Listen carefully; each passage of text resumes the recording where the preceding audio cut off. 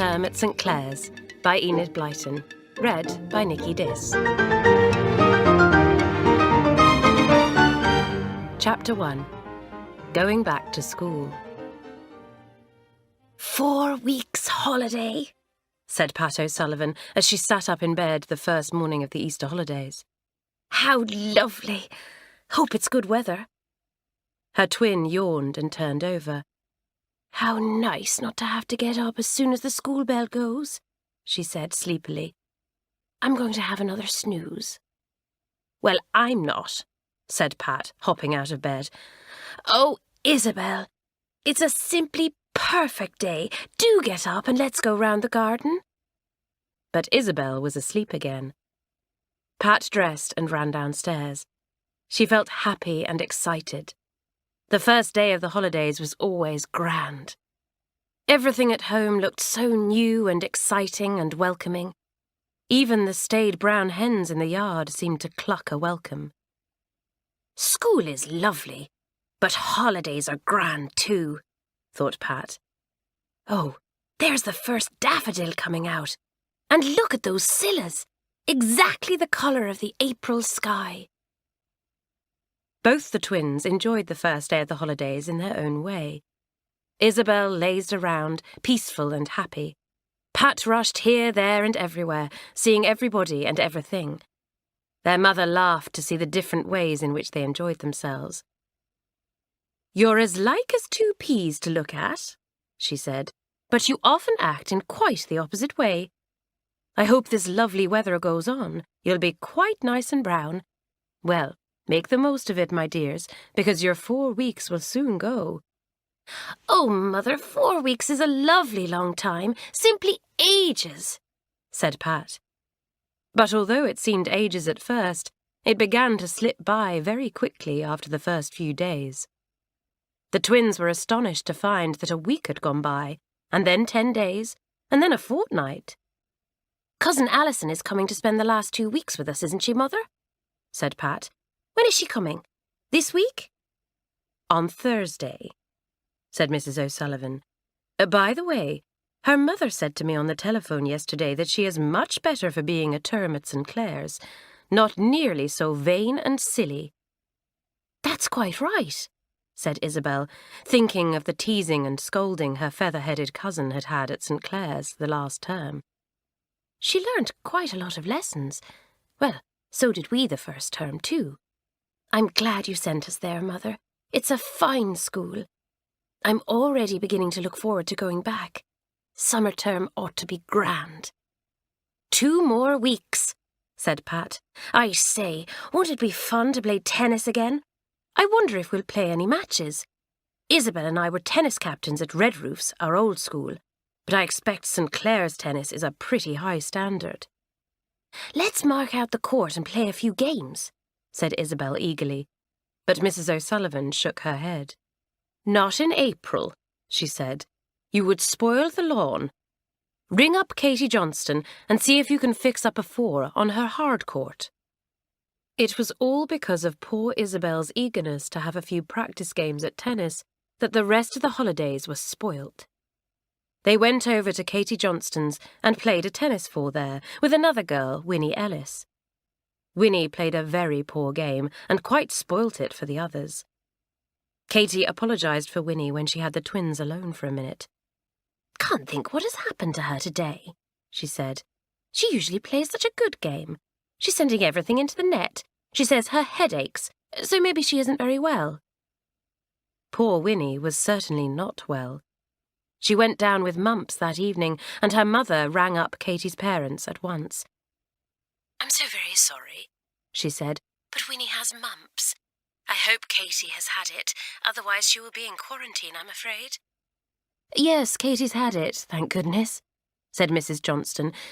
But I don't know about the other 2 girls who are here playing tennis today, the O'Sullivan twins. I must ring up their mother and tell them. The telephone rang that evening as the twins were having supper with their parents. Mrs. O'Sullivan went to answer it. She soon came back, looking a little worried. What's the matter? Asked Mr. O'Sullivan. That was Mrs. Johnston, said the twins' mother. Pat and Isabel went over to Katie's to play tennis today, and the fourth girl was Winnie Ellis. She has just developed mumps this evening, and the twins haven't had it. "Well, Mother, we didn't breathe her breath or anything," said Pat. "We shall be all right." "I hope you will, dear," said her mother. "But the thing is, you'll both be in quarantine now, and the quarantine for mumps is rather long. You won't be able to go back to school at the beginning of the term, I'm afraid." The twins stared at her in dismay. "Oh, Mother, don't let's miss the beginning of term. It's one of the nicest parts. Can't we possibly go back in time?" "Well, you certainly can't, of course, if you get the mumps," said Mother. "I'll see the doctor and find out exactly how long you will have to be away." Alas for the twins. The doctor said firmly that they could not go back to school for just over a week after the beginning of term. Pat and Isabel could have cried with disappointment. "Well, well, anyone would think you liked school the way you are looking," said their father, laughing at their gloomy faces. "I should have thought you would have been pleased at the chance of an extra week's holiday." "Not when everyone else is back at school bagging their best desks and hearing all the holiday news and seeing if there are any new girls," said Pat. "The first week is lovely, settling in together. Oh, blow Winnie Ellis! What did she want to go and have mumps for and spoil things for us?" "Well, these things do happen," said Mother. "Never mind. Try to enjoy your extra week. Keep out in the open air as much as you can, and let's hope you don't develop the mumps, either of you." During their quarantine time, the twins could not go out to tea and could have no one in to play with them, so they felt rather dull. They were glad to have each other, especially when the day came for all the girls to return to St Clare's for the summer term. "I wonder if they'll miss us," said Pat. "Of course they will," said Isabel. "Our cousin Alison will tell them what's happened to us. Lucky for Alison she didn't come and stay with us before we were in quarantine, or she'd have been caught like this too. Oh, blow, blow, blow. What's the time? They'll all be catching the train now and gabbling like anything in the carriages." "Wonder if there are any new girls," said Pat, "or any new teachers. Oh dear, do you remember the tricks that Janet played on poor old Mamselle last term? I nearly died of laughter." "We shan't be able to share the tuck boxes," said Isabel gloomily. "All the cakes and things will be eaten before we get back. Oh, how I wish we were back today. Old Janet will be there, and Hilary, and Doris, and Kathleen, and Lucy, and Marjorie, though they may have gone up into the second or third form, I suppose. And Sheila will be back, and Tessie." "Let's not think about it," said Pat. "Do you feel as if you are getting the mumps, Isabel? Have you got a headache or a pain in the jaw or neck or anything?" "Not a thing," said Isabel. "I say, wouldn't it be perfectly awful if we got mumps on the very last day of our quarantine and couldn't go back even then?" "Anyone would think you disliked your home thoroughly," said Mrs. O'Sullivan, coming into the room. "Well, it's nice to think you look forward to school so much. But do be sensible, girls, and make the most of this last week. I don't think you will get the mumps, so just be happy and look forward to going back next week." They tried to take their mother's advice. It was lovely weather, and they were out in the garden all day long, helping the gardener or lazing in the hammock. But the time went very slowly, and each night the twins looked anxiously at each other to see if they had any sign of the mumps. At last, the final day of their quarantine came, and in the evening the doctor arrived to make quite sure they could go back to school. He smiled cheerfully at them as he examined them, and then made their hearts sink with his next words. "Well, my dears, I'm very much afraid, that you'll have to go back to school tomorrow." The twins had looked full of dismay at his first words, but as he finished the sentence they beamed and yelled with delight. "Hurrah! We can go to school tomorrow! Hurrah! Mother, can we go and pack?" "It's all done," said Mrs. O'Sullivan, smiling. "I thought you were quite all right," so I packed today for you. Yes, even your tuck boxes." So the next day, up to London went the twins with their mother, and were put into the train for St Clare's. They were happy and excited. They would soon see all their friends again and be lost in the excitements of school life. They would sit in class under Mamselle's stern eye. They would giggle at Janet's tricks, and they would hear all the latest news. What fun! The train sped away from the platform. It seemed to take ages to get to the station that served St Clare's. At last, it drew up, and out got the two girls, shouting to the porter to get their luggage. Usually the mistresses saw to the luggage and looked after everything, tickets included. But as they were by themselves, the twins had to do all this. They quite enjoyed it. They got a taxi, had their luggage put in, and set off to the big white building in the distance, whose tall twin towers overlooked the beautiful valley.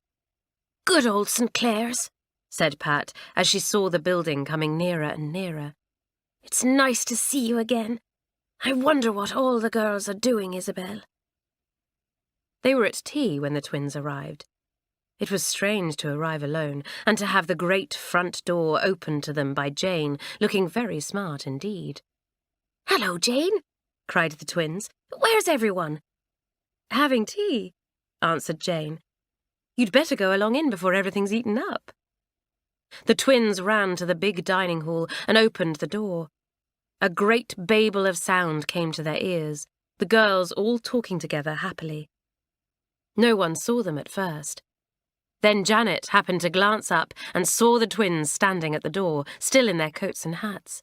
"Pat! Isabel!" she yelled. "Look, Hilary! Look, Kathleen! They're back! Hurrah!" She jumped up and rushed to greet them. With a look at the astonished Miss Roberts, the mistress who was at the head of the first form table, Kathleen and Hilary did the same. They dragged the twins to their table and made room for them. Miss Roberts nodded at them and smiled. "Glad you're back," she said. "You can take off your hats and coats and hang them over your chairs for now. I don't know if these greedy first-formers have left much for you to eat, but I've no doubt we can get more from the kitchen if not." How good it was to be back among the girls once more. What fun to have questions hurled at them and to call back answers. How friendly everyone was, clapping them on the back and smiling with welcoming eyes. The twins felt very happy indeed. "How are the mumps? So you've turned up at last? Your cousin Alison told us the news. Bad luck you couldn't come back the first day. Mamselle has missed you terribly, haven't you, Mamselle?" "Ah, ma chère Pat, the French class is no longer the same without you and Isabel. There is now no one to shout at and say, 'C'est abominable,'" said Mamselle in her deep voice. "It's good to be back," said Isabel, helping herself to bread and butter and jam. "I say, we've got our tuck boxes with us. We must open them tomorrow." "We've finished all that was in ours," said Hilary. "Never mind. 2 or 3 of us have birthdays this term, and you can have a double share of birthday cake to make up for missing our tuck boxes." Only 4 or 5 girls around the big table said nothing. They were all new girls, and they did not know the twins. They stared at them in silence, thinking that the two must be very popular to get such a welcome. Pat and Isabel took a quick look at the strange girls, but had no time to size them up, for they were so busy exchanging news and eating. "Plenty of time to know the new girls afterwards," thought Pat. "My, it's good to be back at St Clare's again." Chapter 2. Settling Down Again. It really was lovely to be back at school again, and to hear the familiar chattering and laughing, to see the piles of books everywhere, and to hear the familiar groans of, "Who's taken my pen?" or, "Gracious, I'll never get all this prep done." It was good to see the smiling mistresses, and to catch a glimpse of Winifred James, the dignified head girl. It was fun to have a word with Belinda Towers, the sports captain. The twins greeted her with beaming smiles, for they liked her immensely. She was one of the top formers, but because she arranged all the matches for the whole school, she was much better known to the lower forms than the other big girls. "Hello, twins," she said, stopping to greet them after tea. What about tennis this term? I hope you're good. We want to play St Christopher's and Oakdean and beat them hollow. Have you played any in the halls? Only once, said Pat. We used to be good at our old school, but I don't expect we shall shine much at St Clare's. My word, haven't you changed since you first came 2 terms ago? Said Janet with a sly smile. The stuck-up twins would at once have said that they were champions at tennis. Shut up, Janet, said Pat uncomfortably. She never liked being reminded of the way she and Isabel had behaved the first term they had arrived at St Clare's. They had been called the stuck-up twins then, and had had a very difficult time. Don't mind Janet's teasing, said Lucy Oriel, slipping her arm through Pat's. You know her bark is worse than her bite. Pat, I shan't see as much of you this term as I'd like, because I've been moved up into the second form. I thought you would be, said Pat sadly. She and Isabel were very fond of Lucy. Lucy's father had had an accident the term before, which meant he could no longer do his usual work, and for a while everyone had thought that the popular, merry-eyed Lucy would have to leave. But there was a chance that she could win a scholarship and stay on at St Clare's, for she was very clever and quick. So she had been moved up and would now work with the scholarship girls. Marjorie's been moved up too, said Lucy. Marjorie came up at that moment, a tall, older-looking girl.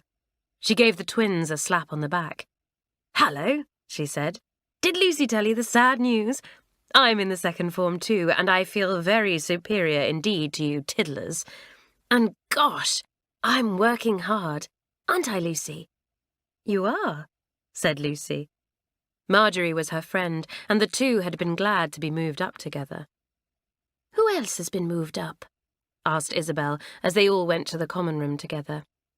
Vera Johns, but that's all, said Janet.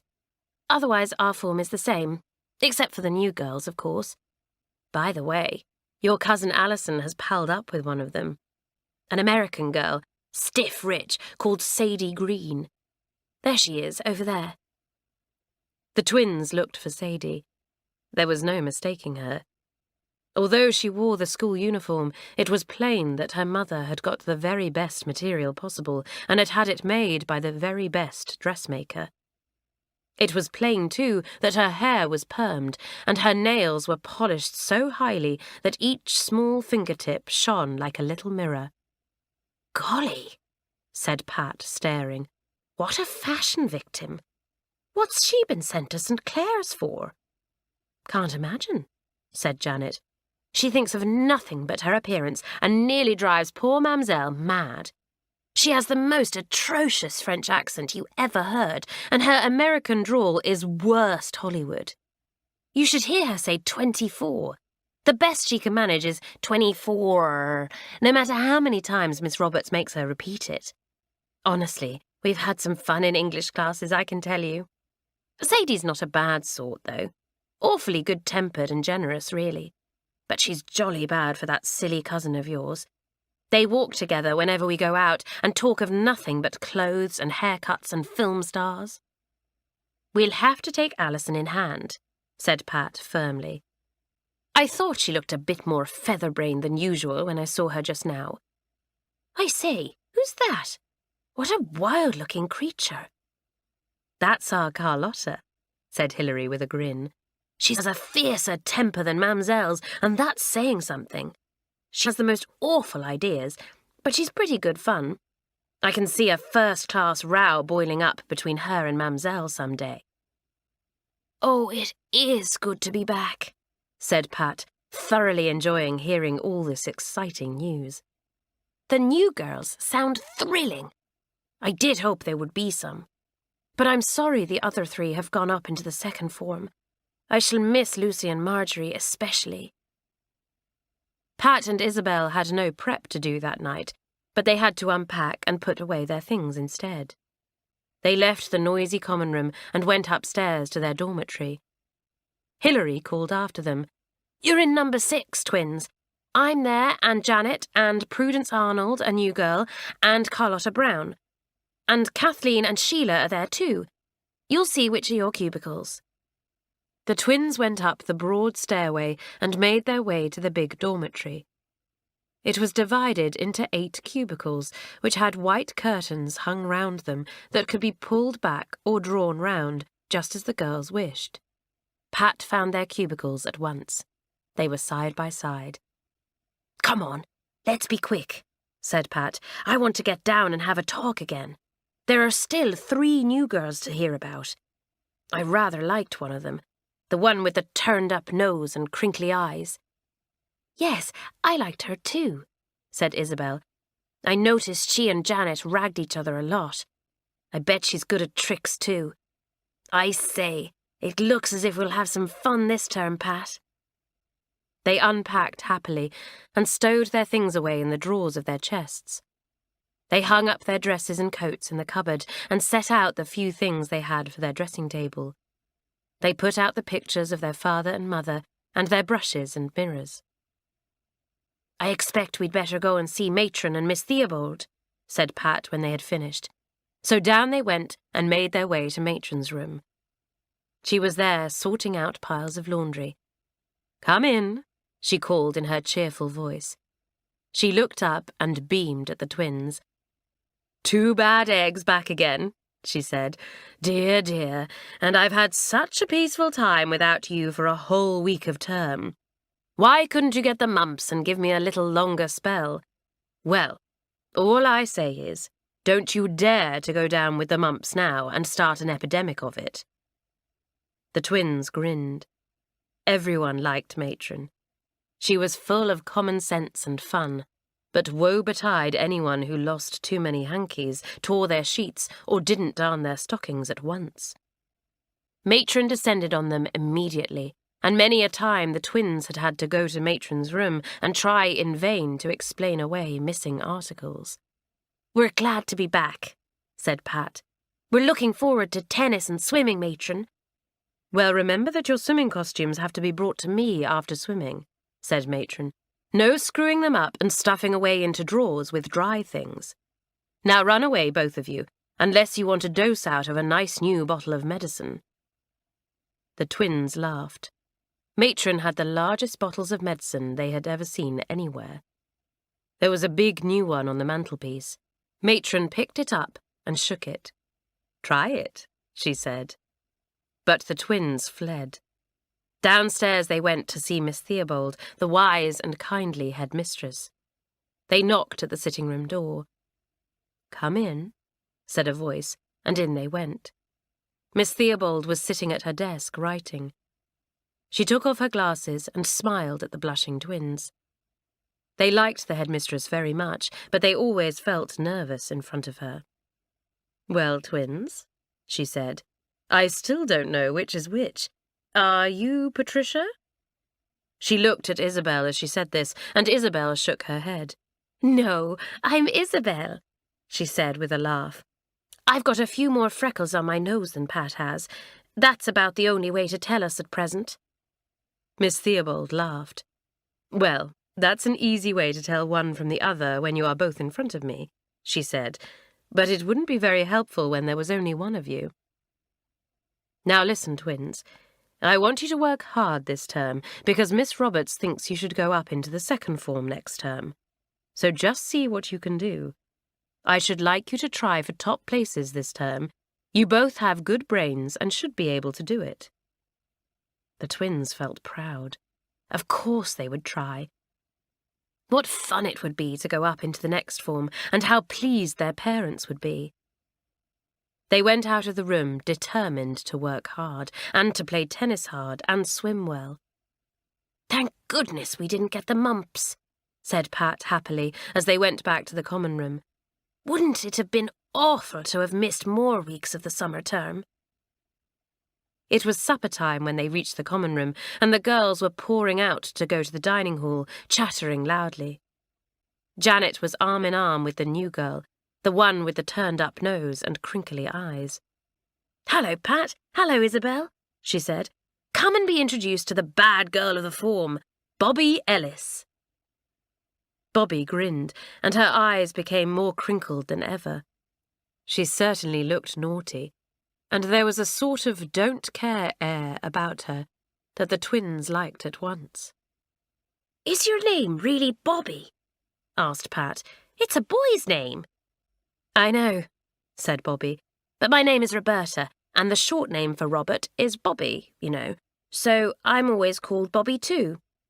I've heard a lot about you two twins."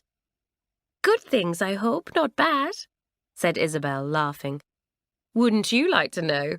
said Bobby, with a twinkle, and went off with Janet. It was fun to sit down at supper time again and hear the familiar chatter going on. Fun to take big, thick slices of bread and spread it with potted meat or jam. Fun to drink the milky cocoa and yell for the sugar. Everything was so friendly and jolly, and the twins loved it all. Afterwards, the girls returned to the common room and put on the radio or the record player. Some of the girls did their knitting, some read, and some merely lazed. By the time that bedtime came, the twins felt as if they had been back at school for weeks. It seemed quite impossible to think they had only been there a few hours.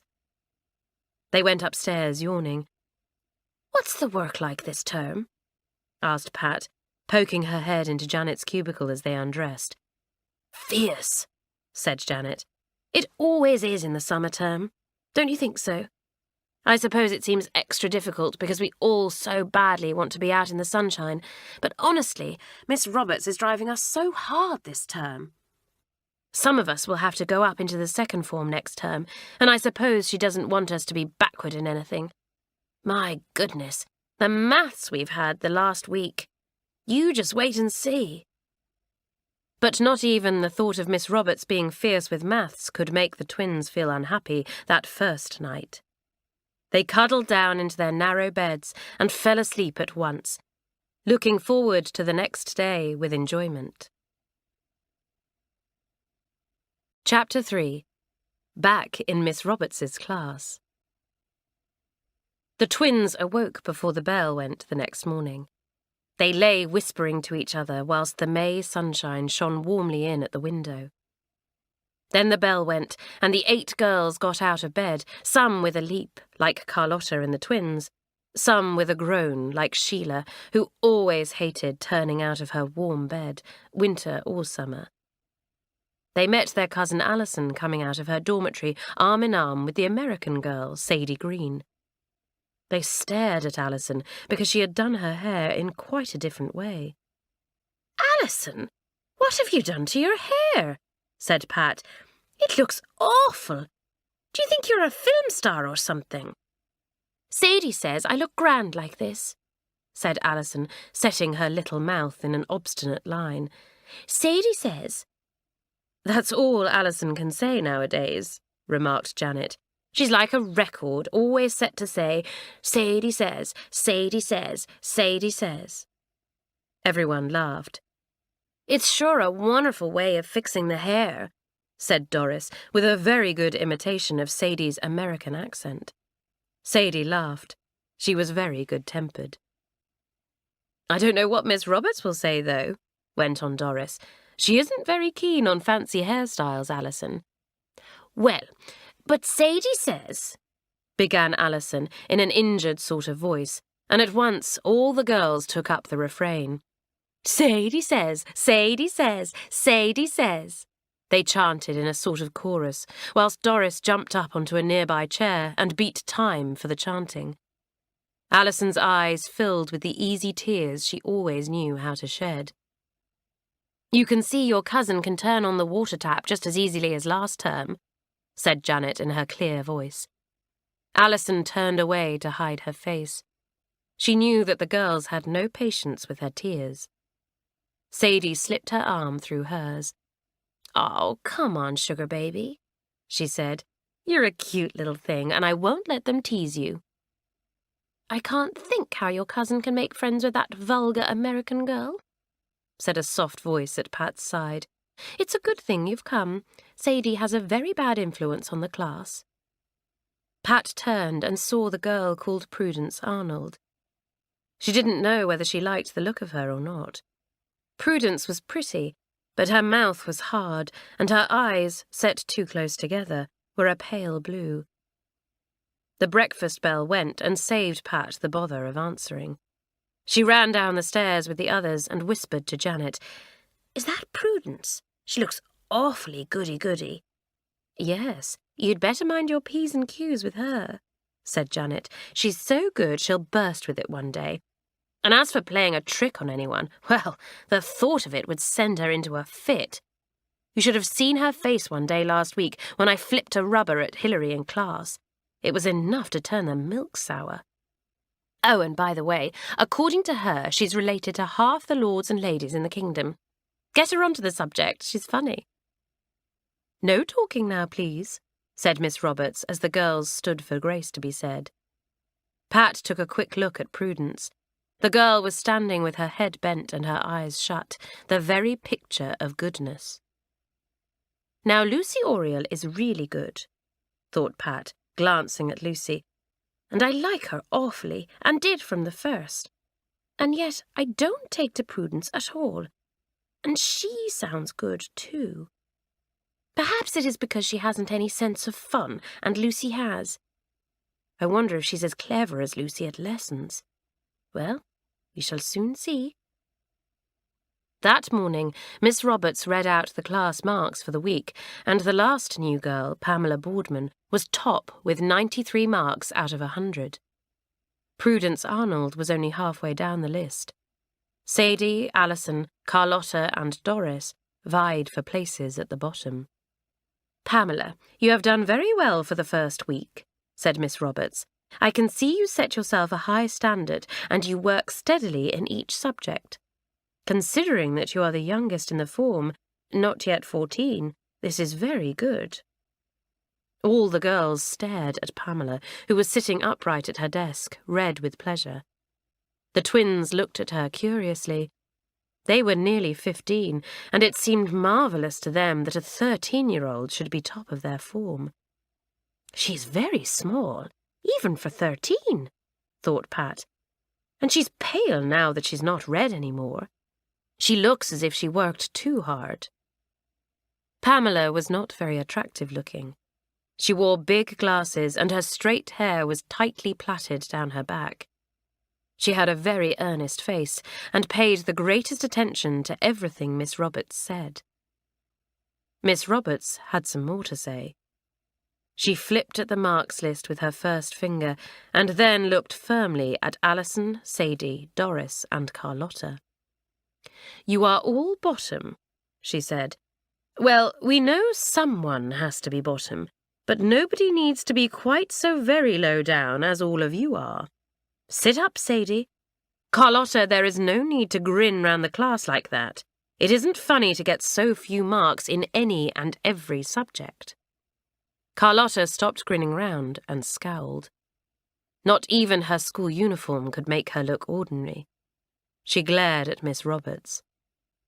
Miss Roberts took no notice of the scowl or the glare, but went calmly on.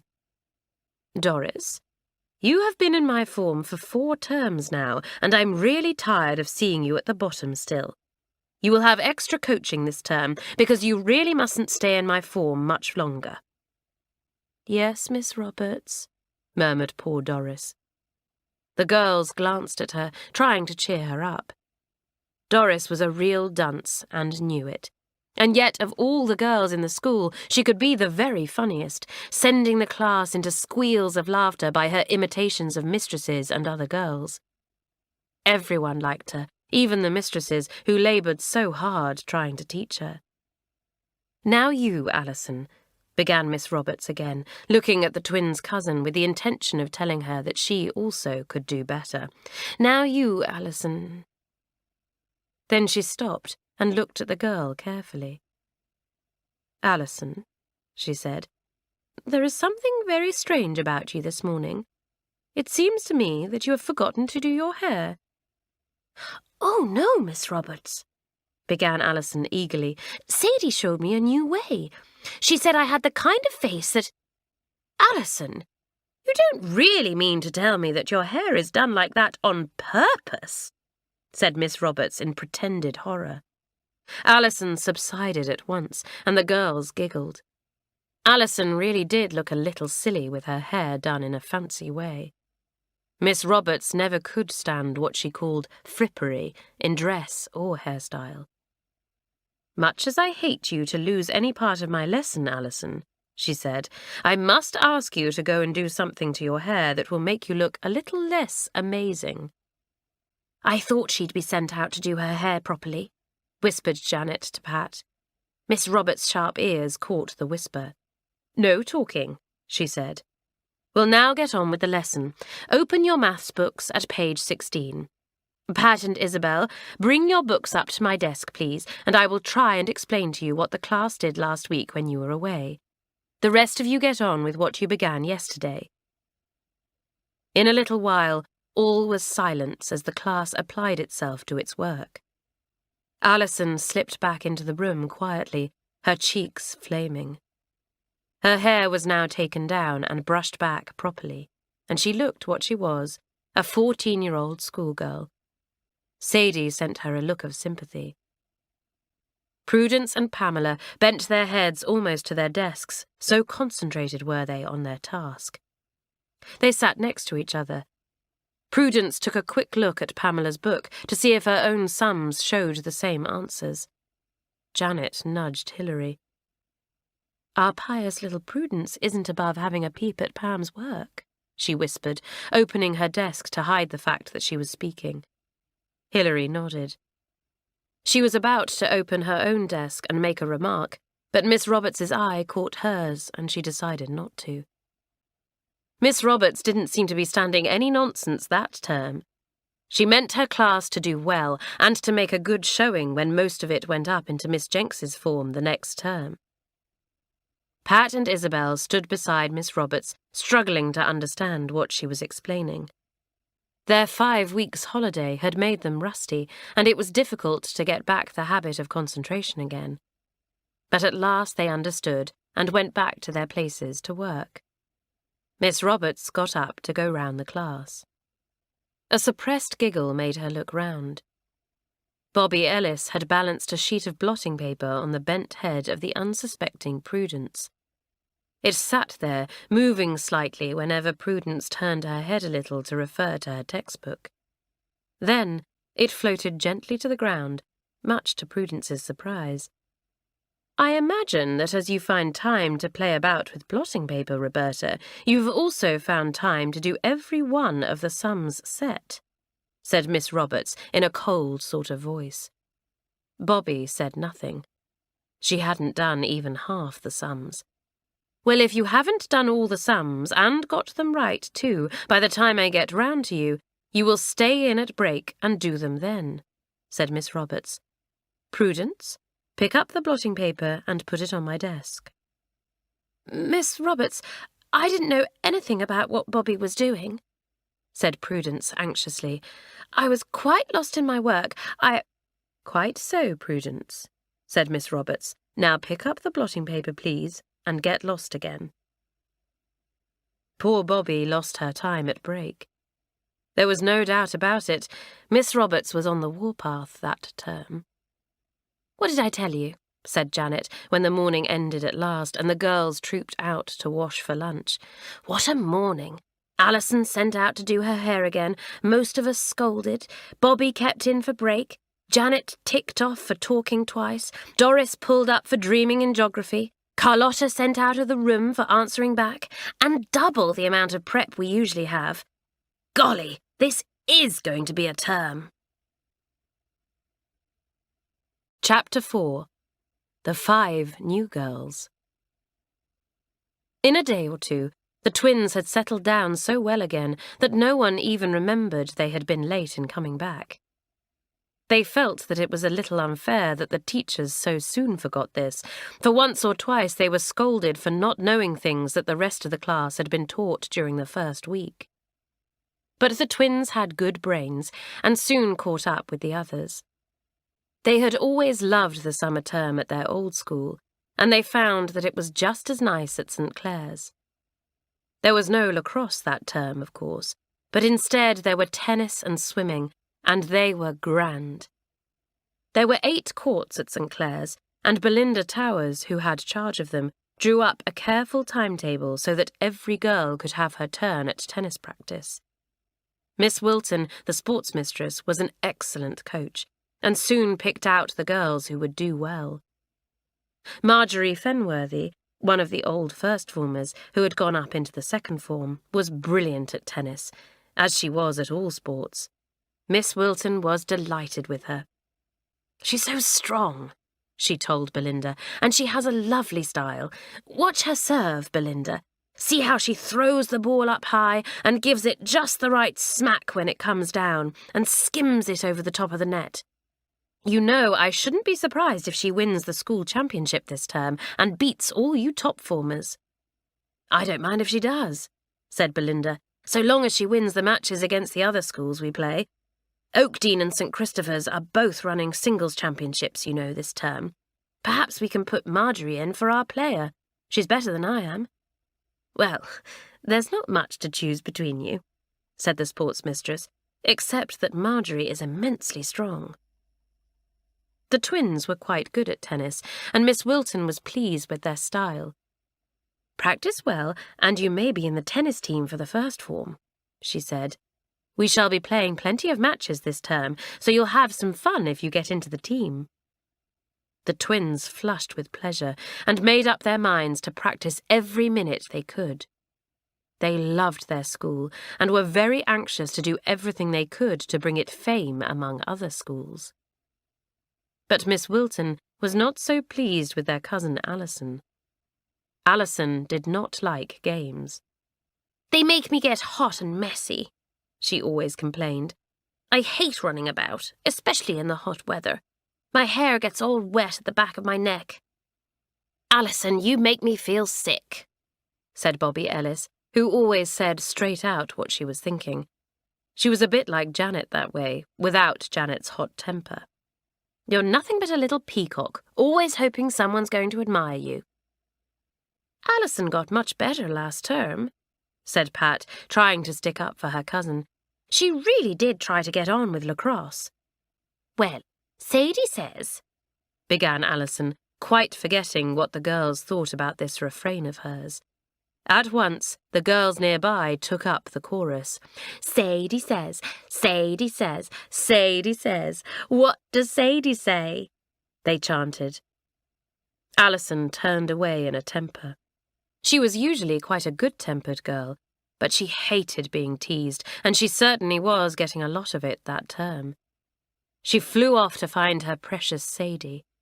Sadie didn't care about games either. It was difficult to find out what she did care about, with the exception of clothes, hair, nails, complexion, and the cinema. Sadie frankly didn't try at tennis or swimming. She hated the water. So did Alison. Alison couldn't bear going in. "It's so icy cold," she complained as she stood at the top of the steps leading down into the deliciously green water. She would stand there shivering until one of the girls gave her an exasperated push and sent her in with a gasp and a flop. Then she would come up, spluttering in fury, and glare round for the girl who had pushed her in. But Bobby or Janet, or whoever it was, would be well away at the top of the swimming pool. Only one of the new girls really took to tennis and swimming. That was Bobby Ellis. She was a good sport, and so daring that she even pushed Miss Wilton unexpectedly into the pool, a thing that no other girl would have dared to do. Nobody ever knew what Don't Care Bobby would do next. She really seemed to care for nothing and nobody, and went her own sweet way regardless of rules or punishments. She was good at tennis and a fast swimmer, but not one of the other new girls was any good at sports. Prudence was no sport. She thought games were a waste of time, but only because she was no good at them. She fancied herself clever at conversation and was always trying to get the other girls to argue about politics. "Oh, shut up," Janet would say. "Keep that sort of thing for the debating hour, for goodness sake. If you took a bit more interest in the jolly things of life and did something instead of always talking and prating and airing your wonderful opinions, you'd get on better. I consider you're a silly little empty head for all your talk. Golly, you can't even play a simple game of cards." "My father says cards lead to gambling," said Prudence. Her father was a clergyman, and the girl had been brought up very strictly. My aunt, who married Sir Humphrey Bartlett. There was a groan at this. The girls were getting heartily sick of Prudence's grand relations, who were brought into the conversation whenever possible. "Let me see," said Bobby, pretending to be interested. "Was that the aunt who always had blue silk sheets on the beds? Or was it the one who threw a fit because the home help dared to give her a hot water bottle with a cover that didn't match the eiderdown? Or was it the one who kept table napkins embroidered with every letter in the alphabet, so that no matter what the names of her guests were, there was always a napkin with the right initial?" Prudence flushed. She had once boasted about an aunt who had blue silk sheets for her beds, but she hadn't said anything about hot water bottles or table napkins. Those were clever make-ups on Bobby's part. She said nothing. "Well, go on, tell us," said Bobby. "We're all eager to hear the latest society news." But Prudence had sense enough not to be drawn into an argument with Bobby. Clever as she was at debating things, she was no match for the quick-witted Bobby, who got all the laughs whenever she argued with anyone. Pamela Boardman was very earnest over her tennis and swimming, but she was no good at them at all. "You see, I always had a governess before I came here," she explained to the girls, "and my governess didn't play games. Anyway, I was never interested in them. I loved working at lessons." "All work and no play makes Jack a dull boy," said Pat. "You're much too clever for 13. I think it would do you good to be bottom of the form for once and really enjoy yourself out in the open air. You're always stewing over a book." Carlotta had never played tennis before. Miss Wilton said that she really thought Carlotta imagined the tennis net to be about 2 miles high, the way she hit the ball into the air sky high. "Carlotta, when I was small, I played a game with my brothers called chimney pot tennis," she said solemnly to the fiery little girl. "We sent the ball up to the roof and tried to get it down a chimney. Well, it seems to me you would be very good indeed at that game. But as you are not playing with chimney pots, I really would be very glad if you could have a look at the net over there and see if you can get the ball anywhere near it when you serve. Now throw it into the air and hit it straight towards the net." There would be a shriek of laughter from the watching girls as Carlotta hit at the ball and, as likely as not, sent it over the wall into the kitchen garden. Her swimming was much the same, though she liked the water and was quite at home in it. But as Belinda complained, she swam, splashing out with legs and arms just anyhow. "You swim like my dog Binks," said Kathleen. "He sort of scrabbles along in the water, and so do you, Carlotta." Sadie couldn't swim at all, and though she didn't mind the cold, as Alison did, she hated having to put her carefully done hair under a tight swimming hat and complained that the water ruined her complexion. So, with the exception of Bobby Ellis, the first formers voted the new girls a complete failure at sports. "It's a pity our form have lost Marjorie Fenworthy," said Isabel as she watched the straight-limbed girls swimming the whole length of the pool under water. "She would win the championship for the school, and wouldn't we first-formers be proud?" May was a glorious month that year, warm and sunny. Swimming was in full swing, and daily tennis made the grass become worn at the service lines. A good many of the girls had school gardens, and these patches were soon full of growing seedlings of all kinds. Gardening was the one outdoor thing that Pamela really seemed to like.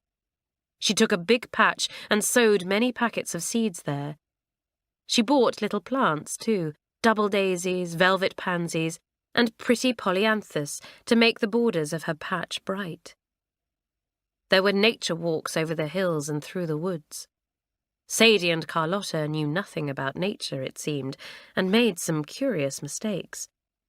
When Pat exclaimed at the amount of frogs in the pond, Sadie looked at them with interest. "I got some early frog spawn in the spring," said Pat, "and I got heaps of tadpoles from it. Most of them have turned into tiny little frogs now. They're sweet." Do tadpoles turn into frogs, then?" said Sadie in the greatest surprise. The girls laughed at her. They couldn't imagine how it was that Sadie knew so little about the most ordinary things. "Didn't you ever go to school before?" said Pat. "Well, I lived mostly in hotels in America with my mother," said Sadie. "I had a sort of governess, but she didn't know much. You see, most of the time my mother was fighting a law case." "What's that?" asked Isabel. "Well, when my father died, he left a funny sort of will," said Sadie, "and it seemed as if all his money would go to his sisters. So Mother had to go to law about it, and it took years to settle. She won in the end, and I'm to have the money when I'm 21. It's a proper fortune." "So you're an heiress," said Prudence admiringly. "No wonder you have such nice clothes and things." It was the first time that Prudence had heard of Sadie's fortune. After that, everyone noticed that the girl hung around Sadie continually. "See dear Prudence sucking up to the rich heiress," said Janet scornfully. "She's made friends with Pamela so that she can pick her brains, and now she's making friends with Sadie because one day she'll be rich. Nasty little humbug." "That's a bit unkind," said Pat. "After all, Sadie's kind and generous, and we all like to be friends with her because of those things, not because she's well off. And Pam's a nice little thing, though she's such a swot. I'm not friends with her because I want to pick her brains, but because there's something rather nice about her, in spite of her head always being inside a book." "Well, stick up for Prudence if you like," said Janet. "I think she's a humbug. I can't stick her goody-goody ways. Can you, Bobby?" Bobby agreed. There was no humbug about Bobby. You always knew where you were with her. She was warm, friendly, and sincere for all her don't-care attitude to everyone and everything. "We're a mixed bunch this term," said Pat to Isabel as she gazed round her form one morning. "A very mixed bunch. There'll be a few bust-ups before we all shake down together." Chapter 5. Bobby Plays a Trick. After 2 or 3 weeks, the first form began to work quite well. The girls saw that Miss Roberts meant to have her way about the work, and they soon found that it was quicker to prepare work thoroughly than to have it all to do again after the lesson because it was carelessly prepared beforehand. Janet badly wanted to go up with the others the next term, so she worked hard. But Bobby Ellis, who had become her firm friend, could not work hard for more than a few days at a time. After that, she became bored, and then the class had some fun. For when Bobby was bored with work, she found relief in tricks and jokes. Janet had always been marvellous at these, but Bobby was 10 times more ingenious. Bobby always found the maths lesson far too long. She hated maths and could never see the use of them. "I wish I could make the lessons 10 minutes shorter," she sighed as she dressed one morning. "Miss Roberts said she was going to give us an oral test at the end of maths today, and I know I shall be bottom. I can't even think what 7 times 8 are." "Well, can't you think of some way of making the lesson short?" said Janet. "I don't like oral maths tests any more than you do. If only we could put the clock on when Miss Roberts isn't looking." "She's got eyes at the back of her head," said Bobby. "No good doing it when she's there. If only she'd go out of the room for a minute, but she never does." "Can't you make her?" said Pat. "You're always full of ideas. Go on, I dare you to make her." Bobby always took on any dare. She looked at Pat and grinned. "Right," she said. "I'll bet you a stick of toffee to a peppermint drop that Miss Roberts disappears from our classroom during the maths lesson." All the girls began to feel excited. Bobby was such fun. They knew she would do something unusual. She did. She sat lost in thought at breakfast time and forgot to have any marmalade with her toast. Between breakfast and the first class, which was geography, Bobby disappeared. She went to the common room, which was empty, for the girls were now tidying their cubicles and making their beds. She got down her writing pad and pen, and in neat, mature writing, penned 2 lines. Kindly attend at the mistress's common room in the lesson after break. She added a squiggle at the bottom that looked like anybody's initials, popped the note into an envelope, and printed Miss Roberts's name on it. Then she placed the note inside her writing pad in readiness for when she meant to use it. "Thought of a plan yet?" asked Janet when Bobby rejoined the girls upstairs. "I've made your bed for you. What have you been doing?" "Wait and see," said Bobby with a grin. Maths was the first lesson after break. The girls waited impatiently for it, wondering what was going to happen. At break, they begged Bobby to tell them what she was going to do, but she wouldn't. She slipped off to the common room whilst the others were out in the garden. She took the note she had written and went into Miss Jenks's classroom next to Miss Roberts. She laid the note on Miss Jenks's desk, and then, making sure that no one had seen her, she slipped out again and went into the garden. "Miss Jenks will see the note and think it has been left in the wrong classroom by mistake," Bobby grinned to herself. "She'll send one of her girls in with it to Miss Roberts, and then maybe we'll see our Miss Roberts trotting off to the mistress's common room. And if I don't move the hands of the clock on whilst she's gone, my name isn't Roberta Henrietta Ellis." All the girls trooped back when the school bell rang. They went to their classroom and waited for the mistresses to come and take the next lesson. Hilary stood at the door, watching for Miss Roberts. "Sst! Here she is!" warned Hilary. The girls stood up at once and became silent. Miss Roberts came in and went to her desk. "Sit," she said, and the girls sat down with clatters and scrapes of their chairs. "Now today," said Miss Roberts briskly, "we will try to do a little better than yesterday, when Pamela was the only one who got even 1 sum right. At the end of the lesson, there will be a 10 minutes oral test, and I warn you, no one is to get less than half marks or there will be trouble. Alison, please sit up. I don't like to see you draped over your desk like that. You are here to do maths, not to act like the Sleeping Beauty and go to sleep for 100 years. "Oh, Miss Roberts, must we have an oral test on a hot day like this?" said Alison, whose brains worked slowly in the hot weather. "This hot sun does make me feel so sleepy at the end of the morning." "Well, I shall wake you up thoroughly if you seem sleepy in your oral test," said Miss Roberts grimly. "Now, page 27, please. Bobby, why do you keep looking at the door?" Bobby had had no idea that her eyes were continually on the door, waiting for it to open and a second former to appear. She jumped. Was I looking at the door?" she said, at a loss what to say for once. "You were," said Miss Roberts. "Now for a change, look at your book. Begin work, everyone." Bobby looked at page 27, but she didn't see the sums there. She was wondering if Miss Jenks had seen the note. What a pity if she hadn't. The whole joke would be spoilt. But Miss Jenks had.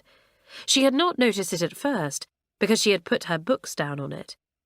Then she had written something on the blackboard for the class to do, and had gone round the form to make sure they all understood what she had written. It was not until she sent Tessie to her desk to fetch a book that the note was discovered. Tessie lifted up the books, and the note was there underneath. Tessie glanced at it and saw that Miss Roberts's name was printed on it. "There's a note here on your desk for Miss Roberts, Miss Jenks," she said. "Do you suppose it was left here by mistake?" "Bring it to me," said Miss Jenks. Tessie took it to her. "Yes, someone thought this was the first form, I suppose," said Miss Jenks. "Take it straight in to Miss Roberts, Tessie, and come straight back." Tessie took the note and left the room. She knocked at the door of Miss Roberts's classroom. All was complete silence inside. Bobby's heart jumped when she heard the knock. She looked up eagerly. "Come in," said Miss Roberts impatiently. She always hated interruptions to her classwork. Tessie opened the door and came in. "Excuse me, Miss Roberts," she said politely, "but Miss Jenks told me to come and give you this." This was better than Bobby had hoped. Now it sounded as if Miss Jenks herself had sent the note. Miss Roberts wouldn't suspect a thing. Miss Roberts took the note, nodded to Tessie, and opened the envelope. She read what was inside and frowned. It was a nuisance to have to leave her class in the middle of a difficult maths lesson. Well, she would slip along straight away whilst the form was hard at work and see why she was wanted. She put the note back on her desk and stood up. "Go on with your work, please," she said. "I shall be away a minute or two. No talking, of course. Finish what you are doing and work hard." All the girls looked up, astonished, for they guessed that Bobby somehow had been the cause of Miss Roberts's disappearance. But how could she have made Miss Jenks send in a note to get her away? They gaped round at Bobby, who grinned back in delight. "How did you do it, Bobby?" said Janet in a whisper as soon as the door was shut.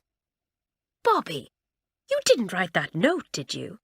said Pat, amazed. Bobby nodded and leapt to her feet. She ran quietly to the mantelpiece and opened the glass covering of the big schoolroom clock. In a moment, she had put the hands on more than 10 minutes. She shut the glass with a click and returned to her place. "You really are a monkey," said Hilary, thrilled. Even Pamela was amused. Only Prudence looked disapproving. "It seems rather a deceitful thing to do," she murmured. Sadie gave her a push. "Oh, don't be a ninny," she said in her American drawl. "Can't you ever see a joke?" "I wonder what poor Miss Roberts is doing," said Janet. "What did you say in the note, Bobby? How clever of you to leave it in the wrong classroom so that Tessie had to bring it in." "Miss Roberts is probably waiting all alone in the mistress's common room," said Bobby, with her wide grin. "I don't know how long she'll wait." Miss Roberts was feeling very puzzled. She had hurried to the common room belonging to the junior mistresses and had found no one there. Thinking the others would come in a minute or two, she went to the window and waited. But still nobody came. Miss Roberts tapped her foot impatiently on the floor. She hated leaving her class at any time. There were too many mischief-makers in it that term. They couldn't safely be left for 2 minutes. What they would be up to now, she couldn't think. "I'll go and see if Miss Jenks knows what it's all about," she thought. So she went to the second form and was soon questioning a surprised Miss Jenks about the supposed meeting. "I don't know anything about it," said Miss Jenks. "I just sent the note in by Tessie because it was left on my desk for you by mistake. How funny, Miss Roberts." Miss Roberts, very much puzzled, went back to her class. She took a quick look round, but every head was bent, and it seemed as if every girl was hard at work. "Too good to be true," thought Miss Roberts disbelievingly. "Half the little monkeys have been playing about, and the other half talking. It's impossible to realise that when they are top-formers, they will all be thoroughly trustworthy, more dignified than the mistresses even, and so responsible that we could probably trust the whole running of the school to them. Who would have thought that Winifred James, our worthy head girl, was sent out of my class 3 times in one morning for playing up with her best friend?" Miss Roberts was, for once, too engrossed in her thoughts to look at the clock. She began to go round the class to see what work had been done. When she came to the last girl, she stood up and gave an order. "Time for the oral test. Shut your books, please." Then she took a glance at the clock and stared in surprise. Why, it was the end of the lesson already. How quickly the time had gone. But of course she had had to waste some of it waiting about for nothing in the common room. "Good gracious, look at the time," she said. "We can't have the oral test after all. Put away your books quickly, please. Mamselle will be here in a moment." With grins of delight and secret nudges, the girls put away their books quickly. Miss Roberts went out of the room to the fourth form, where she was due to give a maths lesson also. They were filled with surprise to see her arrive so early. "Oh, Bobby, good for you. You've let us off that awful oral test," said Alison. "I do think you're a marvel." "Yes, you really are," said Pat. "It acted like clockwork. Wonderful." "Oh, it was nothing," said Bobby modestly, but secretly very thrilled at the admiration she was getting. Other girls loved to be praised for their work or their games, but Bobby revelled in admiration for her jokes and tricks. Only Prudence again disapproved. "Somehow, it doesn't seem quite honest," she said. "Well, go and sneak about it to Miss Roberts then," said Bobby at once. "Little Miss Goody-Goody, aren't you? Where's your sense of fun?" "What Prudence wants is a few jokes played on her," said Janet. "She's just too good to be true. Let's see if your wings are growing yet, Prudence." She pretended to feel down Prudence's thin back, and the girl squirmed away angrily, for Janet's fingers were sharp. "The budding angel," said Janet. "Tell me when you feel your wings sprouting, won't you?" Miss Roberts was very much puzzled about the note and the fact that she was unexpectedly early for her next class. But this time she did not suspect a trick of any sort. She simply thought that some mistake had been made and dismissed it from her mind. She would never have thought of it again if Bobby and Janet, made bold by the success of the first trick, hadn't tried another of the same kind far too soon. Chapter 6. Janet in Trouble. The girls were allowed to go down to the town together, either out to tea in a tea shop, to the shops, or to the cinema. No girl was allowed to go alone unless she was a top former. The younger ones loved to slip off together. They went to buy sweets, records, or cakes, and if there was anything good on at the cinema, it was fun to go. That week, there was a fine film being shown about Clive of India, and as the first form were then doing the same period with Miss Lewis in the history lesson, they all made up their minds to see it. Miss Lewis encouraged them. "You should certainly go," she said. "It will make your history lesson come alive for you. I will give a special prize to the best criticism written of the film by any first or second former." It was more difficult for the first form to go that week than for the second form. The first form had every afternoon full, and 4 of its evenings were taken up by meetings of some sort or other. "I shan't be able to go until Friday," sighed Janet. "I've got to clean out the art cupboard for Miss Walker tonight, when most of you others are going. Oh, why did I offer to do it? The kindness of my heart runs away with me." "Well, it's not likely to run very far," said Bobby, "so cheer up." Janet threw a rubber at Bobby. They were in the common room with the others, and there was a terrific noise going on. The radio was on at one end of the room, someone had set the record player going at the other, and Sheila and Kathleen were arguing at the tops of their voices about something. "Need we have both the radio and the record player on together when nobody is listening to either?" pleaded Pamela's voice. "I'm trying so hard to read and remember what I'm reading, and I simply can't." "Well, Pam, you shouldn't be working now," said Pat, looking up from her knitting. "You should slack off like the rest of us. Why, you were saying history dates in your sleep last night, Sadie said." "Bobby, book me a seat for Friday night," said Janet, looking everywhere for her rubber. "I shall have an awful rush, I know, unless I can get Miss Roberts to let me off prep that night." "She let me off," said Hilary. "I went last night and Miss Roberts was an awful brick. Let me off half an hour early so that I could see the film." "Well, I'll ask her if she'll be a sport and let me off too," said Janet. "Oh, blow, where is my rubber? Why did I throw it at Bobby? What a waste of a rubber." The next day was Thursday, and that evening the rest of the first form went to the cinema, except Janet, who kept her promise and turned out the untidy art cupboard for Miss Walker. I'll ask Miss Roberts to let me off early tomorrow, thought Janet as she threw all sorts of peculiar things out of the cupboard onto the floor. Golly, what a collection of things the art classes get. I don't believe this cupboard has been turned out for years. The next day, Janet was unlucky. She had to do the flowers for the classroom that week, and Miss Roberts discovered that there was very little water in the vases. She looked disapprovingly at Janet. "No wonder our flowers look sorry for themselves this week, Janet," she said, poking a finger into the nearest vase. "This bowl is almost empty. I do think you should attend to your responsibilities better, even the little ones." Janet flushed. Usually she was good at remembering small things as well as big, but the flowers had just slipped her memory that day. She muttered an apology and went to get a jug of water. She came into the classroom with it and was just about to pour water into a vase on the windowsill when the school cat jumped in at the window. Janet was startled. She jumped violently and jerked the jug of water.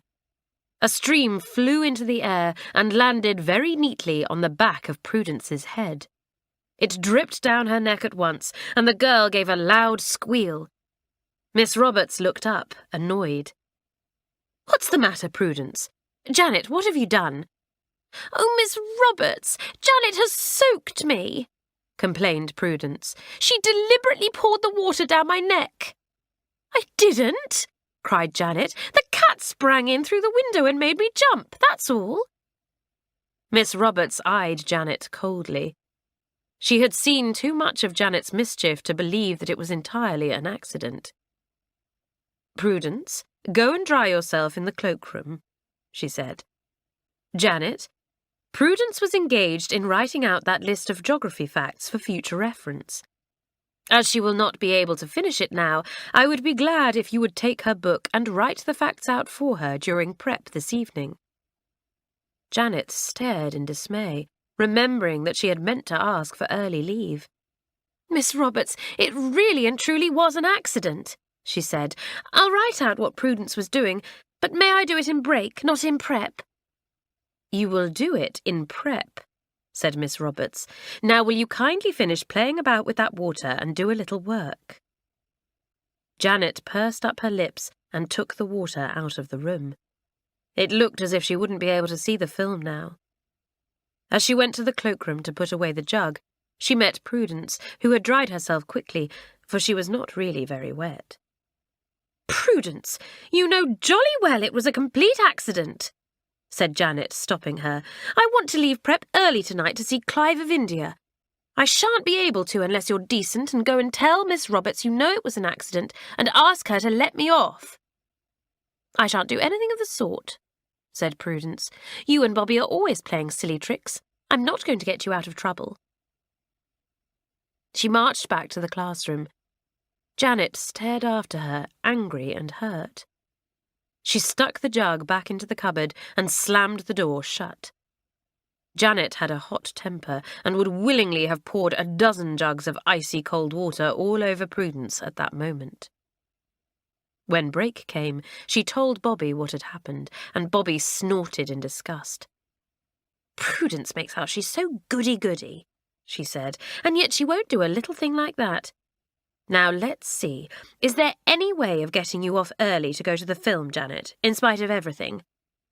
"No," said Janet dolefully.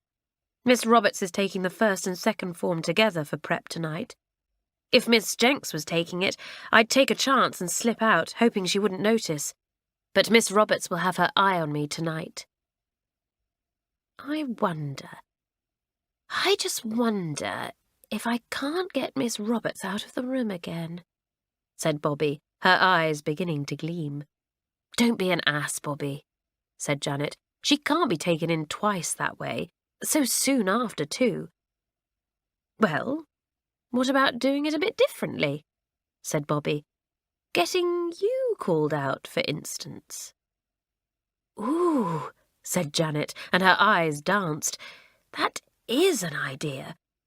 Yes, we might work it that way. But what about that beastly stuff I've got to write out for Prudence?"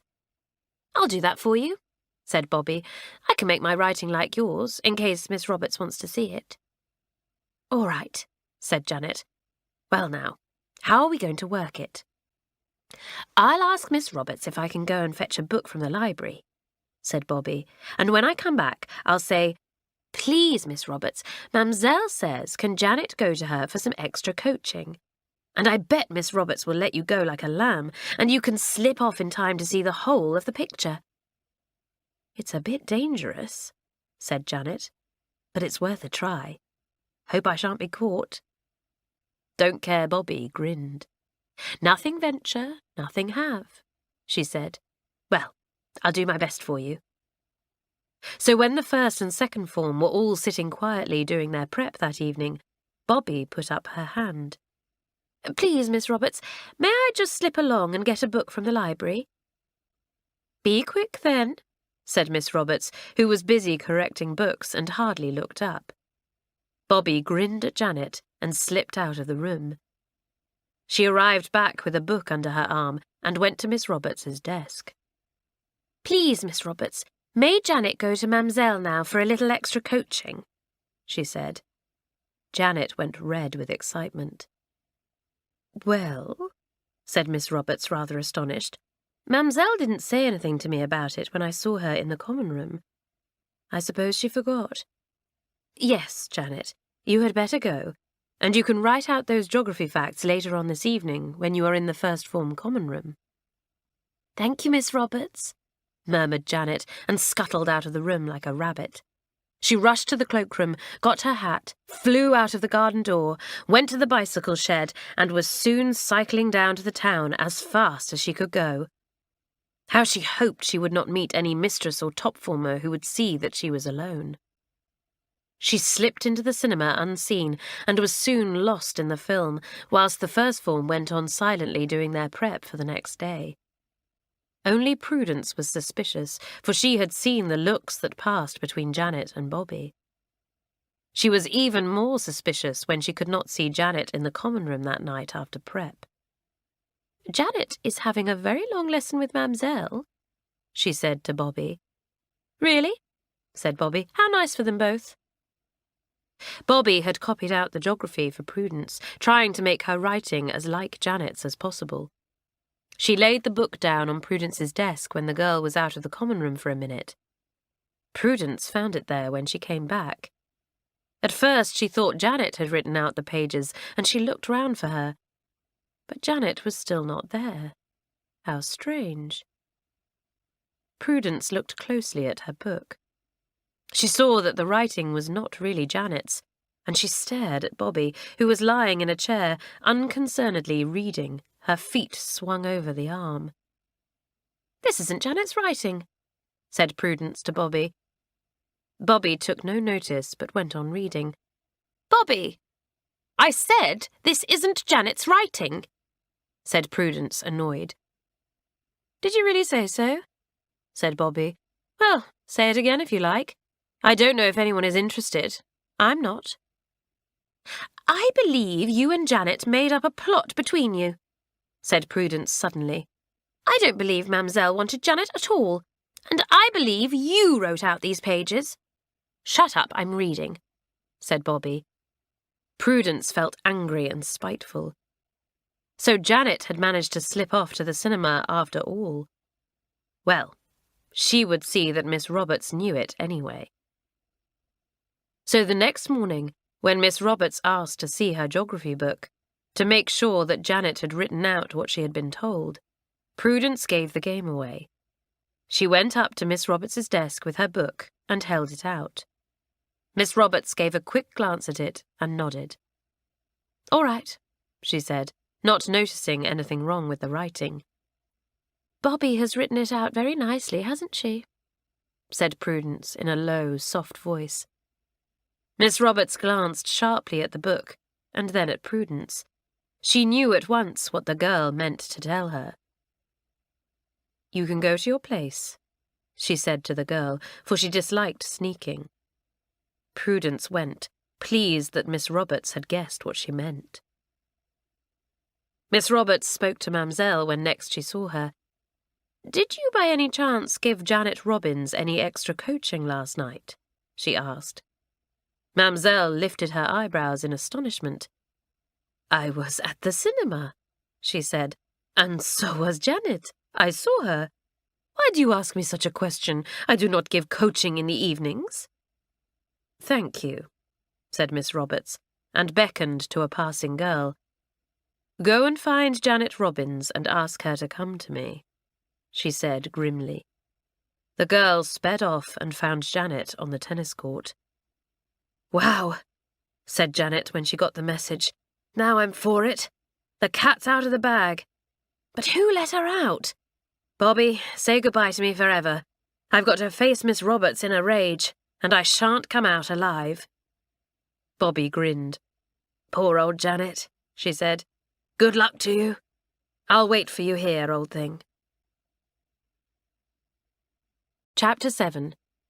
Janet, Bobby, and Prudence. Janet went quickly to find Miss Roberts. When there was trouble brewing, Janet faced up to it at once. She didn't run away from it or make excuses. She wasn't looking forward to the interview with Miss Roberts, but she thought the sooner it was over, the better. Miss Roberts was in the first form classroom correcting books. She looked up as Janet came in. Her face was very cold and stern. "Come over here, Janet," she said. Janet went to her desk. Miss Roberts finished correcting the book she had before her, and then put down her pencil. "So you didn't go to Mademoiselle for extra coaching last night?" she said. "No, Miss Roberts, I didn't," said Janet. "I went to see Clive of India at the pictures. Bobby had booked me a seat the night before." "And who wrote out Prudence's geography lists, then?" asked Miss Roberts. "Well, Miss Roberts, I didn't," said Janet after a pause. I can't tell tales." "I don't want you to tell tales," said Miss Roberts. "There is nothing that I detest more. I merely wanted to make sure you hadn't done the lists yourself." "I suppose Prudence split on me," said Janet, her good-tempered face suddenly flushing. "Well, I'm not telling tales either," said Miss Roberts. "But it won't be difficult for your own common sense to tell you how I found out about your gross disobedience. Janet, I'm not going to have you behaving like this. You have plenty of character, you are plucky, just and kind, though you have too quick a temper and too rough a tongue sometimes. But you and Roberta have got to pull yourselves together and realize that I am not here to play tricks on, but to make you work and really learn something. Especially this term, which should be your last one with me. I really feel ashamed of you." Janet went red again. She hated being scolded, but she knew it was just that she should be. She looked Miss Roberts straight in the face. "I'm sorry," she said.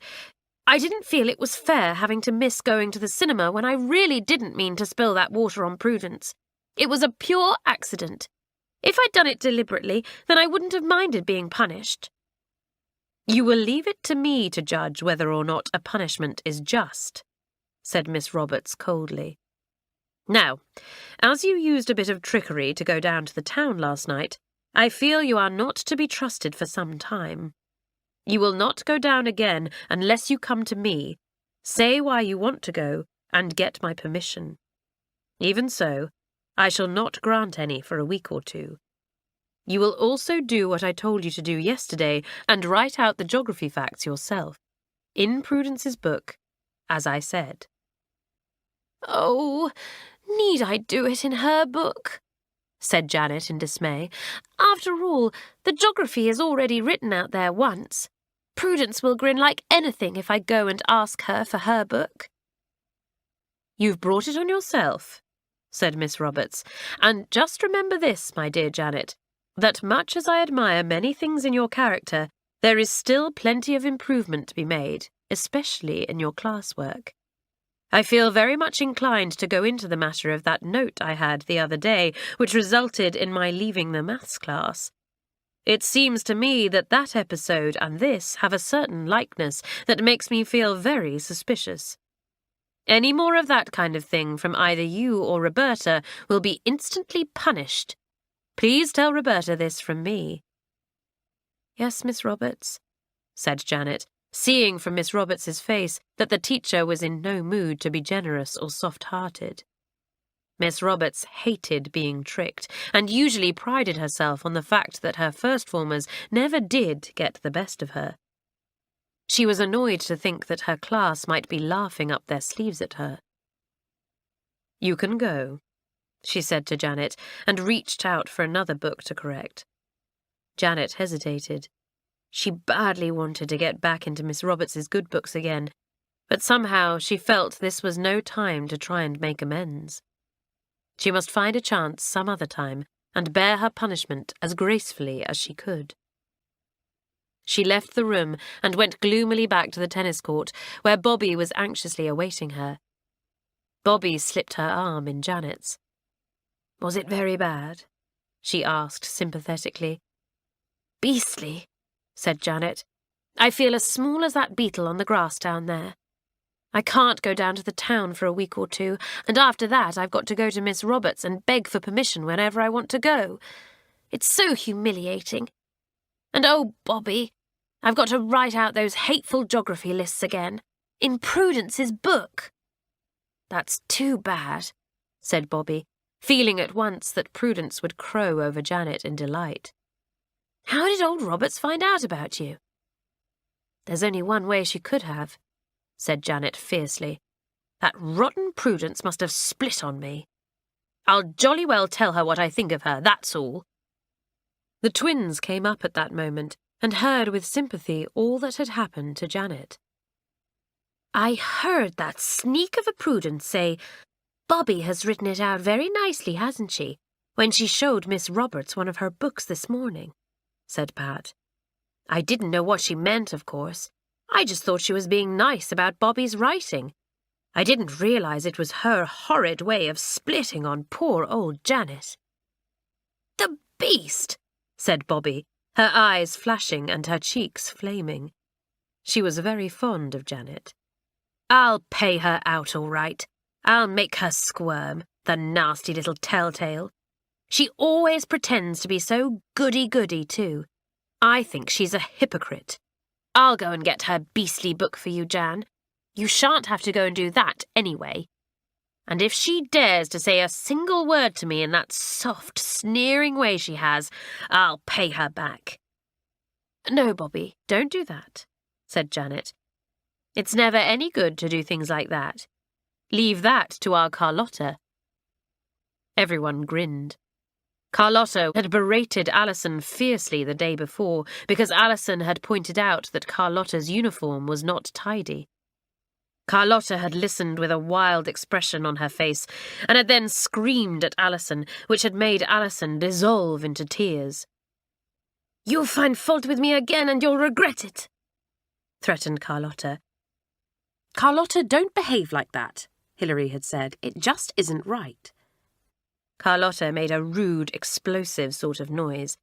"Pah! If I want to shout, I shout. What right has this silly little peacock to talk about my uniform? See how she cries, the baby. She does not even argue back." Alison was not even thinking of such a thing. She was very hurt and upset, especially when Sadie Green gave a laugh. "My, Alison, cheer up. Don't you see she wanted to make you howl?" The twins, Janet and Bobby, remembered this episode as they stood on the tennis court listening to Bobby's suggestion that she should treat Prudence in the same way that Carlotta had treated Alison. They all knew that such things as screaming and threatening were out of the question. But nevertheless, each one of them would dearly have loved to give Prudence a good scolding. "It's what she wants," said Pat with a sigh. "However, we'll see she's made to feel what a little beast she is somehow. She won't get away with this. I'll go and get the geography book from her," said Bobby, and marched off. She went to the common room, thinking that Prudence might be there. She was like Pam, always to be found indoors. She was sitting doing a jigsaw puzzle. Bobby went up to her. "Where's your geography book?" she said. "I want it." "Oh, have you got to write something else in it?" said Prudence in her clear, soft voice. "Poor Bobby. Are you going to do it again for Janet? What will Miss Roberts say?" "Look at me, you nasty little sneak," said Bobby in such a peculiar, threatening voice that Prudence was alarmed. She raised her eyes and looked at Bobby.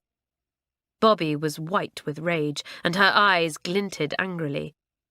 "You're going to be sorry for this," said Bobby, still in the same peculiar voice, as if she was talking with her teeth clenched. "I hate sneaks worse than anything. If you dare to tell tales again, I'll make you very sorry." Prudence was frightened. Without a word, she got up, went to her shelf, and fetched her geography book. She gave it to Bobby with a trembling hand. Bobby snatched it from her and went out of the room. "I say," said a small voice from the corner of the room. "I say, wasn't Bobby in a rage, Prudence? Whatever have you done?" It was from Pam Boardman, curled up with a book as usual. She looked through her big glasses, her eyes very large. "I've done nothing," said Prudence. "Nothing at all. I haven't sneaked or told any tales, but Bobby has got her knife into me because I think her tricks are a silly waste of time. Don't you think they are, Pam?"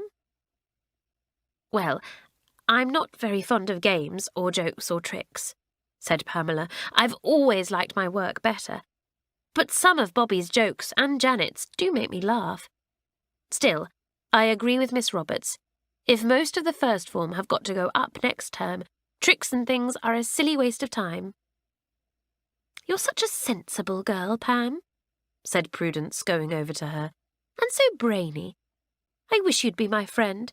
I like you and Sadie better than anyone else in the form."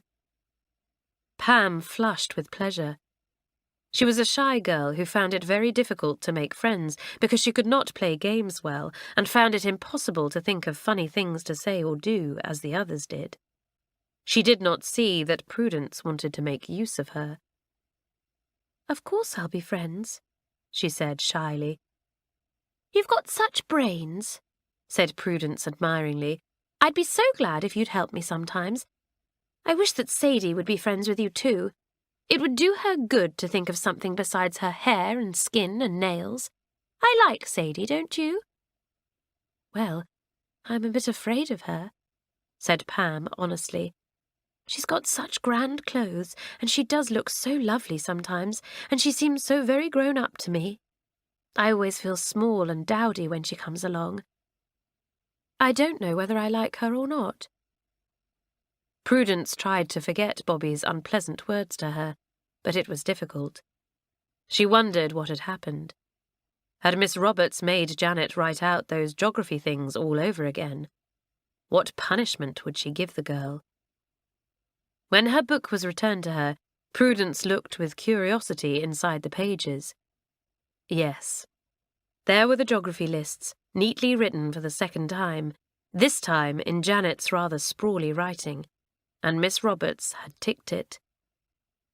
So she had to do it after all, thought Prudence. Good. Serves her jolly well right. Now perhaps she and Bobby will leave me alone for a bit, in case Miss Roberts gets after them again.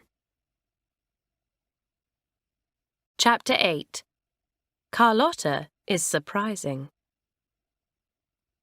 The 5 new girls shook down at St Clare's, each in their different ways.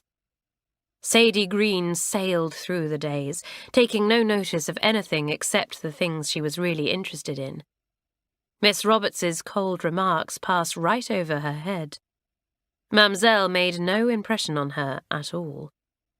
She thought her own thoughts, looked after her appearance very carefully, and took an interest in Alison because the girl was really very pretty and dainty. Prudence and Pam settled down too, though Prudence was careful not to come up against Bobby and Janet more than she could help. Bobby settled in so well that to the old first-formers it seemed as if she had belonged to St Clare's for years. Carlotta, too, settled down in some sort of fashion, though she was a bit of a mystery to the girls.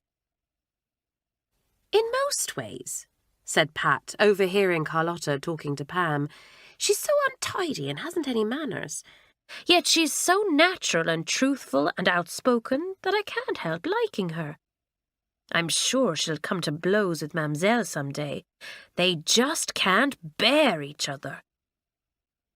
Mamselle was not having an easy time with the first form that term. The girls who were to go up into the second form were not up to the standard she wanted them to be, and she was making them work very hard indeed, which they didn't like at all. Pam was excellent at French, though her accent was not too good. Sadie Green was hopeless. She didn't care, and she wasn't going to try. Prudence seemed to try her hardest, but didn't do very well. Bobby was another one who didn't care, and as for Carlotta, she frankly detested poor Mamselle and was as nearly rude to her as she dared to be. So Mamselle had a bad time. "Do you wonder we called her Mamselle Abominable the first term we were here?" said Pat to Bobby. "She has called you and your work abominable and insupportable about 20 times this morning, Bobby. And as for Carlotta, she has used up all the awful French names she knows on her. But I must say Carlotta deserves them.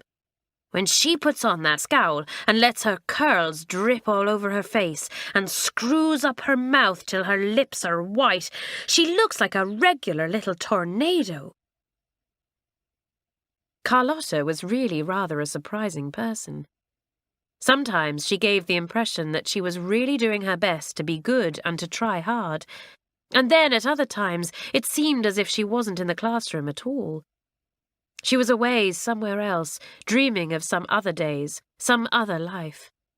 That would make Mamselle furious. "Carlotta, what is there so interesting out of the window today?" Mamselle would inquire sarcastically. "Ah, I see a cow in the distance. Is she so enthralling to you?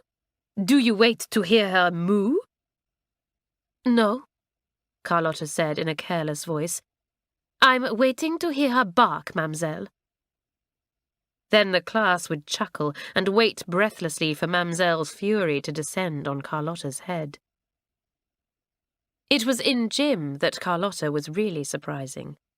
Since Marjorie Fenworthy had gone up into the second form, there had been nobody really good at gym left in the first form. Carlotta had done the climbing and jumping and running more or less as the others had done, though with less effort and with a curious suppleness, until one day in the third week of the term. The girl had been restless all the morning. The sun had shone in at the classroom window, and a steady wind had been blowing up the hill. Carlotta could not seem to keep still, and paid no attention at all to the lessons.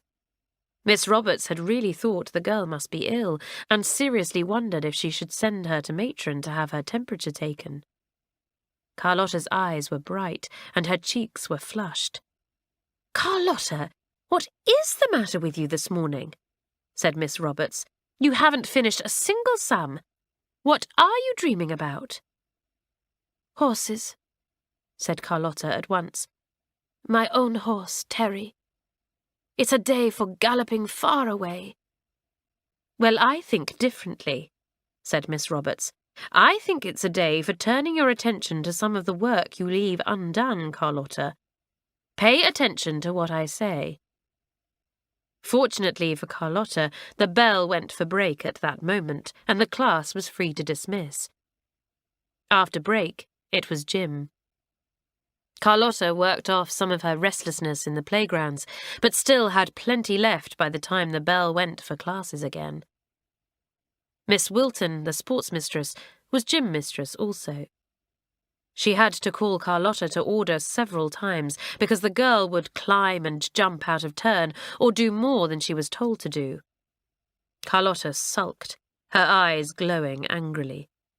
"It is such silly baby stuff we do," she said. "Don't be stupid," said Miss Wilton. "You do most advanced things considering you are the lowest form. I suppose you think you could do all kinds of amazing things that nobody else could possibly do, Carlotta. Yes, of course I could, said Carlotta, and to the astonishment of the entire class, the dark-eyed girl suddenly threw herself over and over and performed a series of the most graceful cartwheels that could be imagined. Round and round the gym she went, throwing herself over and over, first on her hands, then on her feet, as easily as any clown in a circus. The girls gasped to see her. Miss Wilton was most astonished. "That will do, Carlotta," she said. "You are certainly extremely good at cartwheels, better than any girl I have known." "Watch me climb the ropes as they should be climbed," said Carlotta, rather beside herself now that she saw the plain admiration and amazement in the eyes of everyone around. And before Miss Wilton could say yes or no, had swung herself up a rope to the very top. Then she turned herself completely upside down there and hung downwards by her knees, to Miss Wilton's complete horror. "Carlotta, come down at once! What you are doing is extremely dangerous," ordered Miss Wilton, terrified that the girl would fall and break her neck. "You are just showing off. Come down at once." Carlotta slid down like lightning, turned a double somersault, went round the gym on hands and feet again, and then leapt lightly upright. Her eyes shone and her cheeks were blazing. It was plain that she had enjoyed it all thoroughly. The girls gazed open-mouthed. They thought Carlotta was marvellous, and every one of them wished that she could do as Carlotta had done. Miss Wilton was just as surprised as the girls. She stared at Carlotta and hardly knew what to say. "Shall I show you something else?" said Carlotta breathlessly. "Shall I show you how I can walk upside down? Watch me." "That's enough, Carlotta," said Miss Wilton in a firm voice. "It's time the others did something. You certainly are very supple and very clever, but I think on the whole it would be best if you did the same as the others and didn't break out into these odd performances." The gym class went on its usual way, but the girls could hardly keep their eyes off Carlotta, hoping she would do something else extraordinary. But the girl seemed to sink into her dreams again and scarcely looked at anyone else. After the class was over, the girls pressed round her. "Carlotta, show us what you can do. Walk on your hands, upside down." But Carlotta wasn't in the mood for anything more. She pushed her way through the admiring girls and suddenly looked rather depressed. "I said I wouldn't, and I have," she muttered to herself and disappeared into the passage. The girls looked at one another. "Did you hear what she said?" said Pat. "I wonder what she meant. Wasn't she marvellous?" It seemed to have done Carlotta good. She was much better in her next classes after her curious performance in the gym, quieter and happier. She lost her scowl and was not at all rude to Mademoiselle in French conversation. The girls begged her to perform again when the gym was empty, but she wouldn't. "No," she said, "no, don't ask me to." "Carlotta, wherever did you learn all that?" asked Isabel curiously. "You did all those things just as well as any clown or acrobat in a circus. The way you shinned up that rope! We always thought Marjorie Fenworthy was marvellous, but you're far better." "Perhaps Carlotta has relations who belong to a circus," said Prudence maliciously. She didn't like the admiration and attention suddenly given to the girl, and she was jealous. And she wanted to hurt her. "Shut up, Prudence," said Bobby. "Sometimes you make me think how lovely it would be to teach you a lesson." Prudence flushed angrily. The other girls grinned. They liked seeing Prudence taken down a peg or two. "Come on to the tennis court," said Pat to Bobby, seeing that a quarrel was about to begin. "We've got to practice our serving," Miss Wilton said. "Let me serve 20 balls to you, and you serve back to me. Next month there are going to be matches against St Christopher's and Oakdean, and I jolly well want to be in the team from the first form." "Well, I'll come and let you practice on me, said Bobby with a last glare at Prudence. But it's not a bit of good me hoping to be in any tennis team. Come on, let's leave old Sour Milk behind. How Prudence hated that name. But whenever she made one of her unkind remarks, someone was sure to whisper Sour Milk. Prudence would look round quickly, but everyone would look most innocent, as if they hadn't said a single word. Prudence hated Bobby because she had begun the nickname, but she was afraid of her. She would dearly have loved to give Bobby a clever, unkind name too, but she couldn't think of one. And in any case, Bobby was Bobby to the whole school. Even the mistresses presently ceased calling her Roberta and gave her her nickname. Much to Prudence's anger, Bobby was one of the most popular girls in the form. Chapter 9. Prudence Makes a Discovery. 2 or 3 quite exciting things happened during the next week or two, and all of them had to do with Carlotta. The first happened at the swimming pool. Carlotta was no swimmer, but she adored diving and jumping. She was excellent on the springboard too, which jutted out over the water. Most of the girls could run lightly along the board and dive off the end of it, but Carlotta could do far more than that. She could run along it, leap high into the air, turn 2 or 3 somersaults, and land in the water with her body curled up into a ball. Splash!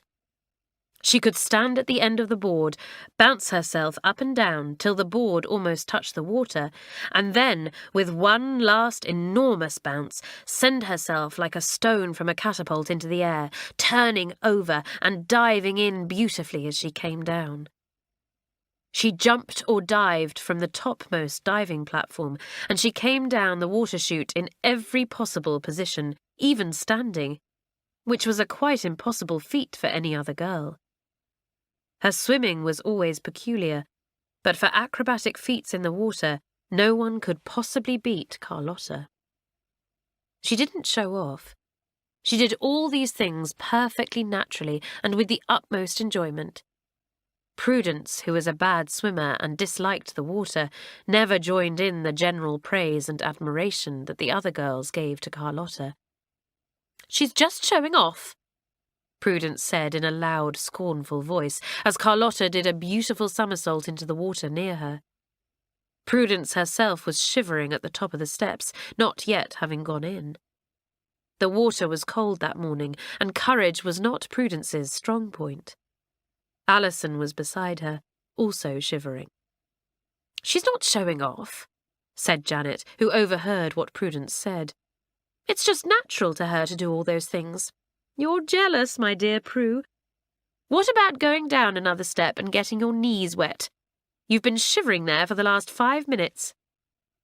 Prudence took no notice of Janet. Carlotta climbed up to the topmost diving platform and did a graceful swallow dive that made even Miss Wilton clap in admiration. "There she goes, showing off again," said Prudence, talking to Alison. "Why people encourage her, I can't imagine. She's conceited enough as it is." "That's just the one thing Carlotta isn't," said Bobby. "Hold that horrid tongue of yours, Prudence.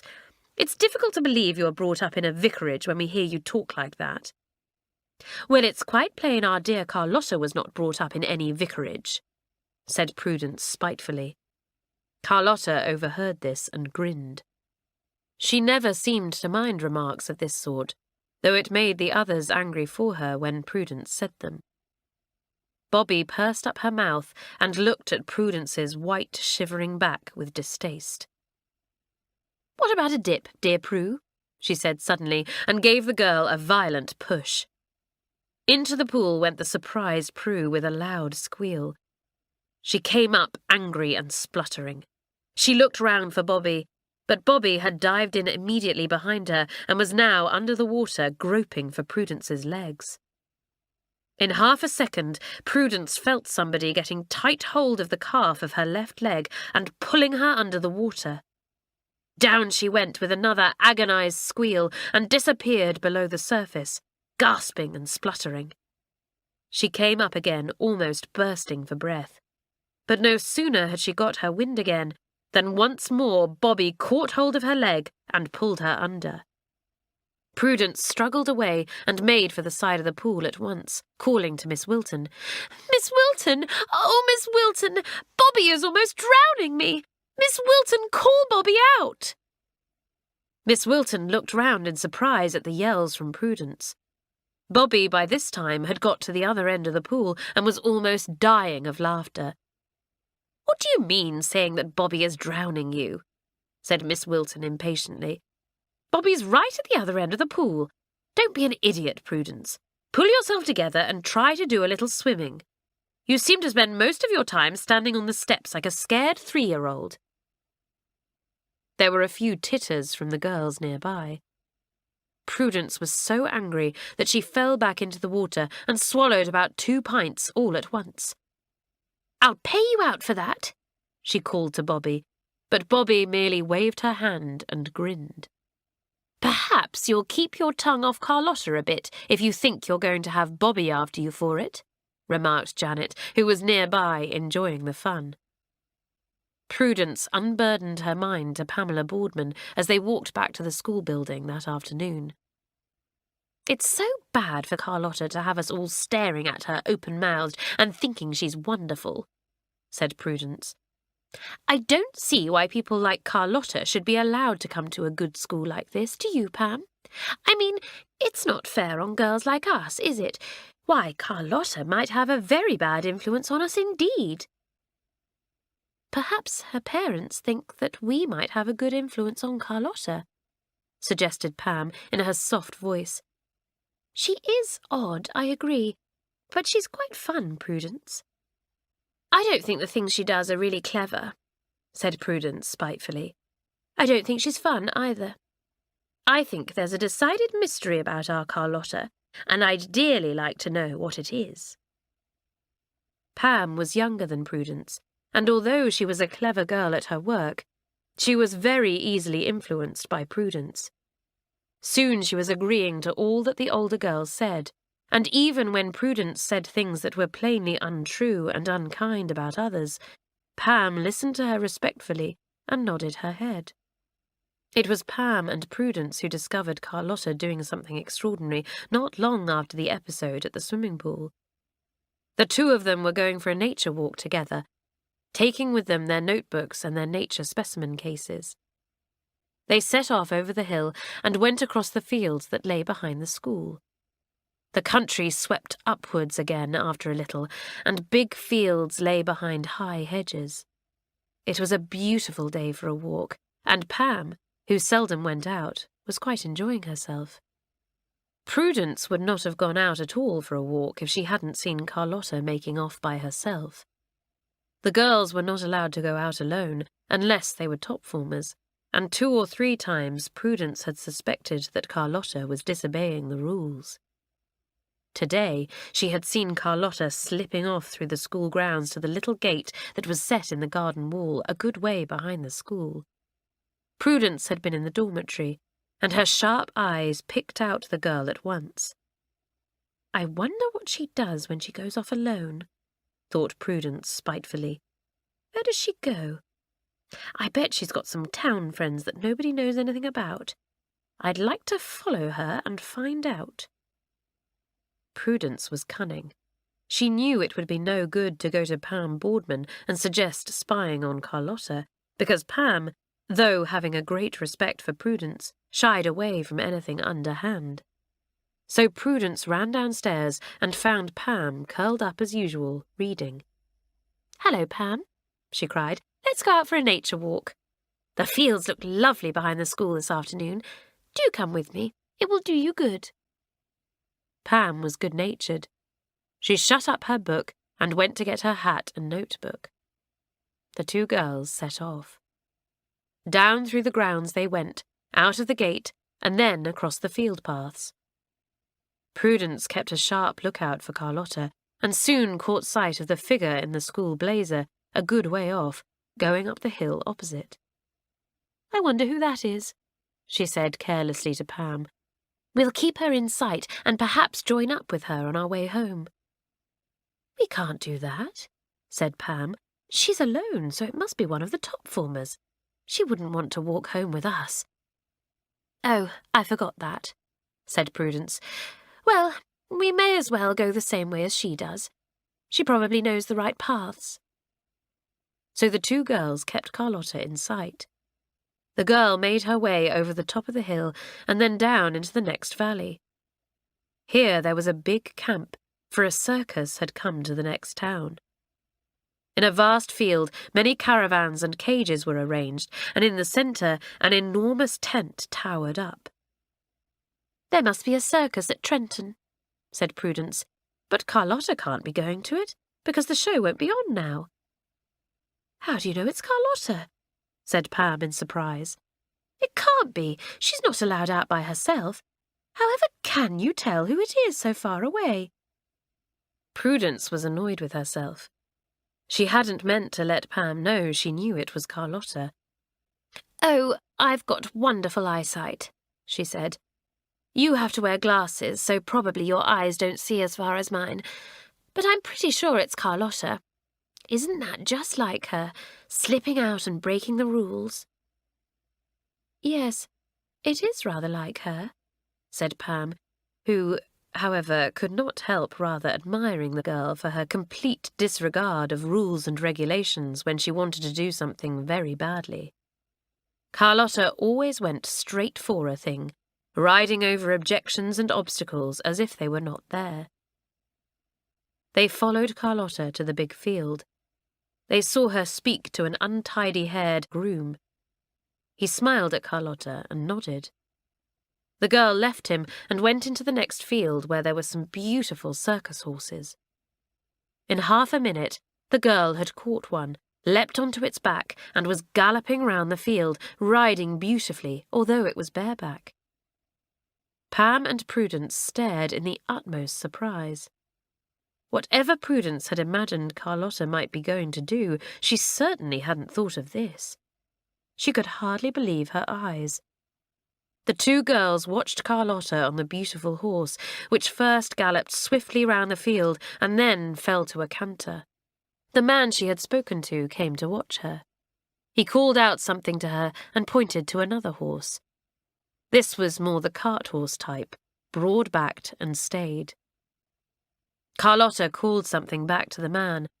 She leapt off her horse and ran to the one he had pointed out to her. In a trice, she was up on its back, calling to it. It began to run round the field. And then Carlotta did something that made the two hidden girls gape even more. She stood up on the horse's back and, keeping her balance perfectly, made the horse trot round and round as if it were in a circus ring. Prudence's mouth shut in a straight line. "I always thought there was something strange about Carlotta," she said to Pam. "Now we know what it is. I'm sure she's nothing but a jumped-up circus girl. How could Miss Theobald have her here? It's wicked. Whatever will the others say?" "Don't let's sneak, Prudence," begged Pam timidly. "Please don't. This is Carlotta's secret, not ours. We'd better say nothing." "Well, we'll bide our time," said Prudence in a spiteful voice. "We'll just bide our time. Come on. We'd better get back before she sees us watching." So the two girls made their way back to the school, mostly in silence. Prudence was gloating because she had discovered something so peculiar about Carlotta, and Pam was puzzled and worried, fearful that Prudence would give away Carlotta's secret and drag her, Pam, into the unpleasantness too. They arrived back at school just in time for tea. Pat and Isabel saw them going indoors and called to them in surprise. "I say, you don't mean to say you two have actually been for a nature walk? I thought neither of you could be dragged out of doors." "We had a lovely walk," said Prudence, "and we saw some very interesting things." "What have you brought back, Pam?" asked Hilary, seeing that Pam had her nature specimen case slung over her shoulder. Pam flushed. She had nothing, and neither had Prudence. It seemed as if the whole walk had been nothing but following Carlotta, spying on her, and then thinking about her all the way back. Prudence certainly hadn't spoken a word about nature, and Pam hadn't liked to ask her to stop when she saw anything that she herself was interested in. Prudence saw that Pam was uncomfortable because they had brought nothing back for the nature class, so she lied glibly. "We've heaps of things," she said. "We'll keep them till after tea. We're hungry now, and there's the tea bell." Prudence knew that no one would be interested enough to ask to see any nature specimens after tea. She pushed Pam in the direction of the cloakroom so that they might wash their hands. Pam was silent as she washed. She was a truthful person herself, and it puzzled her when Prudence told fibs, for the girl was always condemning others who did wrong, and yet here she was lying quite cheerfully. "Perhaps it was because she didn't want to say we'd seen Carlotta," said Pam to herself. "She was just shielding her." Carlotta arrived late for tea. She muttered an apology to Miss Roberts and sat down. She was red with running, and although she had brushed her dark curls, she looked untidy and hot. "Wherever have you been, Carlotta?" said Pat. "I looked all over the place for you this afternoon. It was your turn to play tennis, didn't you know?" "I forgot," said Carlotta, taking a piece of bread and butter. "I went out for a walk." "Who with?" said Janet. "By myself," said Carlotta honestly, lowering her voice so that Miss Roberts could not hear. "I know it's breaking the rules, but I couldn't help it. I wanted to be by myself." "You'll get caught one of these days," said Bobby. "I break a good few of the rules myself at times, but you seem to act as if there weren't any at all. You be careful, Carlotta." But Carlotta only grinned. She had a secret which she meant to keep to herself. She didn't know that somebody else found it out. Chapter 10. An uproar in Mamselle's class. The next thing that happened was an uproar in Mamselle's French class. The term was getting on, and many of the first formers seemed to have made no progress in French at all. The weather was very hot just then, and most of the girls felt it and were disinclined to work hard. Girls like Pam Boardman and Hilary Wentworth, both of whom had brains, a steady outlook on their work, and a determination to get on, worked just as well as ever. But the twins slacked, and as for Sadie and Bobby, they were the despair of all the teachers. But it was Carlotta who roused Mamselle's anger the most. When Carlotta disliked anyone, she did not hide it. Neither did she hide her liking for any girl or teacher. She would do anything for a person she liked. The twins and Janet and Bobby found her generous and kind, willing to do anything to help them. But she thoroughly disliked Alison, Sadie, Prudence, and one or two others. Carlotta's idea of showing her dislike for anyone was childish. She would make faces, turn her back. She would stamp her foot, call rude names, letting it flow out in an angry stream from her lips. The girls rather enjoyed all this, though Hilary, as head of the form, often took the girl to task. "Carlotta, you let yourself down when you act like this," she said, after a scene in which Carlotta had called Alison and Sadie a string of extraordinary names. "You let your parents down, too. We are all more or less what our parents have made us, you know, and we want them to be proud of us. Don't let your people down." Carlotta turned away with a toss of her head. "I don't let my parents down," she said. "They've let me down. I wouldn't stay here if I hadn't made a promise to someone. Do you suppose I would ever choose to be in a place where I had to see people like Alison and Sadie and Prudence every day? Pah!" The girl almost spat in her rage. She was trembling, and Hilary hardly knew what else to say. "We can't like everyone," she said at last. "You do like some of us, Carlotta, and we like you. But can't you see that you only make things worse for yourself when you act like this? When you live in a community together, you have to behave as the others do. I'm head of the form, and I just can't let you go around behaving like a 4-year-old. After all, you are 15. Carlotta's rage vanished as suddenly as it had appeared. She genuinely liked the steady, responsible Hilary. She put out her hand to her. "I know you're right, Hilary," she said. "But I haven't been brought up in the same way as you have. I haven't learnt the same things. Don't dislike me because I'm different." "Idiot," said Hilary, giving her a clap on the shoulder. "We like you because you are so different. You're a most exciting person to have in the form. But don't play into the hands of people like Prudence, who will run to Miss Roberts if you bring out some of your rude names. If you really want to let off steam, let it off on people like me or Bobby, who won't mind." "That's just it," said Carlotta. "I can't go for you. You're too decent to me." "Hilary, I'll try to be calmer. I really will. I'm getting on a bit better with Miss Roberts now, but Mamselle always drives me into a rage. I'll have to be extra careful in her class." It was Bobby who really began the great uproar in Mamselle's class one morning. Bobby was bored. She hated French verbs, which had an irritating way of having different endings in their past tenses. Just as if it was done on purpose to muddle us, thought Bobby with irritation, and I never can remember when to use this stupid subjunctive. Ugh! Nearby Bobby was a vivarium, kept by the first formers. It was a big cage-like structure with a glass front that could be slipped up and down. In it lived a couple of large frogs and a clumsy toad. With them lived 6 large snails. The first formers regarded these creatures with varying ideas. Kathleen, who loved animals, was really attached to the frogs and toad, and vowed she could tell the difference between the 6 snails, which she had named after some of the dwarfs in the story of Snow White. The rest of the form could only recognise Dopey, who never seemed to move, and who had a white mark on the spiral of his shell.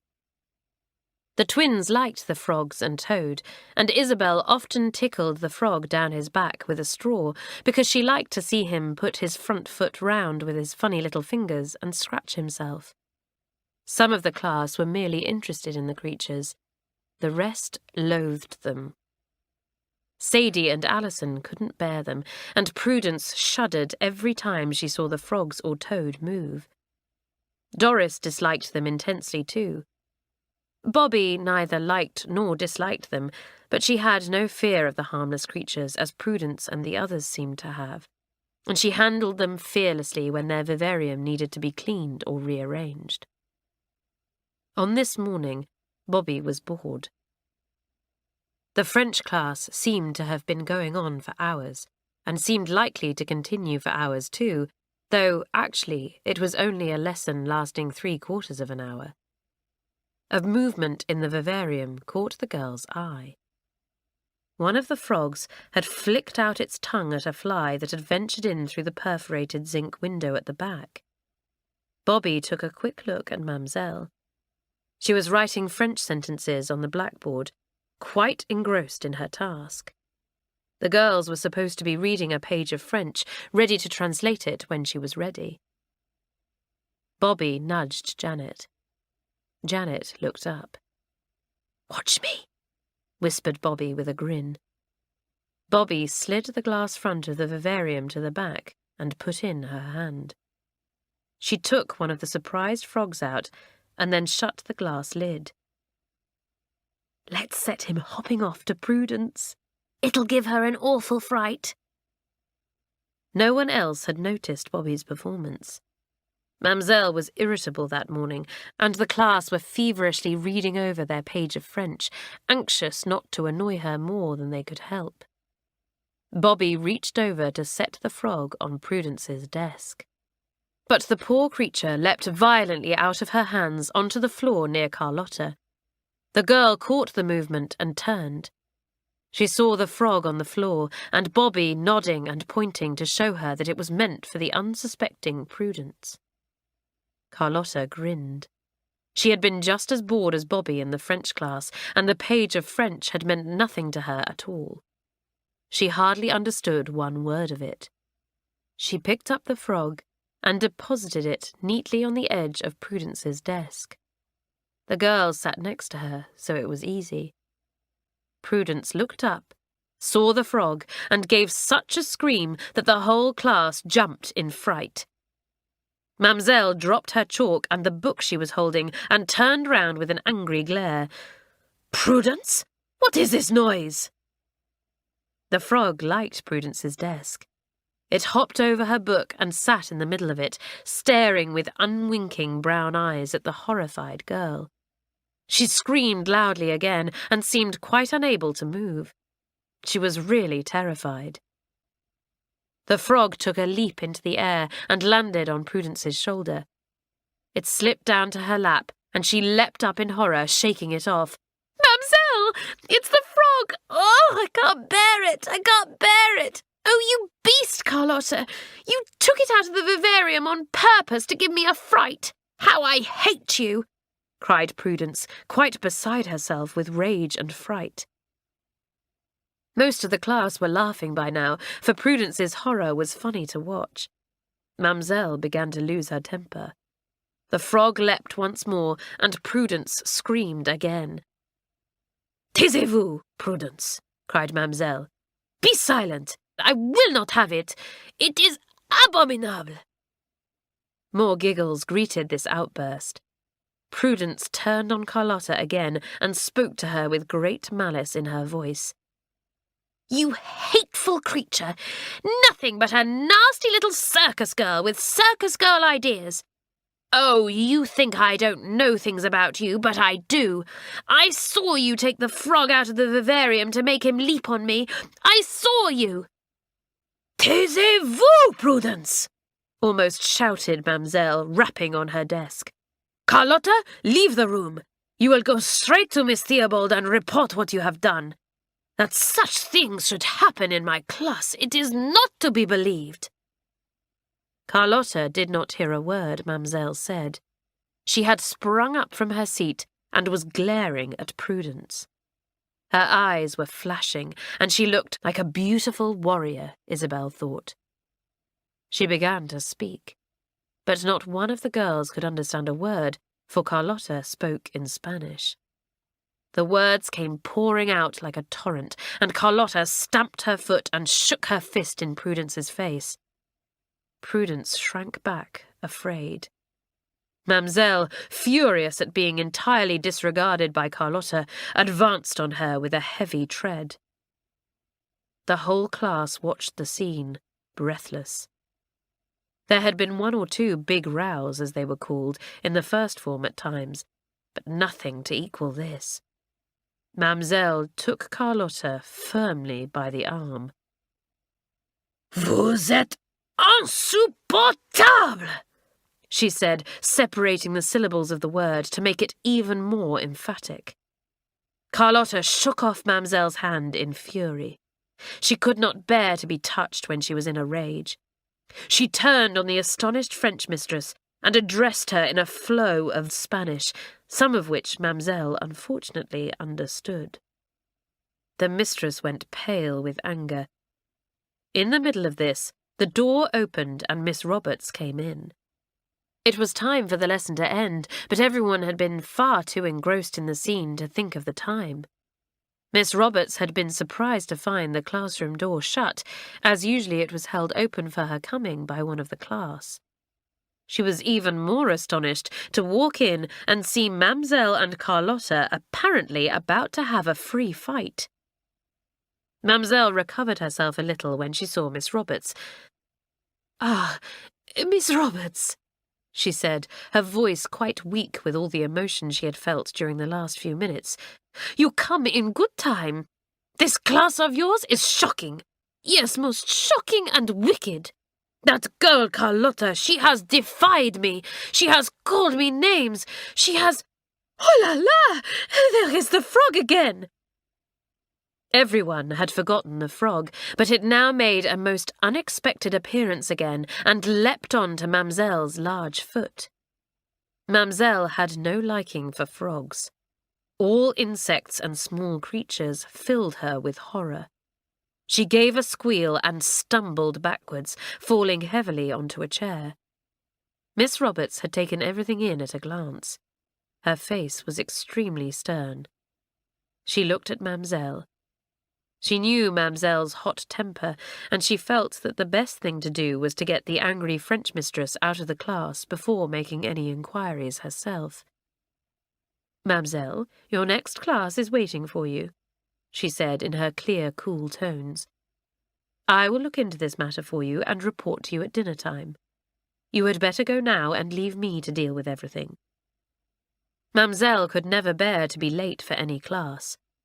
She got up at once and left the room, giving Carlotta one look of fury before she went. Miss Roberts nodded to Hilary to shut the door, and then went to her own desk.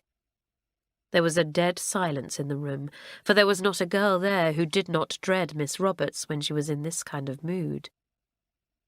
Carlotta was still standing, her hair rumpled over her forehead, her fists clenched. Miss Roberts glanced at her.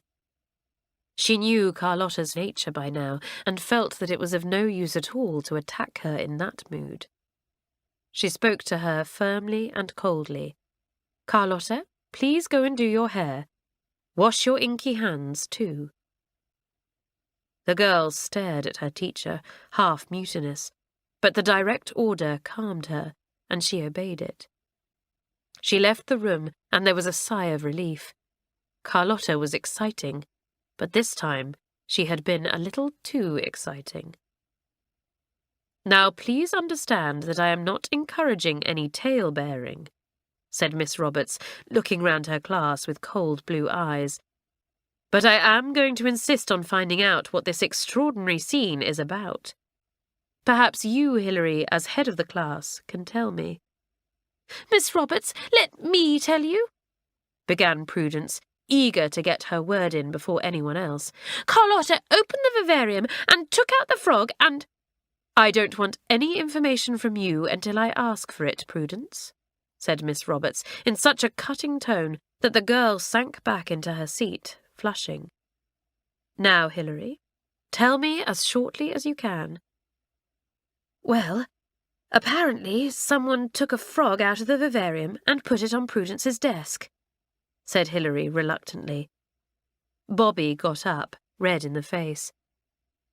"Excuse me interrupting, Miss Roberts," she said. "I took the frog out." "It was that beast Carlotta who played the trick on me," exclaimed Prudence. "You're shielding her." "Prudence, you'll leave the room if you speak again," said Miss Roberts. "Go on, Bobby." "I was bored," said Bobby honestly. "I took out the frog to make it jump onto Prudence for a bit of fun, because she's scared of frogs. But it leapt out of my hand onto the floor, and so I nodded to Carlotta to pick it up and put it on the desk. And she did. But I was the one to blame." Bobby sat down. "Now, you go on with this extraordinary tale, Hilary," said Miss Roberts, wondering if her class could really be in its right senses that morning. "Well, Miss Roberts, there isn't much else to tell, except that Prudence got an awful fright and screamed, and Mamselle was angry, and Prudence blamed it all onto Carlotta and said some pretty horrid things to her, and Carlotta flared up, as she does. And when Mamselle ordered her from the room, she wouldn't go. I really think she didn't even hear Mamselle. Then Mamselle was furious because Carlotta didn't obey her and went over to her. And Carlotta turned on her and said something in Spanish that made Mamselle even more furious. And then you came in," finished Hilary. "And spoilt your fun, I suppose," said Miss Roberts in the sarcastic voice that the class hated. "A very entertaining French lesson, I must say. You appear to have begun it all, Bobby. Carlotta certainly had a hand in it. And the rest of the tale appears to be composed of bad tempers on the part of several people. I imagine that everyone was simply delighted and watched with bated breath." I'm disgusted and ashamed. Bobby, come to me at the end of the morning." "Yes, Miss Roberts," said Bobby dismally. Prudence looked round at Bobby with a pleased expression, delighted that the girl had a punishment coming to her. Miss Roberts caught sight of the look. She could not bear Prudence's meanness, nor her habit of tale-bearing and gloating over others' misfortunes. She snapped at her so suddenly that Prudence jumped. "Prudence, you are not without blame either. If you can make trouble for others, you invariably do. If you had not made such a stupid fuss, none of this would have happened." Prudence was deeply hurt. "Oh, Miss Roberts," she said in an injured tone, "that's not fair. Really, "Since when have I allowed you to tell me what is fair and what is not?" inquired Miss Roberts. "Hold your tongue and sit down. And while I think of it, your last essay was so bad that I cannot pass it. You will do it again this evening." Prudence flushed. She knew that Miss Roberts definitely meant to be unkind at that moment, and she felt that all the girls, except perhaps Pam, silently approved of Miss Roberts's sharp tongue and were pleased at her ticking off. Her thoughts turned to Carlotta, and she brooded with bitterness over the fiery girl and what she had said. Miss Roberts had said nothing about punishing that beast Carlotta. Surely she wasn't going to let her go scot-free. Think of the things she had said to Mamselle. Carlotta was strange and bad. See how she broke the rules of the school and went off riding other people's horses. The class was in a subdued mood for the rest of that morning. Bobby went to Miss Roberts and received such a scolding that she almost burst into tears, a thing that Bobby had not done for years. She also received a punishment that kept her busy for a whole week, a punishment consisting of writing out and learning all the things that Miss Roberts unaccountably appeared to think that Bobby didn't know. It is safe to say that at the end of that week, Bobby knew a good deal more than at the beginning. Carlotta appeared to receive no punishment at all, which caused Prudence much anger and annoyance.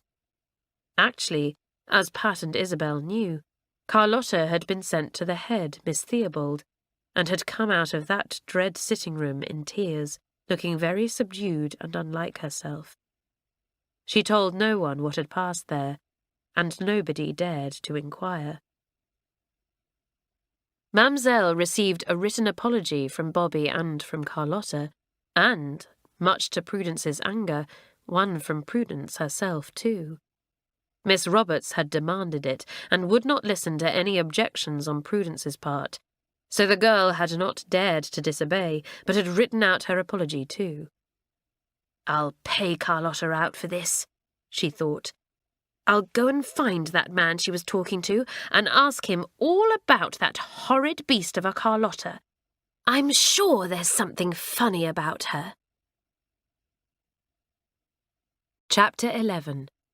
Carlotta's Secret. The first chance that Prudence had of going for a walk over to the circus camp was 2 days later. She sought out Pam and asked her to go with her.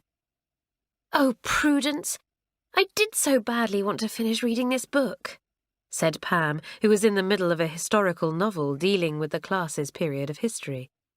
It was quite a joke with the first form that Pam never read any book unless it had to do with some of the classwork. "Pam, do come," begged Prudence, slipping her hand under Pam's arm. Pam had had very little affection shown to her in her life, and she was always easily moved by any gesture on Prudence's part. She got up at once, her short-sighted eyes beaming behind their big glasses. She put away her book and got her hat. The two girls set off, going the same way as before. In half an hour's time, they reached the camp. "Why, we've come the same way that we came last week," said Pam. "Yes," said Prudence, pretending to be astonished too. "And look, the circus camp is still there, and those lovely horses are still in the field. Let's go down to the camp and see if we can see any elephants or exciting things like that." Pam wasn't at all sure that she wanted to find elephants, for she was nervous of animals, but she obediently followed Prudence. They went into the field where the caravans and cages were arranged. No one took any notice of them. After a while, Prudence's sharp eyes found the untidy-haired man that she had seen Carlotta talking to. She went up to him. "Does it matter us looking round the camp a bit?" she asked, with her sweetest smile. "No, you go where you like, missy," said the man. "Are those the circus horses in that field over there?" asked Prudence, pointing to the field where she had seen Carlotta riding. "They are," said the man, and he went on polishing the harness that lay across his knees. "I wish we could ride them like Carlotta," said Prudence, gazing at the horses with an innocent expression. The man looked at her sharply. "Aye, she's a fine rider," he said. "Fine girl altogether, I say." "Have you known her long, then?" said Prudence, still looking very innocent indeed. "Since she was a baby," said the man. "She's had an awfully interesting life, hasn't she?" said Prudence, pretending that she knew far more than she did. "I love to hear all her stories." Pam stared at Prudence, open-mouthed. This was news to her. She wondered uncomfortably if Prudence was telling one of her fibs. But why should she do that? "Oh, she's told you about her life, has she?" said the man, looking rather surprised. "I thought she wasn't—" He stopped short. Prudence felt excited. She really was discovering something now. She looked at the untidy man, her eyes wide open with a most honest expression in them. No one could beat Prudence at looking innocent when she wasn't. "Yes, I'm her best friend," said Prudence. "She told me to come over here and look around the camp. She said you wouldn't mind." Pam was now quite certain that Prudence was telling dreadful untruths. In great discomfort, the girl went off to look at a nearby caravan. She felt that she could not listen any more. She could not imagine what Prudence was acting like this for. She had so little spite in her own nature that it did not occur to her to think that Prudence was trying to find out something that might damage Carlotta. Prudence was pleased to see Pam go off. Now she could get on more quickly. She felt certain somehow that Carlotta really had been connected with circus life in some way, so she took the plunge and asked the man the question. "I expect Carlotta loved circus life, didn't she?" The man apparently saw nothing odd about the question. He plainly thought that Carlotta had told Prudence a great deal about herself. He nodded his head. "She oughtn't to have left it," he said. "My brother, who was in the same show as Carlotta was, said it would break her heart. That girl knew how to handle horses better than a man. I was glad to let her have a gallop when she came over here the other day. We move tomorrow, so you tell her when you get back that if she wants another gallop, she'll have to come along pretty early tomorrow morning, like she did 2 weeks ago."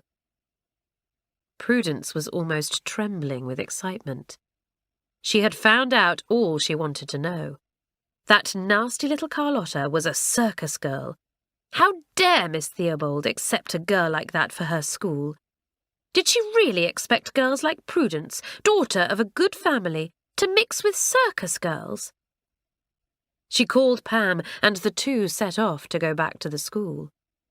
Both were silent. Pam was still feeling very uncomfortable about Prudence's untruths to the man in the camp. And Prudence was thinking how clever she had been. She did not realize that it was not real cleverness, only shameful cunning. She wondered how she could get the news round among the girls. Should she drop a hint here and there? If she could get hold of that foolish Alison, she would soon bleat it out everywhere. She went to find Alison that evening in the common room. The girl was sitting doing a complicated jigsaw. She loved jigsaws, although she was very bad at them, and usually ended in losing half the pieces on the floor. It was an interesting jigsaw. 4 or 5 girls came to see how Alison was getting on. Bobby picked up a piece. "Doesn't that go there?" she said, and tried it.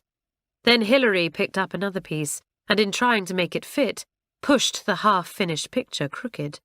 "Oh!" cried Alison, exasperated. "If there's one thing I hate more than anything else, it's having people help me with a jigsaw puzzle. First it's Bobby, then it's Hilary, then it's somebody else. I could finish it much more quickly if only people didn't help me." "I've never seen you finish a jigsaw puzzle yet, Alison," said Pat teasingly. "Why don't you do it properly?" said Doris, who, however poor she was at lessons, was astonishingly quick at jigsaws. "You always begin by putting little bits together here and there. What you should do is begin with the outside pieces. You see, they've got a straight edge, and—" "I know all that," said Alison impatiently, "but Sadie says—" Immediately the chorus was taken up with the greatest delight by the girls around. "Sadie says, oh, Sadie says, Sadie, Sadie, Sadie says." The girls at the back of the room took up the chorus too, and Sadie good-naturedly lifted her pretty head. "Don't you mind them, Alison," she said. But Alison did. She never could take teasing well. She muddled up her half-made jigsaw in peevishness, piled it into its box, dropped 2 or 3 pieces on the floor, and went out of the room. Prudence followed her, thinking she might drop a few words into Alison's ear. "Alison," she called, "what a shame to tease you like that. Come out into the garden with me. It's a lovely evening." "No, thanks," said Alison, half rudely, for she did not like Prudence. "I'm not in the mood to hear nasty things about half the girls in the form." Prudence flushed. It was true that she lost no chance of telling tales about the girls, trying to spread mischief among them, but she had not realized that the girls themselves knew it. It was plainly no use trying to get Alison to listen to tales about Carlotta. "I'll have to think of some other way," said Prudence to herself. But she did not have to think, for the whole thing came out that same evening far more quickly than Prudence had ever expected. She went back into the common room. Carlotta was there, laughing as she told some joke which was rather fascinating to listen to. The girls were grouped around her, and Prudence felt a sharp twinge of jealousy as she saw them. Her face was so sour as she looked at Carlotta that Bobby laughed loudly. "Here comes old Sour Milk," she said, and everyone giggled. "Sour Milk?" said Carlotta. "That is a very good name. Why have you gone sour, Prudence?" Prudence was suddenly full of spite. "It's enough to make anyone go sour when they have to live with a low-down circus girl like you," she said, her tone so full of hate that the girls glanced at her in astonishment. Carlotta laughed. "I'd like to see you in a circus," she said cheerfully.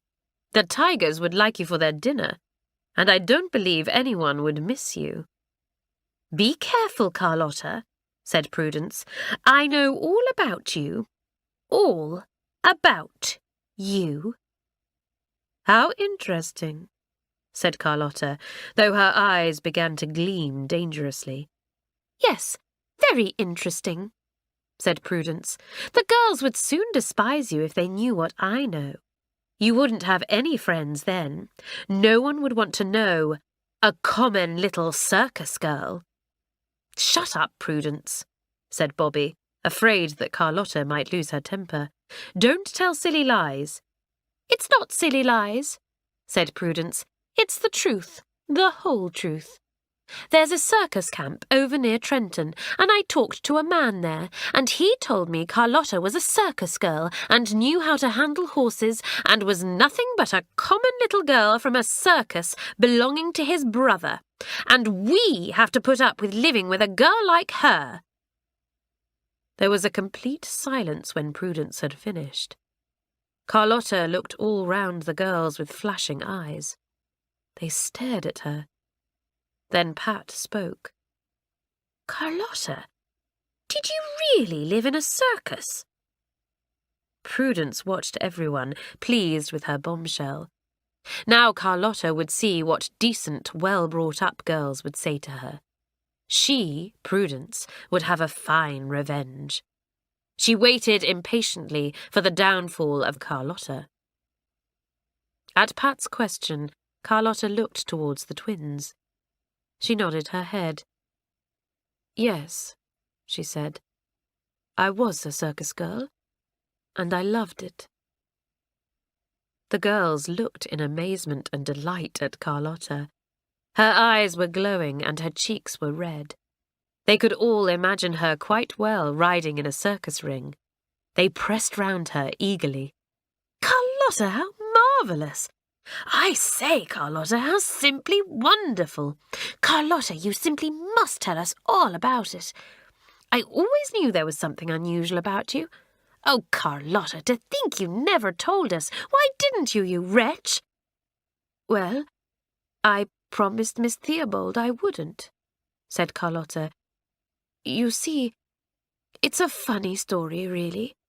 My father married a circus girl, and she ran away from him, taking me with her when I was a baby. She died soon after, and I was brought up by the circus folk. They were grand to me." She stopped, remembering many things. "Go on," said Kathleen impatiently. "Do go on." "Well, I loved horses just as my mother did," said Carlotta, "so I naturally rode in the ring. Well, not long ago, my father, who'd been trying to find me and my mother for years, suddenly discovered that Mother was dead and I was in a circus. Father is a rich man, and he made me leave the circus. And when he found how little education I'd had, he thought he would send me to school to learn." "Oh, Carlotta, how awfully romantic," said Alison. "Just like a book. I always thought you looked unusual, Carlotta. But why are you so foreign?" "My mother was Spanish," said Carlotta, "and some of the folk in the circus were Spanish too, though many of them came from other parts of Europe. They were grand people. I wish I could go back to them. I don't fit in here. I don't belong. I don't think like you do. Our ideas are all different, and I'll never, never learn." She looked so woebegone that the girls wanted to comfort her. "Don't you worry, Carlotta. You'll soon fit in. Better than ever now we know all about you. Why didn't Miss Theobald want us to know you'd been a circus girl?" "Well, I suppose she thought maybe you might look down on me a bit," said Carlotta. The girls snorted. "Look down on you? We're thrilled! Carlotta, show us some of the things you can do." "I promised Miss Theobald I wouldn't do any of my tricks," said Carlotta, "in case I gave the show away. I broke my promise the other day in the gym, but somehow I simply couldn't help it. I'd been thinking and dreaming of all the old circus days and of my darling, beautiful horse, Terry. And I just went mad and did all those things in the gym. I can do much more than I showed you then." "Carlotta, walk on your hands upside down," begged Bobby. "Golly, what fun you're going to be. You're a fierce creature with your flyaway tempers and ready tongue, but you're natural and kind, and we shall all like you even better now we understand the kind of life you've lived before. It's a wonder you fitted in as well as you did. What a mercy you were honest about it. We wouldn't have admired you nearly so much if you'd been afraid to own up." "Afraid to own up? Why, I'm proud of it," said Carlotta with sparkling eyes. "Why should I be ashamed of knowing how to handle horses? Why should I be ashamed of living with people who have the kindest hearts in the world?" The girl threw herself lightly over and stood on her hands. Her skirt fell over her shoulders as she began to walk solemnly round the room on her strong, supple little hands. The girls crowded round her, laughing and admiring. "My word, the second form will be jealous when they hear about Carlotta," said Bobby. "They certainly will," said Sadie, who was just as full of astonishment and admiration as anyone else. It all seemed most surprising and unreal. Everyone was pleased and thrilled, save for one girl. That girl, of course, was Prudence. She could not understand the attitude of the girls. It was completely opposite to what she had expected. It was hard to believe. Prudence stood in silence, listening to the squeals of delight and admiration.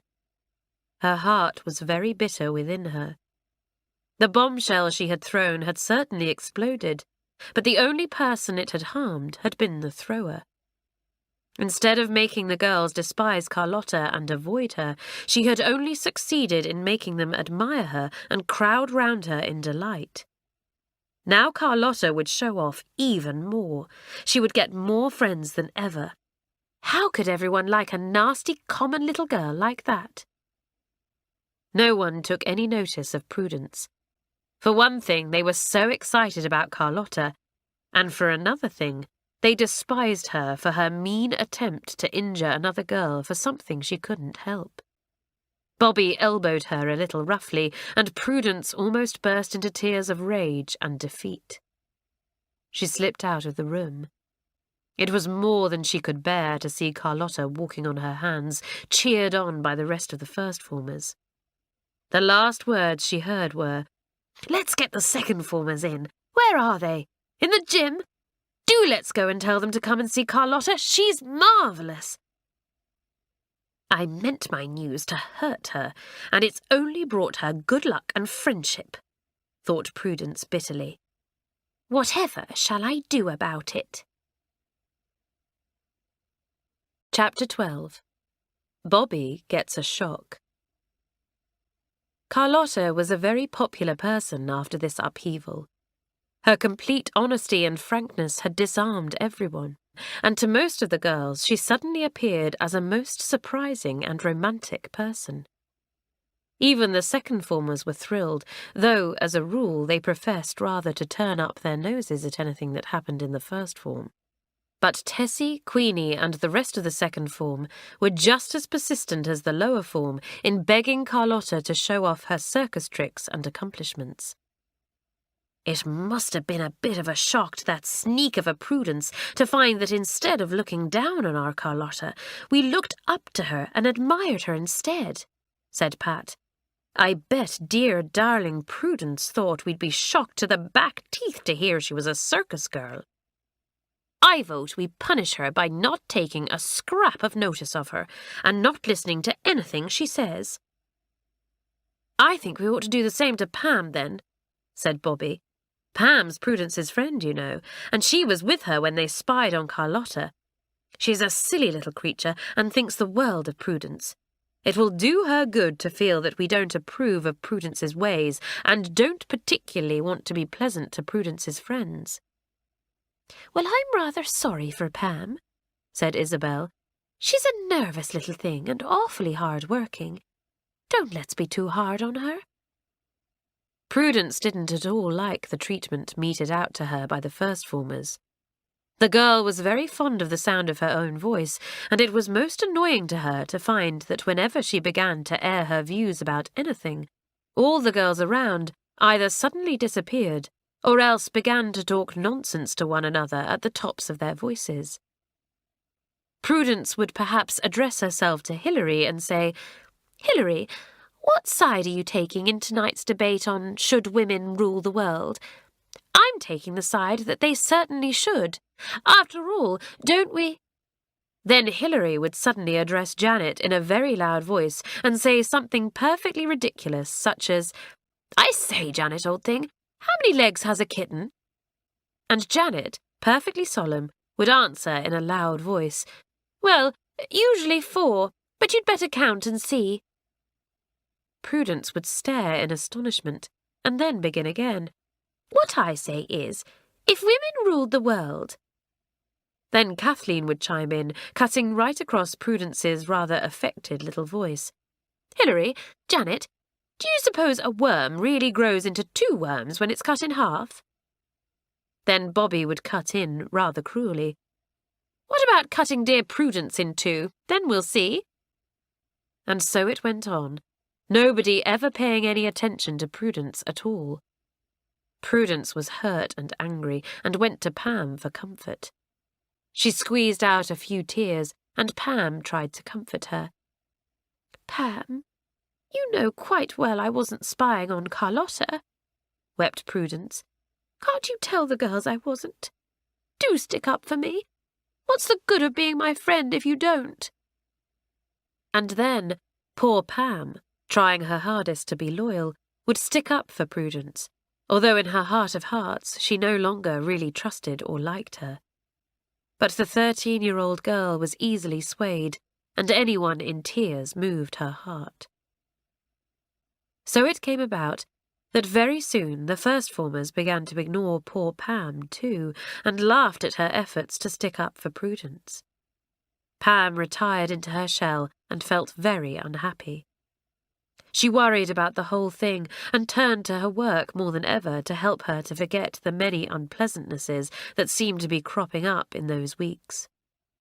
Now that her secret was out, Carlotta was very happy. Hers was an honest nature, and she had not liked keeping everything to herself. Now the whole school knew what she was and eyed her with wonder, half expecting her to do something extraordinary at any time. The twins took her under their wing, and they and Carlotta, Bobby and Janet were continually about together. Carlotta had gone to Miss Theobald and had told her that everyone now knew she had once been a circus girl. But they don't seem to mind, said Carlotta, looking straight at the headmistress with her fearless eyes. You thought they would, didn't you? No, Carlotta, I didn't think that most of them would mind at all, said Miss Theobald. But I thought it might be easier for you to settle down if the girls did not regard you as anything out of the ordinary. Also, your father begged me to keep your secret, as he called it. Well, it's out now, and you must just show me that it doesn't matter. You are all your father has, you know, so try and get used to the kind of life you will have to lead with him later on. Carlotta sighed. She didn't want to lead any other kind of life except the one she had always known, the life of the circus camp, always on the move, always visiting new places, always making new friends. She left Miss Theobald's sitting room looking rather subdued. After a while, the excitement caused by the row in Mamselle's class and by Carlotta's secret died down a little. This was partly because matches were looming ahead, tennis and swimming, and the school was putting in a good deal of practice, hoping to win all the matches against other schools. The twins were practicing hard, and Bobby was helping them. Don't Care Bobby would not do anything much to help herself on, but never minded how much time she gave to help anyone else to become better at anything. Janet and Hilary were both practicing too, but were not so good as the twins. You're getting a grand style at tennis, both of you, said Belinda Towers approvingly as she watched the twins one afternoon. If you go on like this, you'll be chosen for the first form team against St Christopher's. Bobby, you're getting better too. Why don't you try a bit harder and see if you can't be the reserve girl? 2 out of each form were chosen to play against 2 girls from each form of the opposing school, and for each 2 there was a reserve girl, in case one of the 2 fell ill or could not play for any other reason. Bobby shook her head when she heard Belinda say this. No thanks, she said. It makes tennis too much like hard work if I have to practice up for reserve girl. Belinda was not amused by this answer. She gave Bobby a look that rather surprised her, because it held a certain amount of scorn in it. Oh, well, said Belinda, of course we can't expect Don't Care Bobby to care enough for the school, or to have enough pride in her form to do anything that might seem like hard work. Foolish of me to suggest it. She walked away, and the 3 stared after her. What's bitten her this afternoon? Said Bobby, surprised. The twins looked at her uncomfortably. Well, Bobby, I suppose it must seem to the top girls that you do just what you like and don't bother about working or playing as hard as you might, said Pat at last. Mind you, I'm not blaming you, not one bit. I think you're grand as you are. But the top formers have other ideas about things. You know how good and proper they get as they go up the school. Maybe one day you'll be good and proper too, though I jolly well hope you won't." "Don't worry, I shan't," said Bobby shortly. She hadn't at all liked what Belinda had said. She wondered if she ought to put in a bit of hard practice at tennis herself, just to please Belinda. But she was obstinate and didn't, though she went on helping the twins all she could, standing at the other end of the court for a long time whilst they served ball after ball across the net, trying to improve their style. Sadie, Alison, Pam, Prudence and Carlotta made no pretence at all of trying to better their tennis. They either played because they had to, or because there wasn't anything better to do at the moment. Not one of the five, with the exception of Carlotta, visited the swimming pool except on the days when it was compulsory to do so. These days came 3 times a week, and how Prudence and Sadie groaned when they had to go down to the pool and undress themselves, shivering, in the little wooden cubicles that ran alongside the water. Carlotta was quite mad in the water, for although she could not swim well or fast, she performed all sorts of antics there, and her diving was lovely to watch. Miss Wilton hardly knew what to make of her.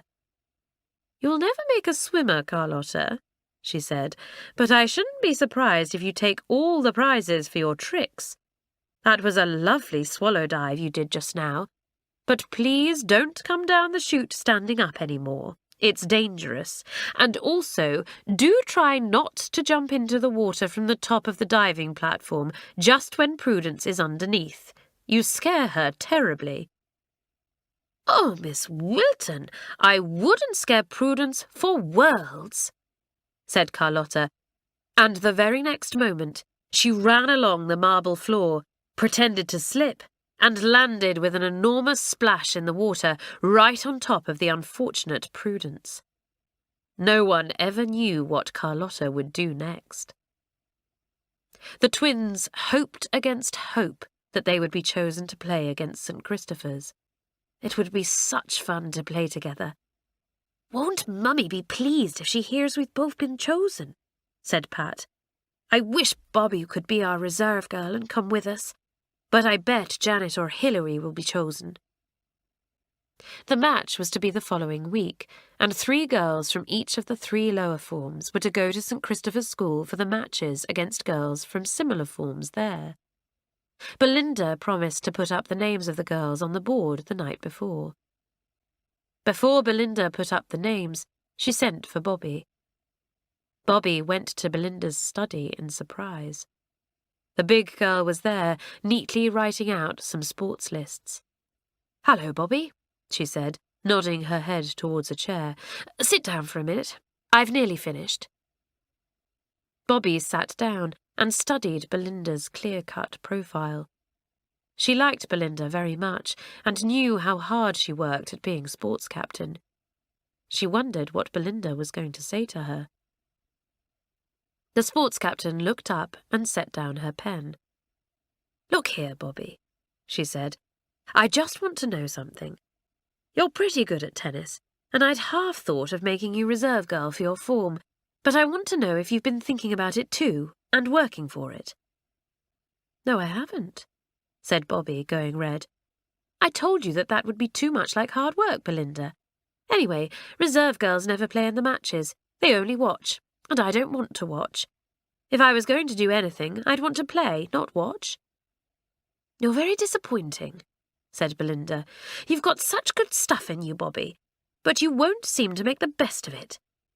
I believe if you'd practiced as hard as the twins, I'd not have known who to choose for the 2 match players. You put yourself out to let Pat and Isabel practice all they like on you, but yet you won't try to make yourself good too. Don't care, Bobby, is a good name for you, but you won't get far if you don't begin to care about things." "I don't want to get far," said Bobby, her obstinacy rising. "I've told you, Belinda, I'd like to play in the match, but I'm not keen on watching. So choose Janet or Hilary for reserve girl. I don't care."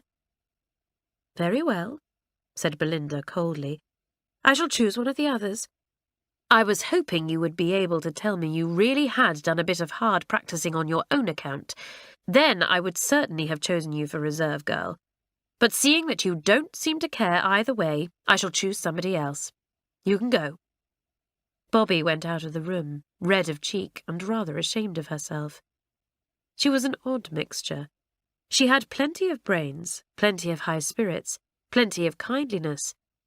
But she seemed to have an incurable dislike of working hard at anything, and if anyone tried to make her, she became very obstinate and immovable.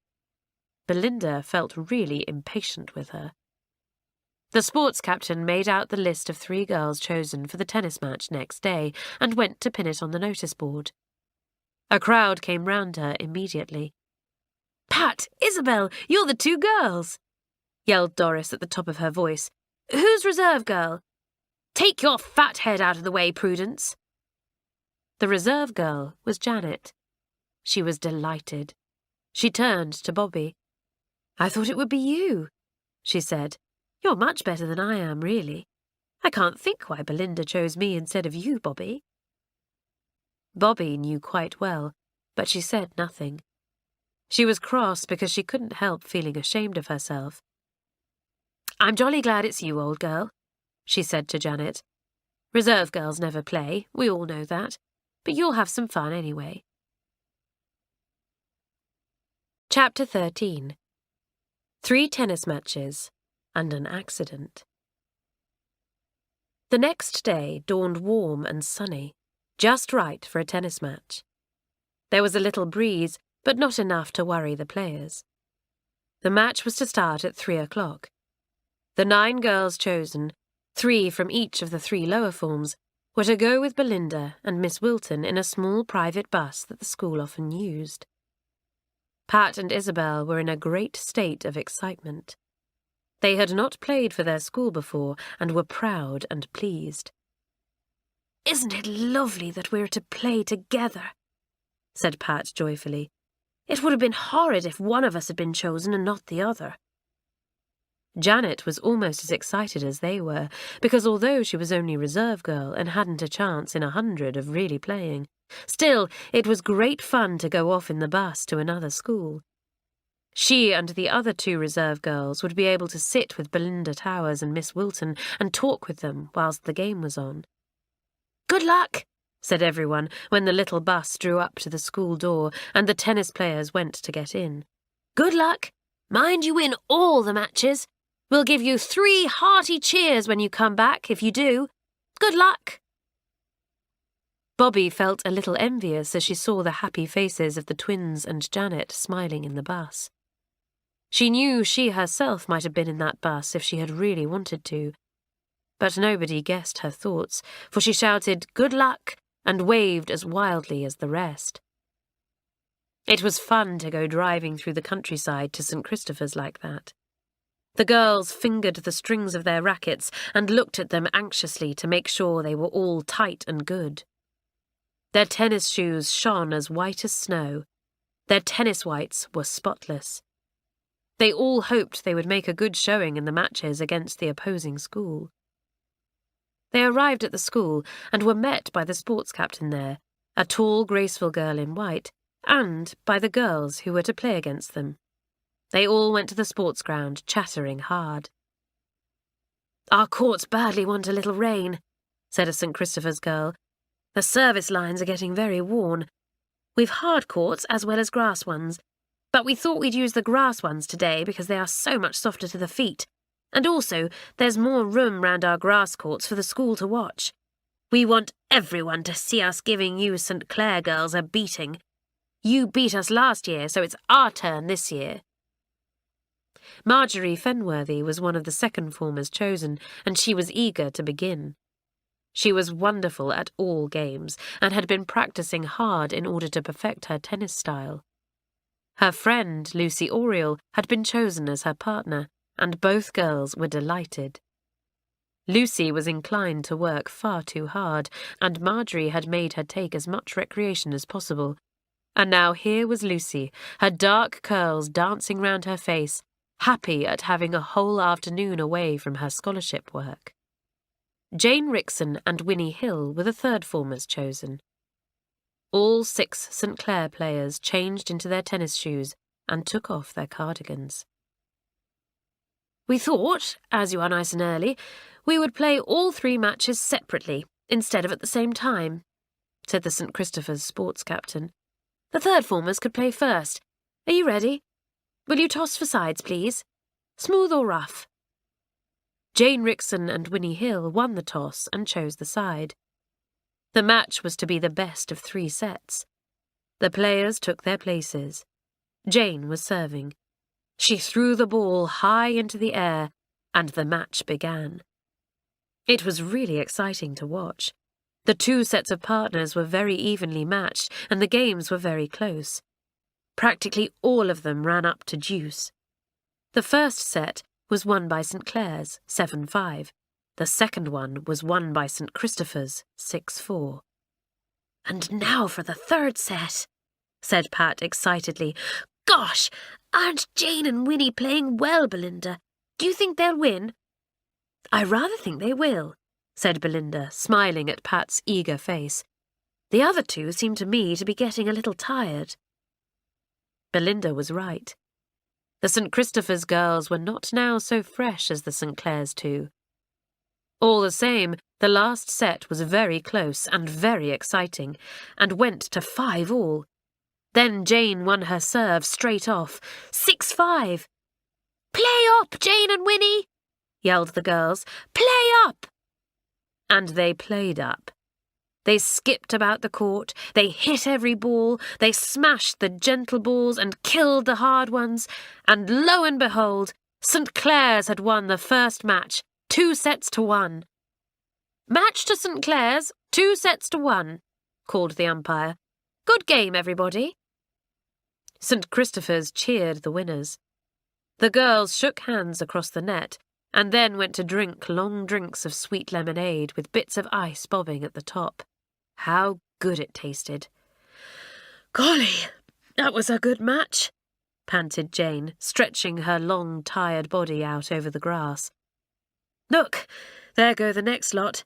Play up, Marjorie! Play up, Lucy!" "Belinda, I don't think there's any doubt about this match, do you? I think Marjorie and Lucy will just wipe the floor with the St Christopher's girls." "I shall be very surprised indeed if our 2 don't win, I must say," said Belinda. "I'm jolly pleased you 2 managed to pull it off.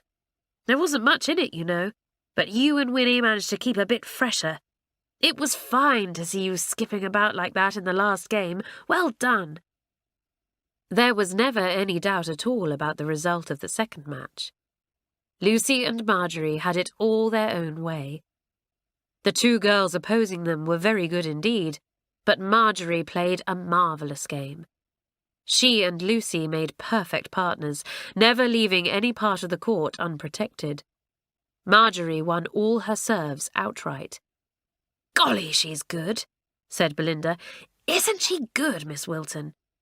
"Marvellous," said the St Clare's sports mistress. "And how happy she looks, too. Quite different from the sulky Marjorie we had to deal with last term." The twins remembered what a sullen, bad-tempered girl Marjorie Fenworthy had been the term before, and then how her whole outlook had been changed when she had become a heroine in one night through rescuing another girl in a fire at the sick bay. Now here was that same Marjorie, winning honours for her school, as proud of St Clare's as St Clare's was proud of her. The match was over in 2 sets. "Match to St Clare's," called the umpire, "won outright in 2 sets. 6-1, 6-love. "Now it's our turn," said Pat to Isabel in great excitement as she watched the second form girls shaking hands across the net. "Come on, Isabel, we've just got to win." "Play a steady game, twins," said Belinda. "You ought to win. You play almost as well together as Marjorie and Lucy. My word, how terribly proud St Clare's would be of us if we went back tonight having won all 3 matches. We simply must." The twins leapt to their feet and ran on to the tennis court, rackets in hand. "Call for sides," cried the St Christopher's girl, and twisted her racket. "Rough," called Pat, and rough it was. Pat chose the side, and the 4 took up their places. Belinda was pleased to see how steady the twins were. They had practised continually together and were almost as good partners to one another as Marjorie and Lucy. They won the first 3 games, lost one, and won another. And then a dreadful thing happened. Pat was serving. The ball came back to the left-hand side of Isabel and swerved away unexpectedly.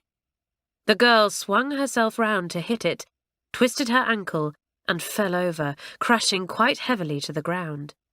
She immediately tried to get up, but her foot gave way beneath her, and she fell again with a surprised cry of pain. Pat rushed over to her anxiously. "Isabel, what's happened? Oh, don't say you've twisted your ankle." "I'll be all right in a minute," said Isabel, her face rather pale, for her foot hurt her very much. "Just wait a minute till the pain goes off." But the pain didn't go off, and it was not long before the ankle swelled up tremendously. "You've strained it," said Miss Wilton. "Twisted it badly, I'm afraid." "Poor old Isabel. What bad luck. I'll have to take you off the court and get Janet to take your place." And so it came about that for once the reserve girl did play. But alas for poor Janet, the sight of Isabel looking so woebegone and pale quite upset her and made her thoroughly nervous. She felt that at any costs she and Pat must win, but somehow she couldn't play as well as she hoped. For one thing, she hadn't practiced a great deal with either of the twins and hadn't learnt how to play a good partnership game. She would keep rushing to Pat's court, leaving her own unguarded, so that her opponent found it easy to place a ball where Janet could not get it. And when Pat went up to the net, Janet forgot to run to the back line, so that balls went over her head and she could not get them. They lost the first set, 4-6, and alas, they lost the second 4-6 also. They were very sad and disappointed. "Cheer up," said Belinda as they came off the court. "You both look like sour milk Prudence. It couldn't be helped." "You'd have won if Isabel had been able to play with you," said Janet to Pat. "And I believe you'd have won if Bobby had been the reserve girl and not me. Bobby hasn't any nerves at all. She would just have stepped right into Isabel's place and played magnificently. She always comes up to scratch when she has to, and she's practiced with you so often that she knows your game better than I do. She'd have made a much better partner. Belinda, don't you think so?" "Well," said Belinda honestly, "I agree that Bobby knows Pat's game better than you do, but all the same, I'm not sure she'd have won the match." But Pat and Isabel, Janet and the others were sure. They talked about it as they ate a good tea and discussed it in the bus on the way home. The St Clare's girls were delighted to hear that the third and second forms had won their matches and were sorry over poor Isabel's fall. Her ankle had now gone down a little and was feeling very much better. "It will be all right in a day or 2, said Matron when she examined it. "Bad luck, Isabel. Just the wrong time to have a fall in the middle of a most important match." Isabel smiled wanly. She had been most bitterly disappointed about the whole thing, especially when she had seen Pat lose the match to the St Christopher's girls. She poured out her disappointment to Bobby. "Bobby, I believe Pat would have won if only Belinda had chosen you for reserve girl instead of Janet," she said. "Janet did her best, but she isn't as used to Pat's game as you are. Oh, why didn't Belinda choose you? I do think that was a great mistake on her part. If you'd played in the match, Pat and you would have won it, and then St Clare's would have won all 3. Bobby listened in silence. She knew quite well why Belinda hadn't chosen her. She had been silly and obstinate. She had let St Clare's down. She felt sure she wouldn't have been so nervous as Janet, and she did know Pat's style of game very well indeed. She was so silent that Isabel was astonished. "What's up, Bobby?" she said. "You look awfully glum. You don't mind as much as all that about the match being lost, do you?" "Yes, I do," said Bobby. It wasn't Belinda's fault that Janet was chosen instead of me. Belinda did give me the chance, and I didn't take it. Don't blame Belinda, blame me. You heard what Belinda said to me on the courts the other day. Well, I was sore and angry about it, and I just got all obstinate and thought I jolly well wouldn't do what she said and work hard at my tennis. What a pity, Bobby, said Isabel. You could have been reserve girl, and you weren't. Yes, Belinda sent for me last night, said poor Bobby. I missed my chance, and the match was lost. I don't say I could have won it with Pat any more than Janet could, but I can't get rid of the horrid feeling that I might have. And then think how pleased everyone would have been if we'd won all 3 matches. I thought I didn't care about anything, so long as I had a good time and did what I wanted to. But I find I do care after all. She went off by herself, for once, in a way, looking unhappy. Poor Bobby. She wasn't really as don't-care-ish as she pretended to be. Chapter 14. Bobby and the Squeaking Biscuit. The term went on, passed the halfway mark, and slipped into full summer. It was wonderful weather, and the girls thoroughly enjoyed everything, except having to work so hard with Miss Roberts and Mamselle. Bobby, can't you possibly think of something to stop Mamselle making us recite French verbs this morning? Said Pat with a groan. I have learned them, but they all slip out of my head with this lovely summer weather. Just think of a little tiny trick to take Mamselle's attention off verbs for even 5 minutes. You haven't played a trick on anyone for at least a week, said Isabel. Bobby's gone all serious, laughed Janet. Bobby smiled. She had certainly turned over a new leaf in some ways, for she had suddenly begun to practice both her tennis and her swimming very hard indeed. She had swum under water for the whole length of the swimming pool, and everyone had clapped her. She had even tried diving, which as a rule she avoided because she so often dived in flat on her stomach and hurt herself. But although she was working hard at games, she still did as little as she possibly could in class. Miss Roberts looked grim sometimes when she eyed Bobby. She knew quite well that the girl was not using her good brains to the utmost, but as neither sarcastic remarks nor punishments seemed to move don't-care Bobby to work harder, the teacher had almost given her up. The girls around Bobby went on begging her to play some kind of joke on Mamselle to make the French class a little easier that day. Mamselle's in an awful temper this morning, said Doris. The second form said she almost threw the blackboard chalk at Tessie because she sneezed 7 times without stopping. The twins grinned. They knew Tessie's famous sneezes. It was quite an accomplishment of Tessie's. She had the ability to sneeze most realistically whenever she wanted to. She often used this gift to relieve the second form from boredom. All the teachers suspected that Tessie's sneezes were not at all necessary, but only Miss Jenks knew how to deal with them properly. "Tessie, another cold coming?" she would say. "Go straight to Matron and ask her to give you a dose out of bottle number 3, please." Bottle number 3 contained some very nasty-tasting medicine indeed. Tessie could never make up her mind whether it was a concoction specially made up for her, or really was medicine reserved for possible colds.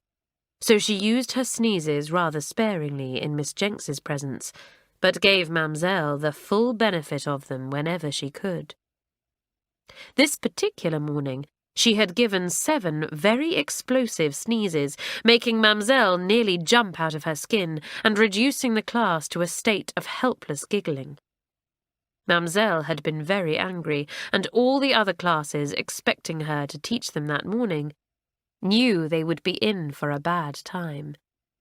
"If you don't think of some trick or other to play, Mamselle will keep our noses to the grindstone every minute of the lesson," groaned Doris.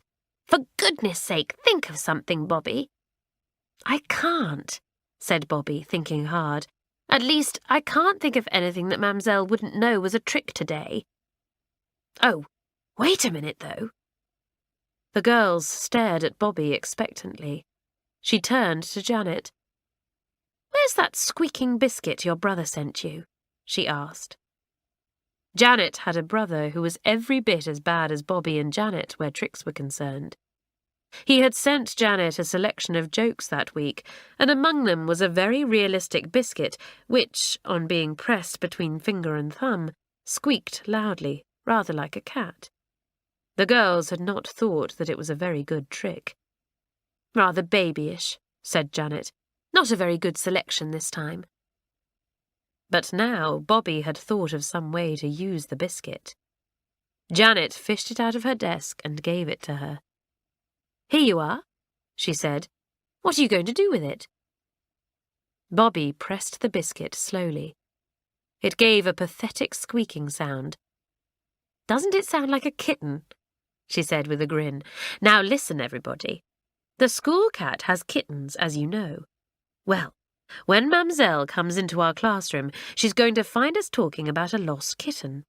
We'll be very disturbed about it, and then, in the middle of the class, I press this biscuit, and Mamselle will think the lost kitten is somewhere in our room." Hilary chuckled. "That's a good idea," she said. "And I know how we could improve on it too. I'll be outside in the passage, crawling about on my hands and knees, looking for the lost kitten when Mamselle comes along to our room. I can tell her what I'm looking for." "Oh, yes," said Pat, looking thrilled. Hilary was very good at acting. "Golly, we are going to have some fun."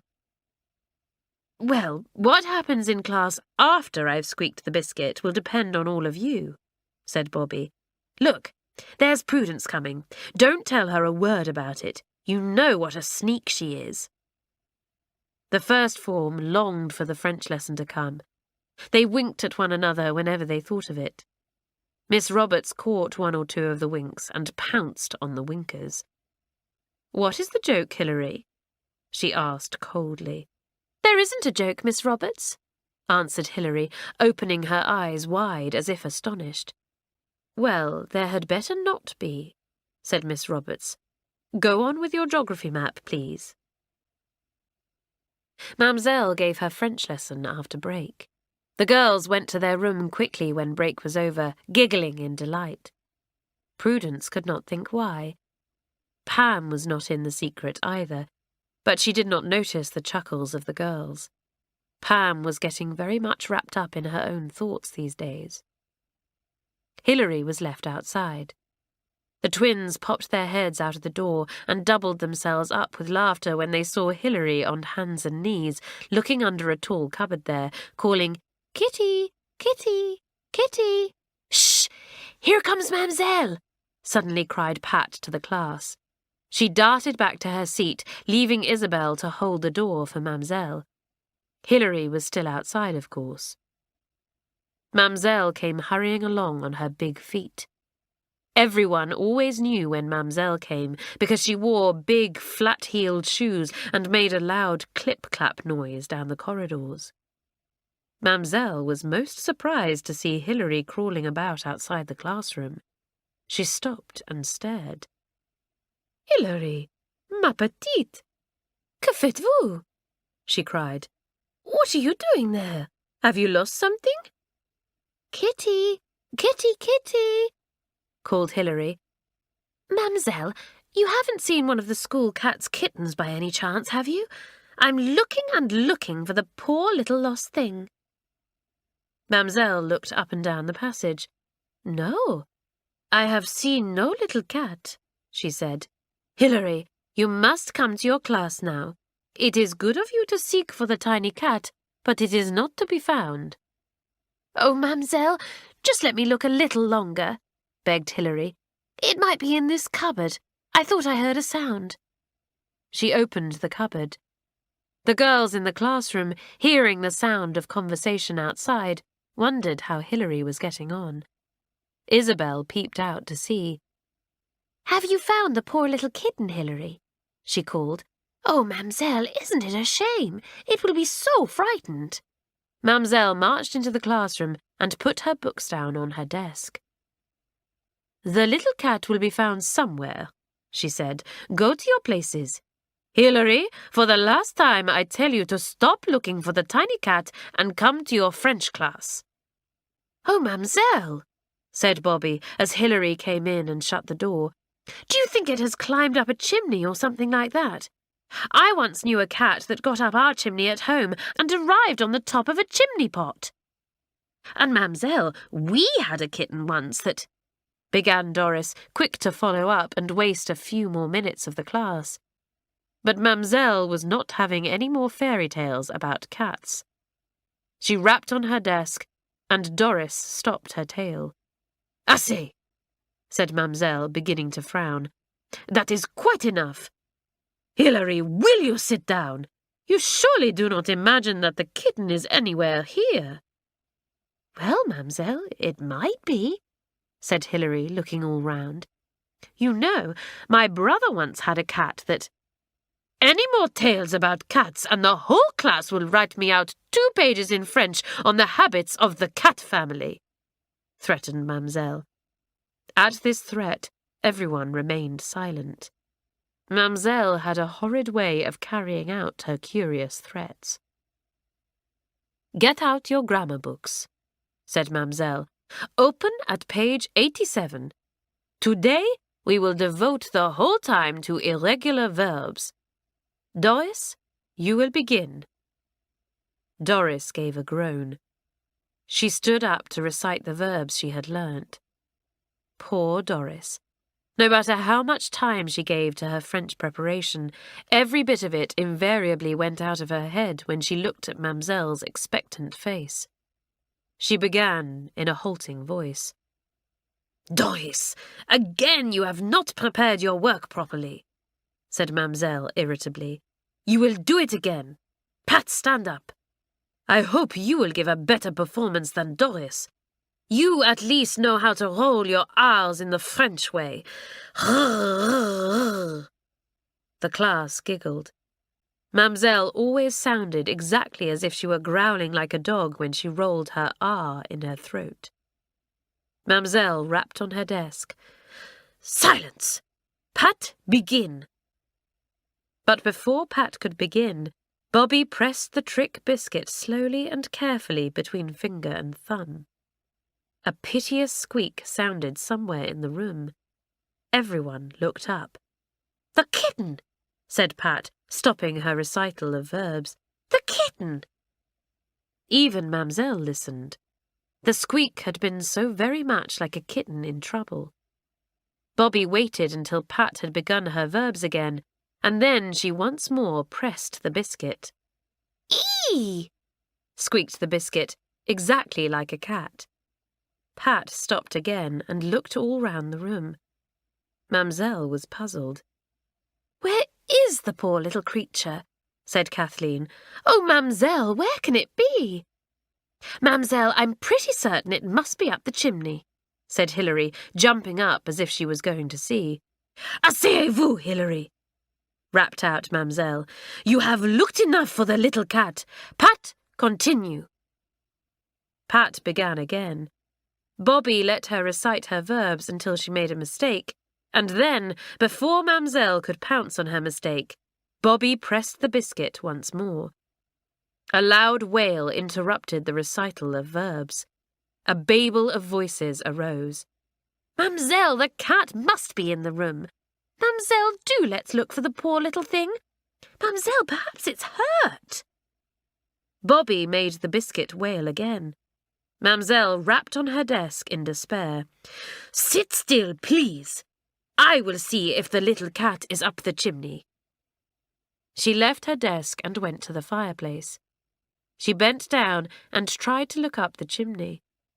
Bobby pressed the biscuit softly and made a very small mew come. Mamselle half thought it came from up the chimney. She got a ruler and felt about there. A shower of soot came down, and Mamselle jumped back, her hand covered with soot. The class began to giggle. "Mamselle, perhaps the cat's in the cupboard," suggested Janet. "Do let me look. I'm sure it's there." Mamselle was glad to leave the chimney. She gazed in dismay at her sooty hand. "Hilary, open the cupboard," she said at last. Hilary leapt to open it. Of course, there was no animal there at all, but Hilary rummaged violently over the shelves, sending books and handwork material to the floor. "Hilary, is it necessary to do this?" cried Mamselle, beginning to lose her temper again. "I begin to disbelieve in this cat. But I warn you, if it is a trick, I will punish you all with a terrible punishment. I go now to wash my hands. You will all learn the verbs on page 88 while I am gone. You will not talk. You are bad children." Mamselle disappeared out of the room, holding her sooty hand before her. When the door shut, a gale of laughter burst out. Bobby squeaked the biscuit for all she was worth. Prudence stared in surprise at it.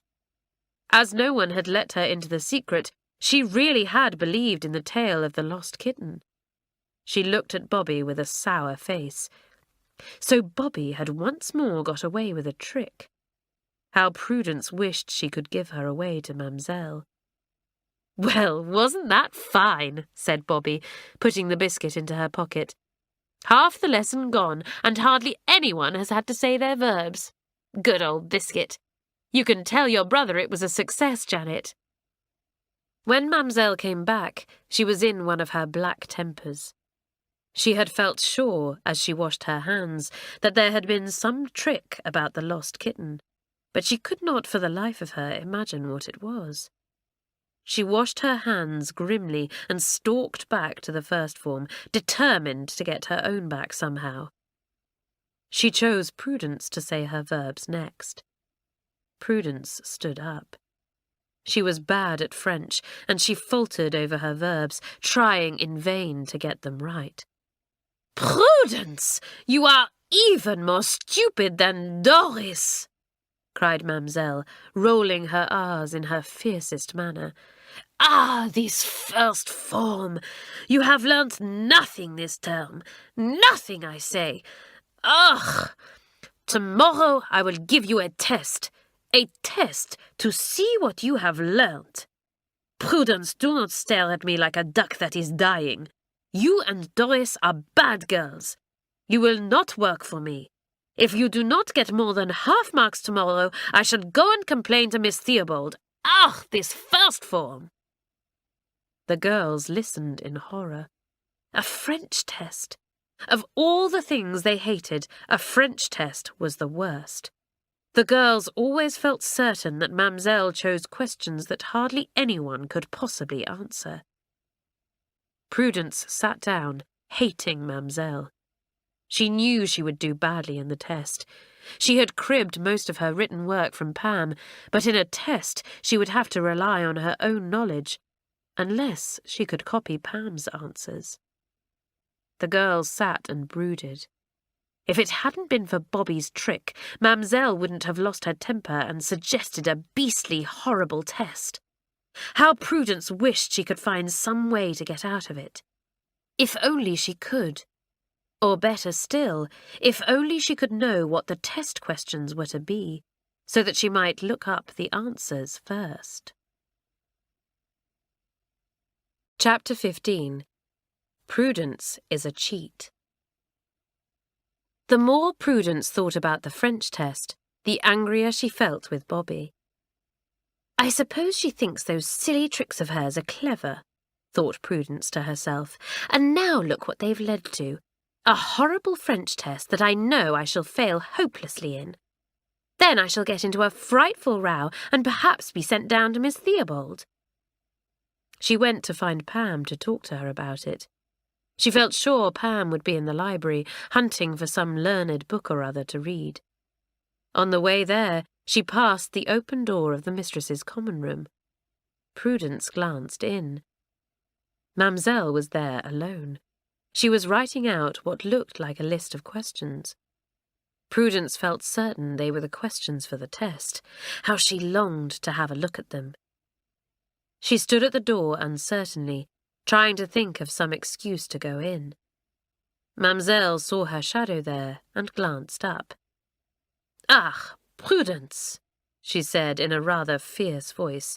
"Ah, tomorrow you will have this French test, yes? I will show you first-formers what hard work really means." Prudence made up her mind quickly. She would go into the common room and tell Mamselle about the trick, and perhaps she would be able to get a peep at the questions on Mamselle's desk. So in she went, looking the picture of wide-eyed innocence and goodness. "Mamselle, I'm awfully sorry we played about so much in your class," she began. "It was all that silly trick, you know, the squeaking biscuit." Mamselle stared at Prudence as if the girl had suddenly gone mad. "The squeaking biscuit?" said Mamselle in the greatest astonishment. "What is this nonsense you are saying?" "Mamselle, it isn't nonsense," said Prudence. "You see, Bobby had a trick biscuit that squeaked like a cat when it was pressed." Prudence was doing her best to get a look at the French questions as she spoke. Apparently, Mamselle had finished making them out. There were about 12 questions. Prudence managed to read the first one. Mamselle listened to what Prudence was saying, and at once knew two things: the true explanation of the lost kitten, and that Prudence was what the English girls called sneaking. Mamselle had been in England a long time, and had learnt to regard sneaking with dislike, although, when she had first arrived, she had listened to tale-bearers and thought nothing of it. But through long years of being with English mistresses, she had come to the conclusion that they were right about sneaks. On no account must they be encouraged.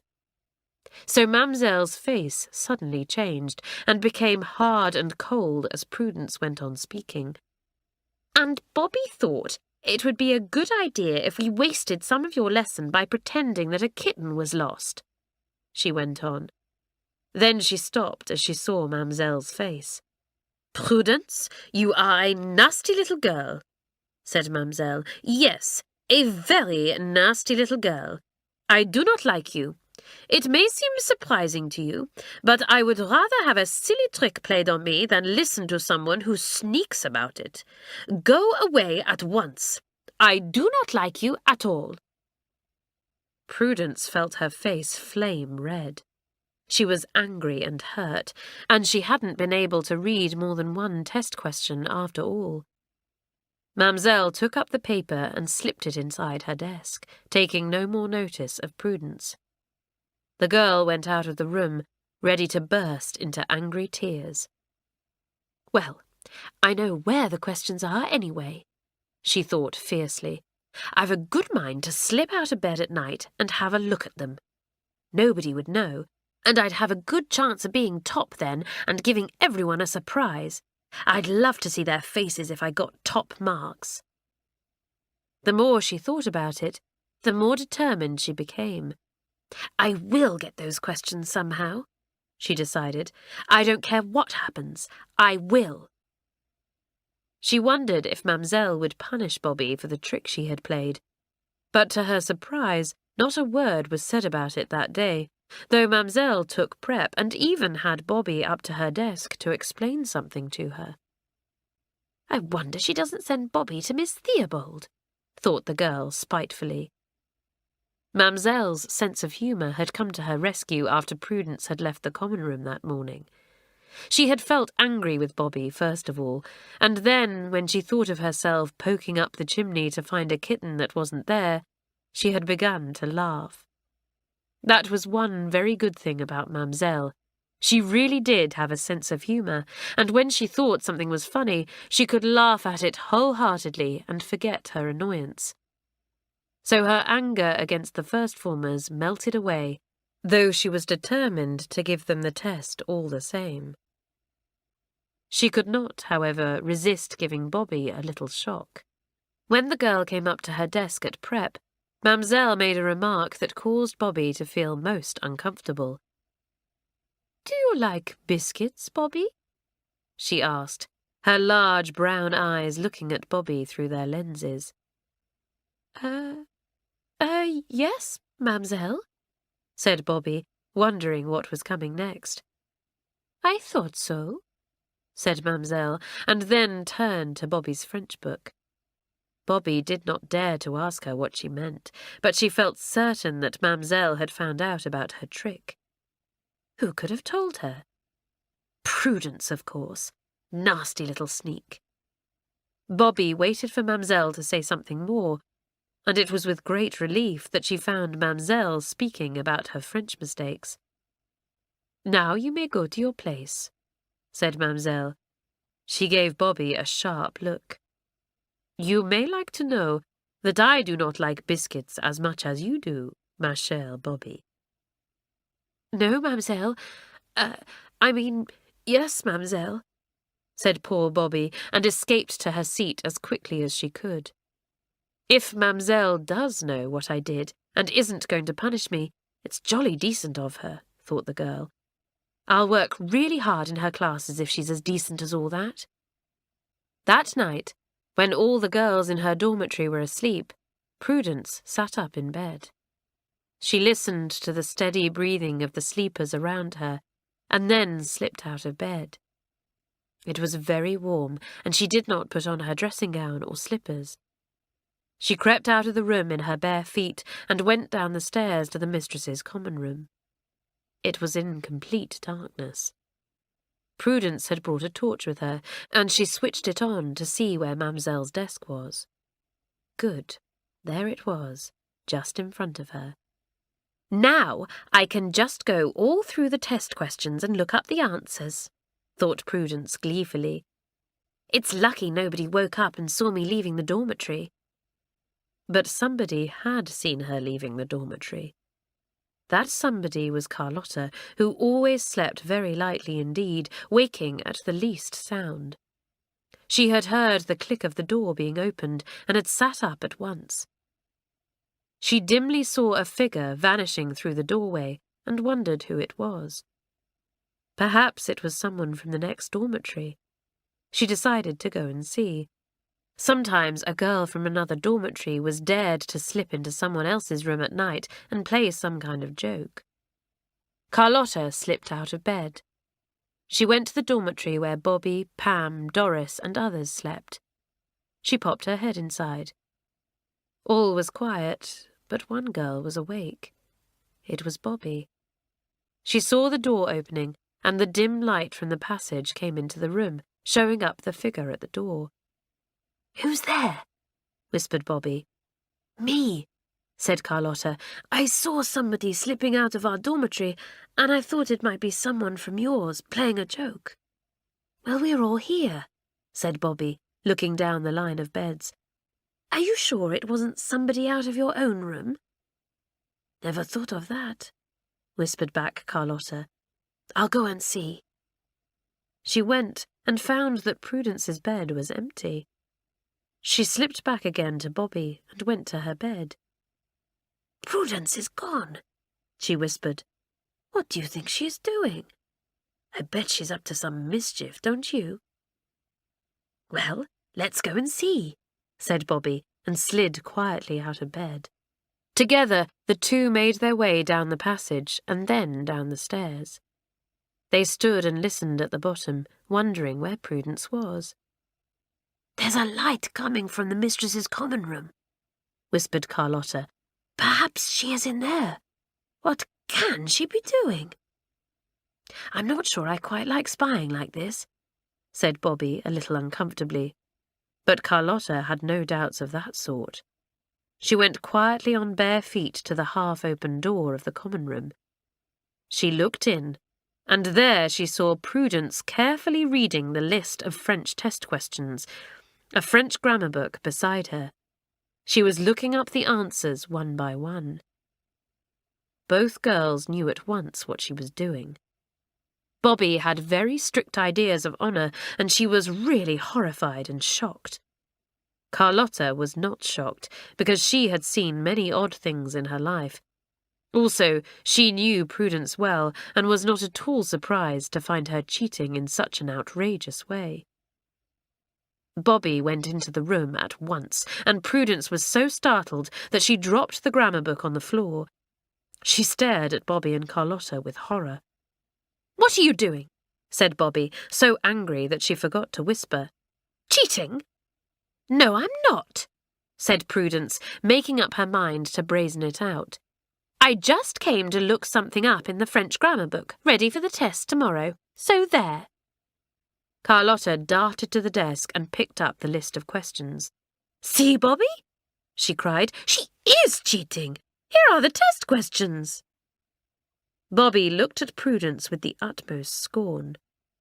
"What a hypocrite you are, Prudence," she said. "You go about pretending to be so good and religious and proper, and yet you sneak and cheat whenever you get a chance. You look down on Carlotta because she was a circus girl, but I tell you, we look down on you because you are all the things people hate worse than any other in school or in life. You are cunning, deceitful, untruthful, and an out-and-out cheat." These were terrible things to hear. Prudence burst out sobbing and put her head down on the desk. A pile of books upset and fell with thuds to the floor. Nobody noticed the noise they made, for all three girls were too wrapped up in what was happening. It so happened that Miss Theobald's bedroom was just below the mistress's common room. She heard the succession of thuds and wondered what the noise could be. She thought she heard the sound of voices, too. She switched on her light and looked at her watch. It was 2:15. Whoever could be up at that time of night? Miss Theobald put on her dressing gown, tied the belt firmly round her waist, put on her slippers, and left the room. She went upstairs to the corridor that led to the mistress's common room. She arrived at the door just in time to hear the end of Bobby's scornful speech. She paused in the greatest astonishment. Whatever could be happening? Chapter 16. Miss Theobald deals with 3 girls. "Girls," said Miss Theobald in her clear, low voice. "Girls, what are you doing here?" There was a petrified silence as all 3 girls saw the headmistress standing at the door. A cold chill came over Prudence's heart, and Bobby had the shock of her life. Only Carlotta seemed undisturbed.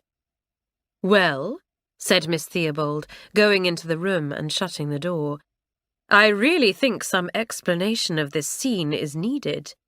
Roberta, surely you can explain." "Yes, I can," blurted out Bobby. "Surely you can guess what Carlotta and I discovered Prudence doing, Miss Theobald." "She is cheating," said Carlotta. "She is looking at the French test questions and finding the answers, Miss Theobald, so that she will be top tomorrow. But it is nothing surprising. Prudence is like that." Prudence broke out into loud sobbing again. I wasn't, she wailed. "Carlotta only says that because I found out she was nothing but a circus girl. I hate her.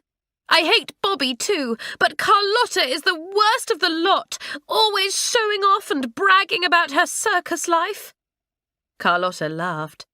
"I am glad you hate me, Prudence," she said. "I would not care to be liked by you.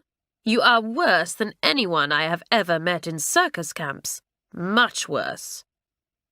"Be quiet, Carlotta," said Miss Theobald. She was very worried. This was a dreadful thing to happen. "Go back to bed, all of you. I will deal with this in the morning. Is Prudence in the same dormitory as you two?" "No, she's in mine, but not in Bobby's," said Carlotta. "Well, go back, all of you," said Miss Theobald. "If I hear another sound tonight, I shall treat the matter even more seriously tomorrow." She watched the 3 girls go back to their dormitories and then went to her own room, wondering how to deal with things in the best way. Had she done right in letting Carlotta, the little circus girl, come to St Clare's?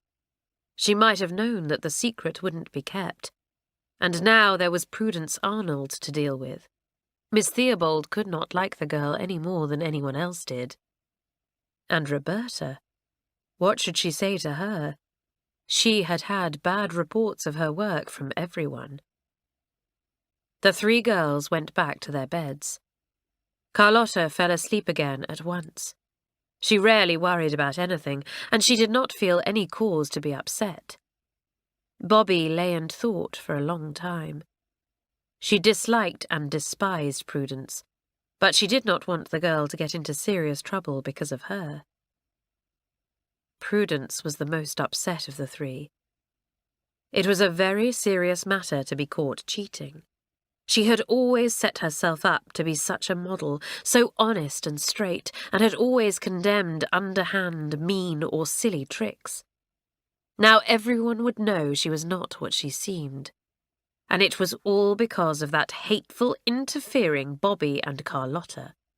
She felt a great surge of bitterness against Carlotta, who had so calmly told Miss Theobald what the 2 girls had found her doing. Prudence did not realize that practically every girl had seen through her silly pretenses and had set her down as a smug hypocrite and sneak. Next day, the 3 girls were called into Miss Theobald's room one by one.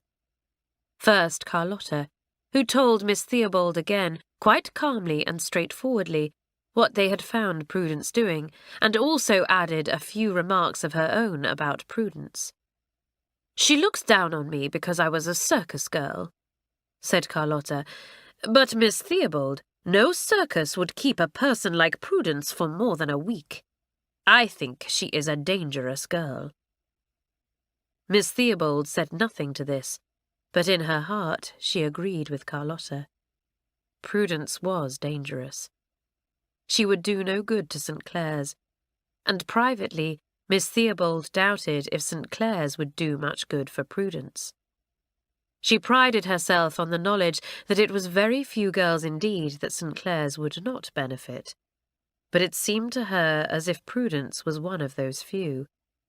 She was the only child of doting, indulging parents who believed that Prudence was all she seemed. Poor Prudence. What a pity her father and mother hadn't been sensible with her and punished her when she did wrong, instead of getting upset and begging her to do better. Miss Theobald had Bobby in next. Bobby did not want to say much about Prudence, and she was surprised to find that Miss Theobald looked at her coldly and did not give her even a small smile when she came in. "It is an unpleasant thing to find anyone in the act of cheating," said Miss Theobald, looking straight at Bobby. "I expect you hate the idea of cheating almost worse than anything else, Roberta." "Yes, Miss Theobald," said Bobby, who was an honest and truthful girl, in spite of all the tricks she played. "I think cheating is horrible. I'd just hate myself if I cheated like Prudence." Then Miss Theobald said a surprising thing. "It is odd to me, Roberta," she said, "that you, who seem to have such strict ideas about cheating, should be such a cheat yourself." Bobby stared at Miss Theobald as if she couldn't believe her ears. "What did you say, Miss Theobald?" she asked at last. "I think I didn't hear it correctly." "Yes, you did, Roberta," said Miss Theobald. "I said that it was odd that you should be a cheat when you hold such strict ideas about cheating." "I'm not a cheat," said Bobby, her cheeks crimson and her eyes beginning to sparkle with anger and surprise. "I've never cheated in my life." "I don't know about all your life," said the headmistress, "but I do know about the last 2 months of it, Roberta. Why have your parents sent you here? To have a good time and nothing but a good time? Why are they paying high fees for you?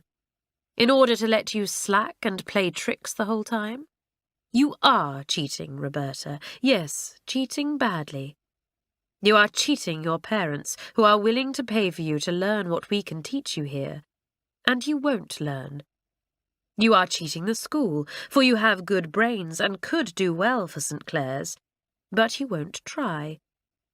And last of all, you are cheating yourself, depriving yourself of all the benefits that hard work, well done, can bring you, And you are weakening your character instead of making it strong and fine, because you will not accept duty and responsibility.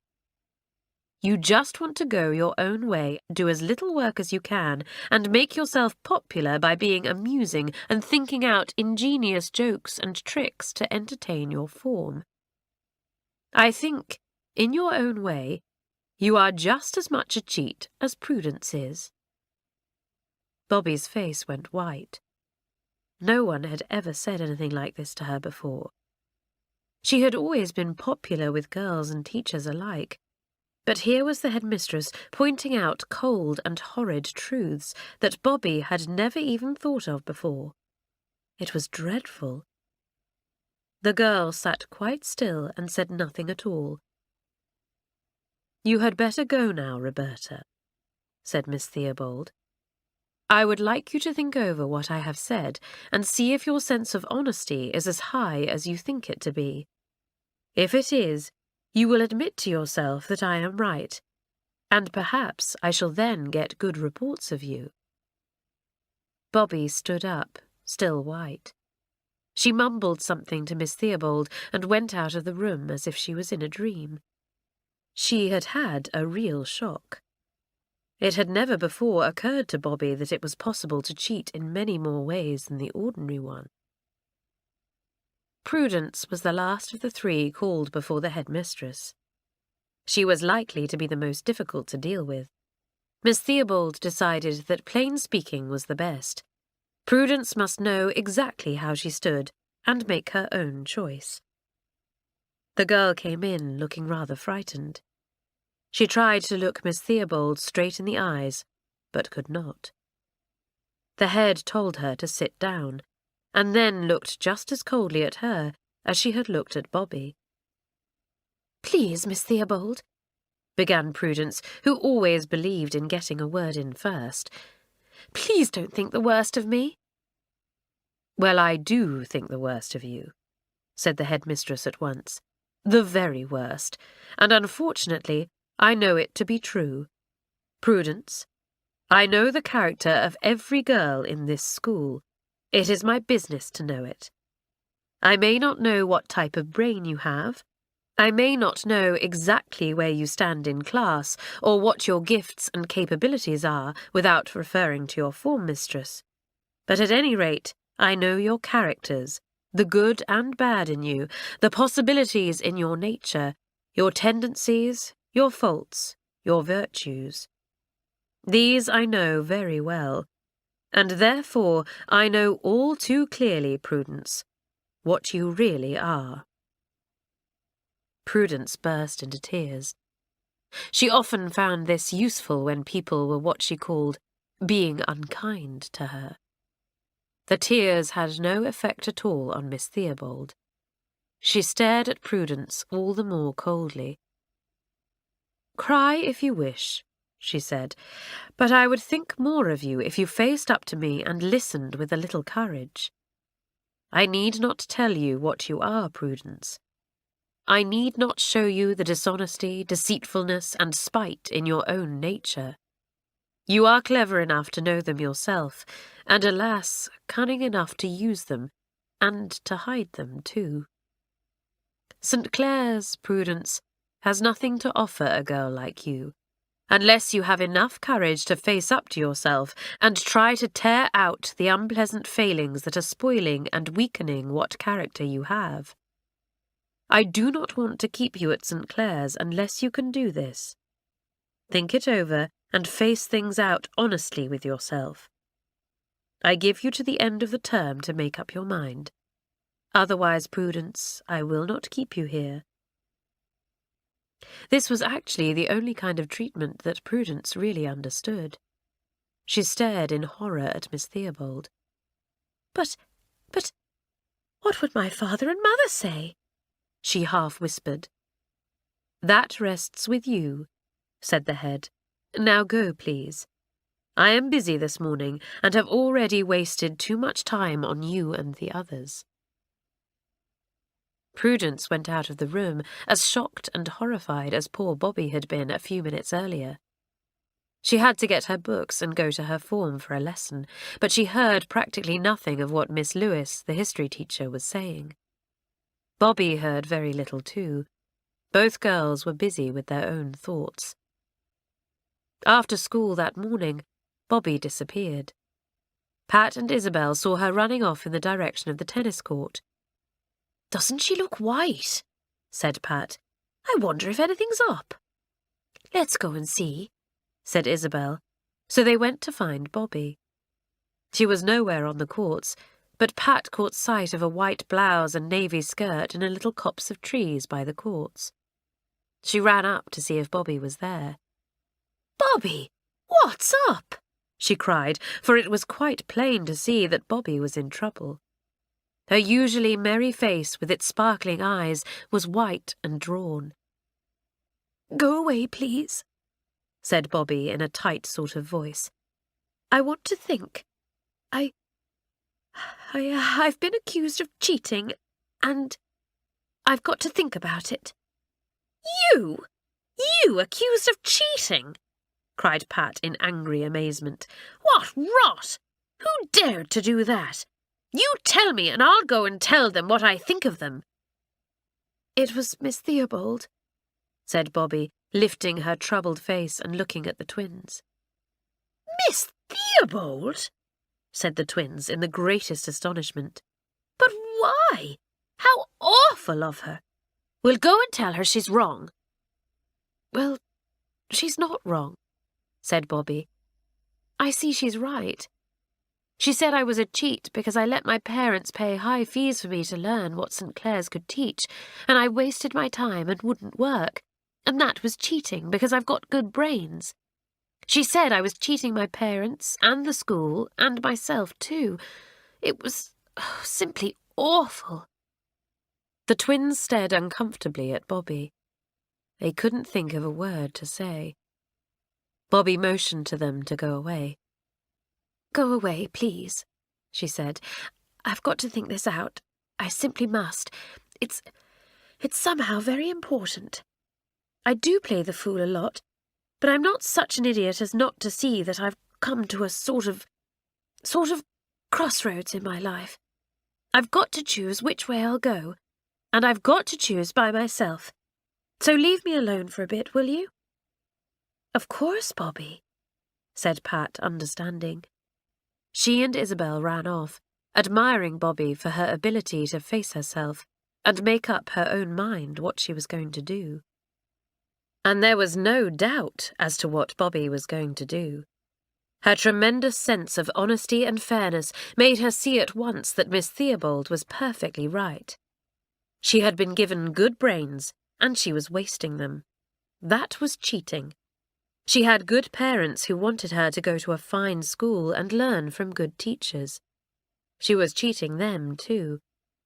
And perhaps worst of all, she was cheating herself and growing into a weaker and poorer character than she needed to be, and the world wanted fine, strong characters able to help others on, not poor, weak, don't-care people who themselves needed to be helped all the time.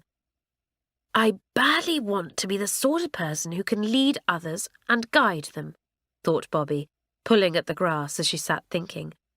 "I want others to lean on me, not me on them. Well, I've had my fun. Now I'll work.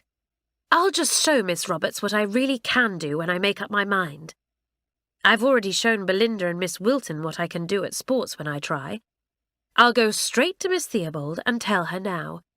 I don't feel as if I like her very much now. She had such cold, angry eyes when she looked at me. But I'd better go and tell her. I'll get it off my chest and make a fresh start." Poor Bobby felt nervous as she ran back to the school. Miss Theobald had given her a real shock, and she dreaded seeing her again, and felt half frightened as she thought of looking into the headmistress's scornful eyes.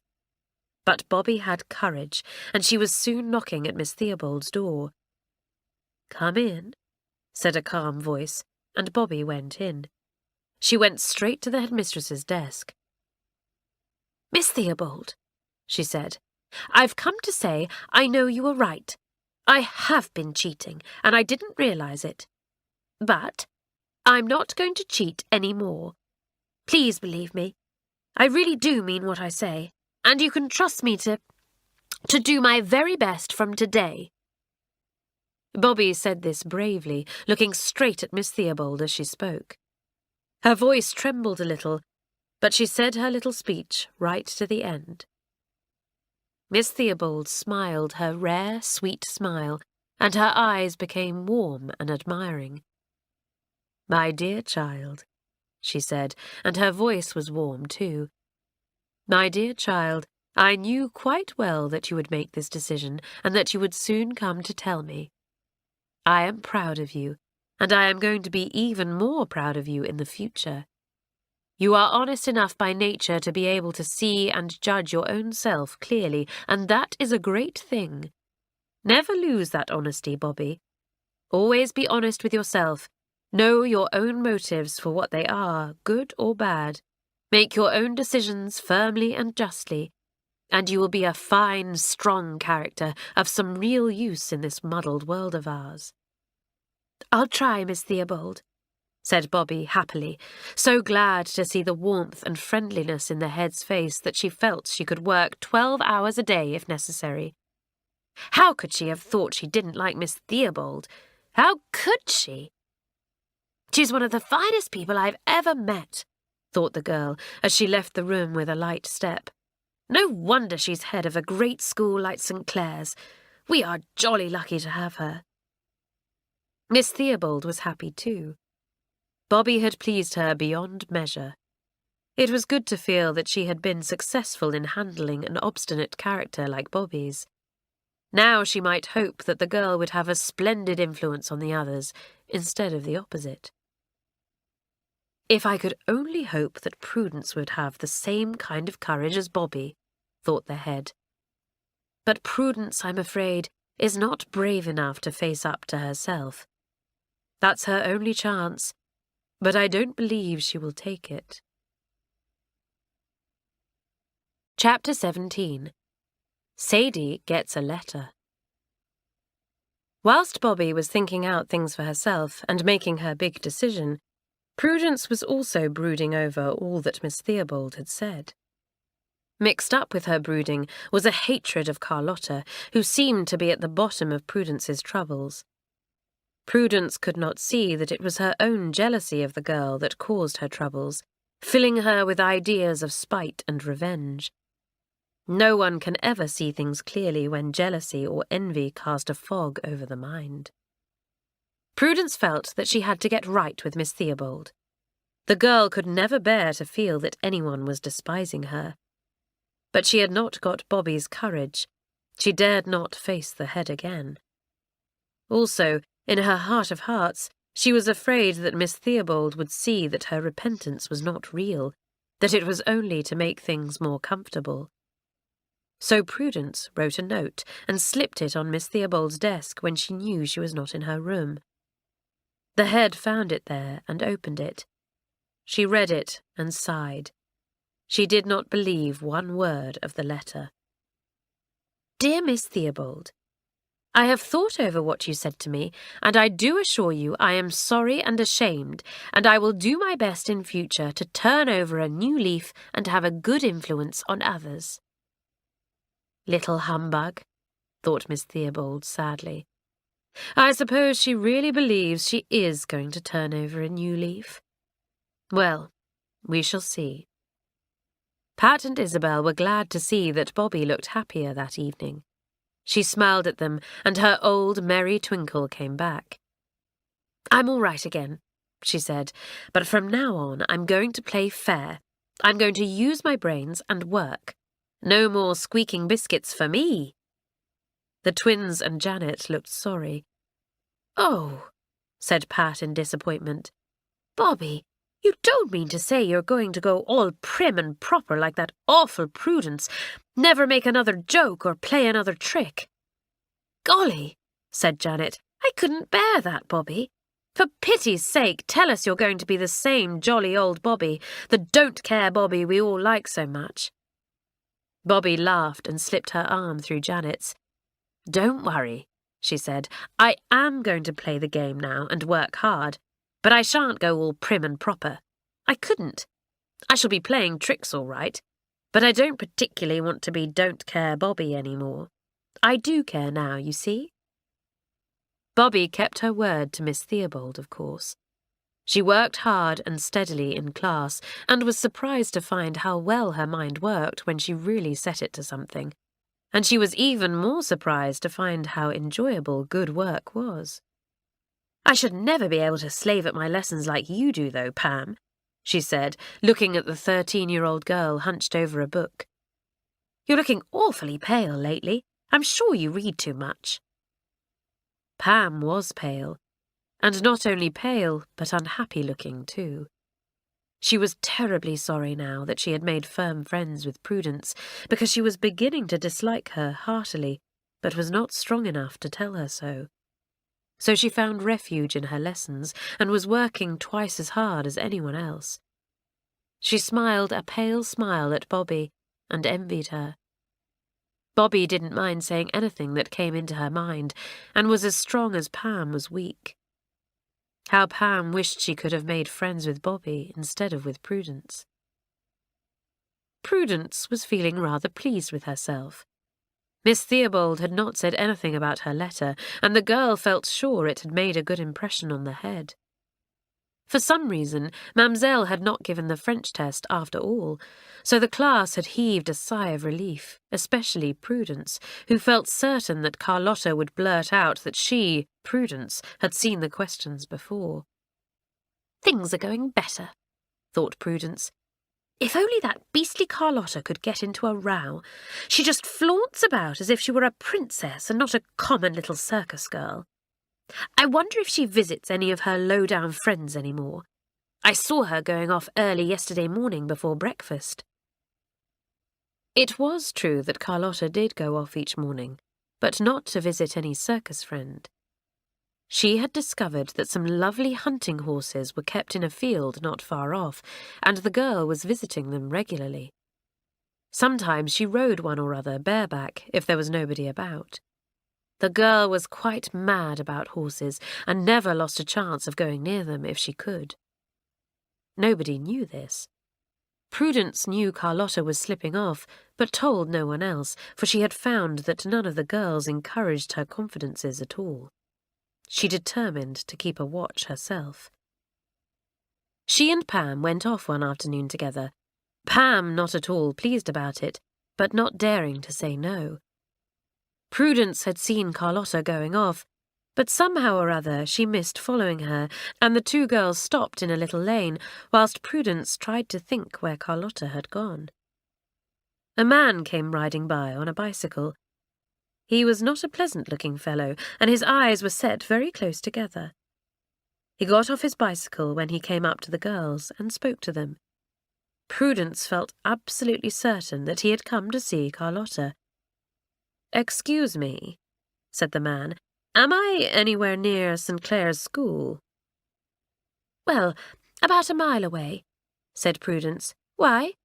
Do you want to see someone there?" "I should like to," said the man. "It's very important indeed. I suppose you couldn't take a message for me." Prudence's heart beat fast. What trouble she could get Carlotta into now! What would Miss Theobald say if she knew Carlotta was slipping out to see people like this? "Of course I could take a message for you," she said. The man took a letter from his pocket and handed it to Prudence. "Don't you tell a single soul," he said. "It's very, very important. I'll be here at 11 o'clock tonight without fail." "All right," said Prudence. "I'll see to it for you." "You're a brick," said the man. "You're a dandy. I'll give you a fine present, see if I don't." Someone else came down the lane at that moment, and the man jumped on his bicycle and rode away, saluting the two girls as he went. Pam shivered a little. "Prudence, I don't like him. I don't think you ought to have spoken to him. You know it's a rule we never speak to strangers. You're not going to get Carlotta into trouble, are you?" "Oh, be quiet," said Prudence impatiently. She pushed the letter into her pocket without looking at it. Aren't I doing something for Carlotta, silly? Aren't I taking a message to her from a friend? What awful friends she has, too. Pam was worried. Her head ached and she felt miserable. She wished she had never become friendly with Prudence. Her mind turned once again to her work. She could only forget things if she worked. She hadn't been sleeping well at night, and her work was becoming difficult to do, which made her worry all the more. "Now listen to me, Pam," said Prudence. "You and I are going to go out tonight at 10:30 and come here. We are going to hide behind the hedge and hear what goes on between our dear Carlotta and her circus friend. If she is planning any more escapades, we can report them." Pam stared at her friend in distress. "I can't do that," she said. "I can't." "You've got to," said Prudence, and she stared at Pam out of her pale blue eyes. Pam felt too tired and weak to argue. She simply nodded her head miserably and turned back to go home. The girls walked back in silence, Prudence thinking with delight that now she had Carlotta at her mercy. As soon as they got back to school, Hilary hailed Prudence. "Prudence, you know quite well it's your turn to brush up all the tennis balls and get them clean this week. You haven't done it once, you lazy creature. You jolly well do it now, or you'll be sorry." "I've just got to take a message to somebody," said Prudence. "I won't be a minute." "You just let somebody else take the message," said Hilary, annoyed. "I know your little ways, Prudence. You'll just do this and you'll just do that, and the little jobs you ought to do aren't done." "I'll take the letter, Prudence," said Pam wearily. She felt that she could not stand arguments a minute more. Prudence handed her the letter with a sulky face.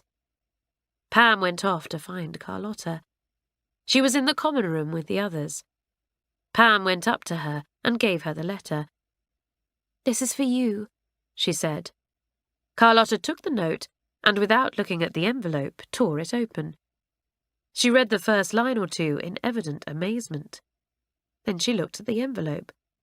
"Why, it isn't for me," she said, looking round for Pam, who, however, had gone. "It's for Sadie. I suppose Pam didn't see her name on the envelope. How odd. Where's Sadie, Alison?" "Doing her hair," said Alison. There was a shout of laughter at this. When Sadie was missed, she was always either doing her hair, doing her nails, or doing her face. Carlotta grinned and went to find her. "Hi, Sadie," she said. "Here's a note for you. Sorry I opened it by mistake, but that little idiot of a Pam gave it to me instead of you. I haven't read it." "Who's it from? How did Pam get it?" asked Sadie curiously, taking the note. "Don't know," said Carlotta, and went. Sadie opened the envelope and took out the letter inside. She read it and her face changed. She sat down on the bed and thought hard. She read the letter again. "Dear Miss Sadie, do you remember your old nanny, Hannah? Well, I'm over here and I'd like to see you. I don't like to come to the school. Can you come down to the lane by the farm and see me for a few minutes? I'll be there at 11 o'clock tonight. Hannah." Sadie had been very fond of Hannah, who had been her nanny and her mother's help for some years. She was astonished that Hannah should be in England, for she had thought she was in America. Why did she want to see her? Had anything happened? Sadie wondered whether to tell Alison or not, and then she decided not to. Alison was a nice girl, and a pretty one, but she was a featherhead. She might go and bleat it out to somebody. Sadie tucked the note into her pocket and went downstairs. "Hello," said Alison. "I was wondering whenever you were coming down. It's nearly supper time." Sadie was rather silent at supper time. She felt puzzled and a little worried. She thought she would ask Pam where she had got the note from, but Pam was not at supper. "She's got a frightful headache, and Miss Roberts sent her to matron," said Janet. "She's got a temperature." Prudence was quite pleased to think she would not have Pam with her that night after all. She was getting a little tired of pretending to Pam that everything she was doing was for Carlotta's good. She looked at Carlotta to see if the girl showed any signs of receiving the letter. Carlotta saw her glancing her way and made one of her peculiarly rude faces. Prudence looked down her nose in disgust and turned away. Carlotta grinned. She didn't care a halfpenny for Prudence and delighted in shocking her. Chapter 18. An Exciting Night. That evening, Sadie lay awake until the clock struck 11:15. It was still fairly light, but everyone in the dormitory was asleep. Sadie got up quietly and dressed. No one heard her. She slipped out of the dormitory and down the stairs. In a few moments, she was out of the garden door and in the school grounds. Behind her slipped a dark little shadow, Prudence. Prudence thought that she was following Carlotta, of course. She had no idea it was Sadie. Prudence had got up at 10:15 and had slipped out of the dormitory next to Sadie's, afraid that if she waited any later, Carlotta might get away before she had a chance of keeping up with her. She had felt so certain that it was Carlotta the letter had been for, she had never even looked at the envelope to see what name was written there. Now, at about 11:15, Alison awoke suddenly with a sore throat. She cleared it and swallowed. It felt most unpleasant. She knew that Sadie had some lozenges, and she decided to wake her and ask for them. So the girl slipped out of bed and went to Sadie's cubicle. She put out her hand to shake Sadie, and to her great astonishment, found that she was not there. Her bed was empty. Her clothes had gone, so she had dressed. Alison sat down on the bed in surprise. She was hurt. Why hadn't Sadie told her she was going somewhere? But where in the world could she have gone? There couldn't be a midnight feast or anything like that, because it was obvious that everyone was in bed, unless the other dormitory was holding a feast and had asked Sadie. Well, Sadie might at least have told me, even if I wasn't asked, thought Alison, aggrieved. I'll go and peep in at the twins' dormitory and see if there's anything going on there. So she slipped into the next dormitory, but everyone's bed seemed filled, with the exception of one. How odd. Alison stood thinking, and then she heard a whisper. It was Pat. Who's that? What are you doing? Oh, Pat, are you awake? Said Alison in a low voice, going to Pat's bed. I say, Sadie's gone. She's dressed and her bed is empty. I don't know why, Pat, but I feel worried about it. Sadie didn't seem herself this evening. She was all quiet and sort of worried. I noticed it. Pat sat up. She was puzzled. Sadie didn't usually do anything out of the ordinary at all. Wherever can she have gone? She said. There's one bed empty in your dorm, too, said Alison. Whose is it? Golly, it's Prudence's, said Pat in astonishment. Don't tell me those two are somewhere together. I thought Sadie detested Prudence. She does, said Alison, more puzzled than ever. A movement in the next bed made them look round. Carlotta's voice came to them, low and guarded. What are you two doing? You'll wake everyone up. Anything up? Carlotta, it's so funny. Both Sadie and Prudence are gone from their beds, said Pat. Carlotta sat up at once. She remembered the note she had given to Sadie. I wonder if it's anything to do with the note that Pam gave to me instead of to Sadie, she said. What note? Asked Alison. Carlotta told her, and Pat and Alison listened in surprise. Somehow I think there's something a bit odd about this, said Carlotta. I do, really. So do I, said Alison uncomfortably. I'm awfully fond of Sadie. You don't think, do you, that she's being kidnapped or anything? She said once that she nearly had been, over in America.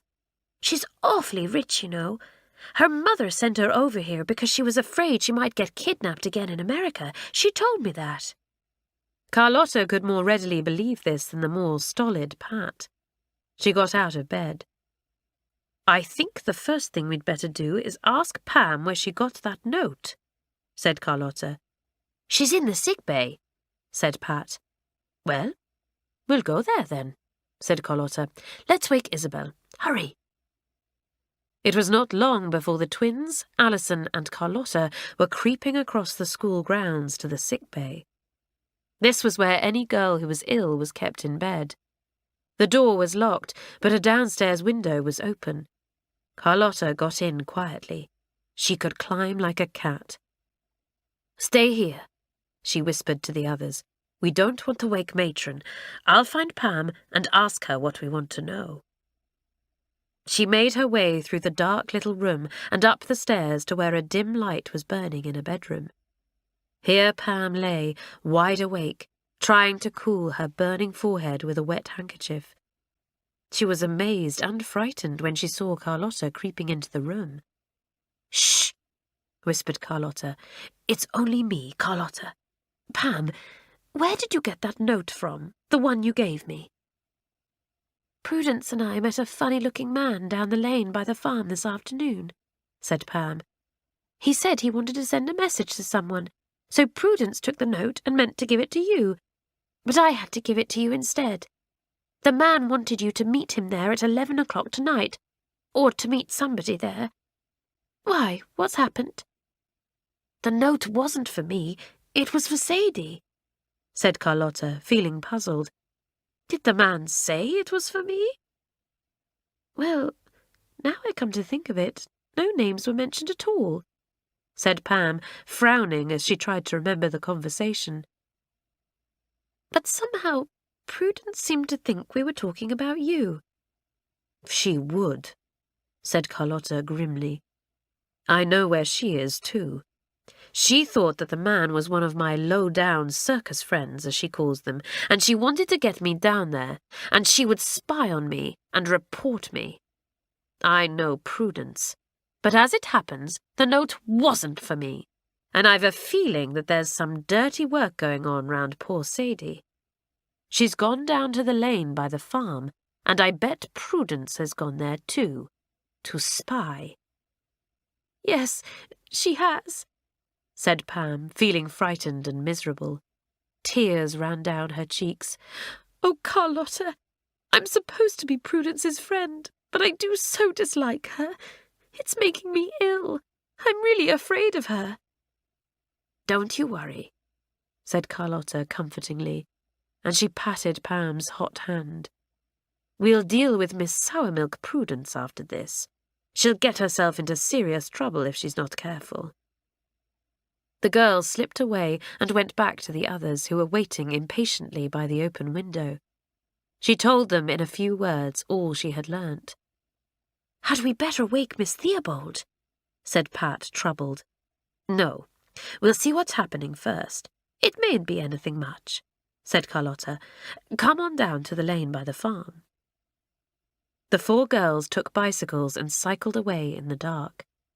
The summer twilight was just enough for them to see their way. Halfway to the farm, they met a sobbing figure running up towards them. It was Prudence. "Prudence! What's the matter? What's happening?" cried Pat in alarm. "Oh, Pat! Is it you? Oh, Pat! Something dreadful has happened!" sobbed Prudence. "Sadie has been kidnapped!" She has! I thought I was following Carlotta when I went out this evening just before 11, but it was Sadie after all. And when she got near the farm, 2 men came up and took hold of her, and they dragged her to a hidden car and put her in. I was hiding behind the hedge." "Did you hear them say anything?" demanded Carlotta. "Yes, they said something about a place called Jailbury," wept Prudence. "Where is it?" "Jailbury," said Carlotta in astonishment. "I know where Jailbury is. Why, that's where the circus camp went to. Are you sure you heard them say they were taking Sadie there, Prudence? Prudence was quite sure. Carlotta jumped on her bicycle. I'm just going to cycle to the telephone kiosk down the lane, she called. The kidnappers will get a shock when they get to Jailbury. She rode to the kiosk, jumped off her bicycle, disappeared into the little telephone box, and looked up a number there. In a minute or two, her excited voice filled the kiosk as she poured out her story to someone and asked for their help. In about 5 minutes, she was back with the others. I telephoned the circus camp, she said. They'll be on the watch for the car. They'll stop it and surround it, and if they don't rescue Sadie, I'll eat my hat. Oh, Carlotta, you really are marvellous, said Pat. But wouldn't it have been better to call the police? I never thought of that, said Carlotta. You see, in circus life, we don't somehow call in the police. Now, I'm off to join in the fun. I know my way to Jailbury, but I'm not going by bike. How are you going, then? Asked Pat. On horseback, said Carlotta. I shall borrow one of the hunters I've ridden on in the early morning. They are quite near here, and any of them will come to me if I call to them. I'm going to be in at the fun. The girl disappeared into a field. The twins, Alison and Prudence, stared after her in the starlight. Carlotta was such a surprising person. She went straight for what she wanted, and nothing could stop her. In a few minutes they heard the sound of galloping hoofs, and that was the last they saw of Carlotta that night. Chapter 19. Carlotta to the Rescue. Carlotta knew the countryside around very well. She took the horse across fields and hills, her sense of direction telling her exactly where to go. She thought hard all the time and smiled grimly when Prudence came into her mind. She's gone just too far this time, she thought, as she galloped on through the night, the horse responding marvellously to the girl's sure hands. I do hope I get to Jailbury in time to see the fun. She didn't get there in time, but when she reached the little town after some time, she saw lights in the big field where the camp was and galloped swiftly to it. She put the horse to jump the fence that ran round the field, and it rose high in the air. A voice hailed her. "Who's that?" "Oh, Jim, it's me, Carlotta," she cried. "Has anything happened? Did you get my message?" "We did," said the man, coming up to take the panting horse. "And we've got the girl for you. Mighty pretty, isn't she?" "Very," said Carlotta with a laugh. "And if I know anything about Sadie, she wanted to borrow a comb and do her hair, or powder her nose, as soon as you rescued her. Tell me what happened." "Well, as soon as we got your message, we dragged a caravan out of the field and set it across the road there. See, where it runs into the town," said the man, pointing in the starlight to where a road, not much wider than a big lane, ran between high hedges. Nobody was about, and not a car came by, till suddenly one appeared racing along. We guessed it must be the one we wanted. "Oh, if only I'd been there," groaned Carlotta. "Go on, what happened?" "Well, when the car saw the caravan by the light of its headlamps, it stopped, of course," said Jim. "We pretended that our caravan had got stuck, and we were pulling and heaving at it like anything. One of the men in the car jumped out to see what was up, and he called to the other man to come and help us so that we could shift the caravan out of his way. So I slipped off to the car, and there, in the back, all tied up like a chicken, with a handkerchief round her mouth, was your friend. I got her out in half a tick, of course, and bundled her behind a hedge." "Quick work," said Carlotta, enjoying the tale thoroughly. "Very quick," agreed the man. "Well, then I went back to the others, tipped them the wink, and we moved the caravan away in a jiffy, leaving the road clear. The two men went back to the car, hopped in, never looked behind at all to see if the girl was there, and drove off in the night without her." Carlotta began to laugh. It struck her as very funny indeed to think of the two kidnappers being so easily tricked and racing away in the night with an empty car. "Whatever will they think when they take a look behind and see Sadie is gone?" she said. "You did awfully well, Jim. Now we don't need to call in the police or have a fuss made or anything. I can just take Sadie back to the school and nobody needs to know anything about it. I'm sure Miss Theobald wouldn't want the papers to splash headlines all about the kidnapping of Miss Sadie Green." "Come along and have a word with her," said Jim. Carlotta went along with him, leading the horse by a lock of its thick mane. She came to a large caravan and went up the steps. Inside was Sadie, combing out her ruffled hair by the light of an oil lamp. A woman was sitting watching her. Nobody appeared to think that anything extraordinary had happened. It seemed as if rescuing kidnapped girls was quite an ordinary thing to happen in the middle of the night. Not even Sadie was excited, but then she seldom was. "Hello, Sadie," said Carlotta. "Doing your hair as usual?" "Carlotta," said Sadie in surprise. "How did you get here? I was an awful idiot. I got kidnapped again. That note you opened by mistake was supposed to be from an old nanny of ours that I was very fond of, and I went out to see her, and 2 men caught me. And then somebody bundled me out and rescued me. But I haven't quite got the hang of things yet. And my hair got frightfully untidy, so I'm just putting it right." Carlotta grinned. "If you fell out of an aeroplane, you'd wonder if your hair was getting windblown," she said.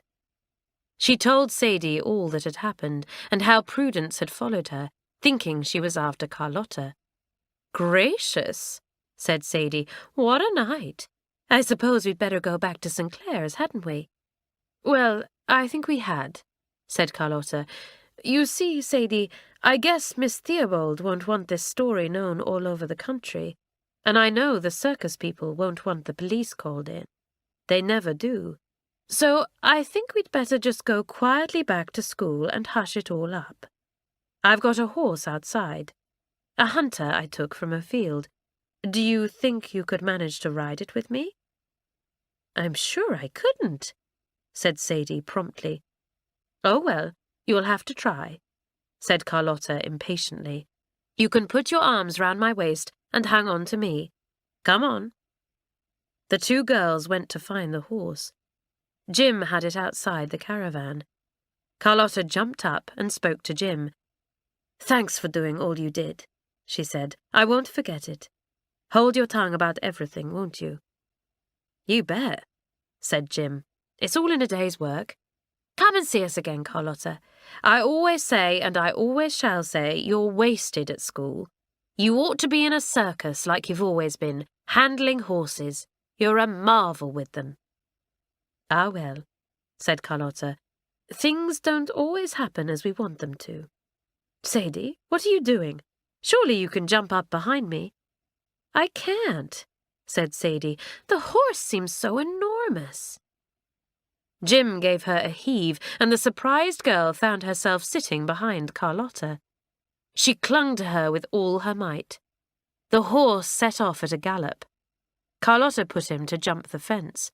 Up he went with the 2 girls on his back, and he came down lightly the other side. Sadie squealed with fright. She had nearly fallen off. "Let me off! Oh, let me off!" she shouted. "Carlotta, let me off!" But Carlotta didn't. She galloped on through the starlit night, poor Sadie bumping up and down behind her. "Oh!" gasped Sadie. "Tell the horse not to bump me so, Carlotta! Carlotta, do you hear?" "It's you that are bumping the horse," said Carlotta with a squeal of laughter. "Hang on, Sadie, hang on." But it was too much for Sadie. When they had gone about halfway back, she suddenly loosened her hold on Carlotta and slid right off the horse. She fell to the ground with a bump and gave a yell. Carlotta stopped the horse at once. "Sadie, are you hurt? Why did you do that?" "I'm awfully bruised," came Sadie's voice from the ground. Carlotta, I will not ride that bumpy horse another step. I'd rather walk." "How tiresome you are," said Carlotta, springing lightly to the ground.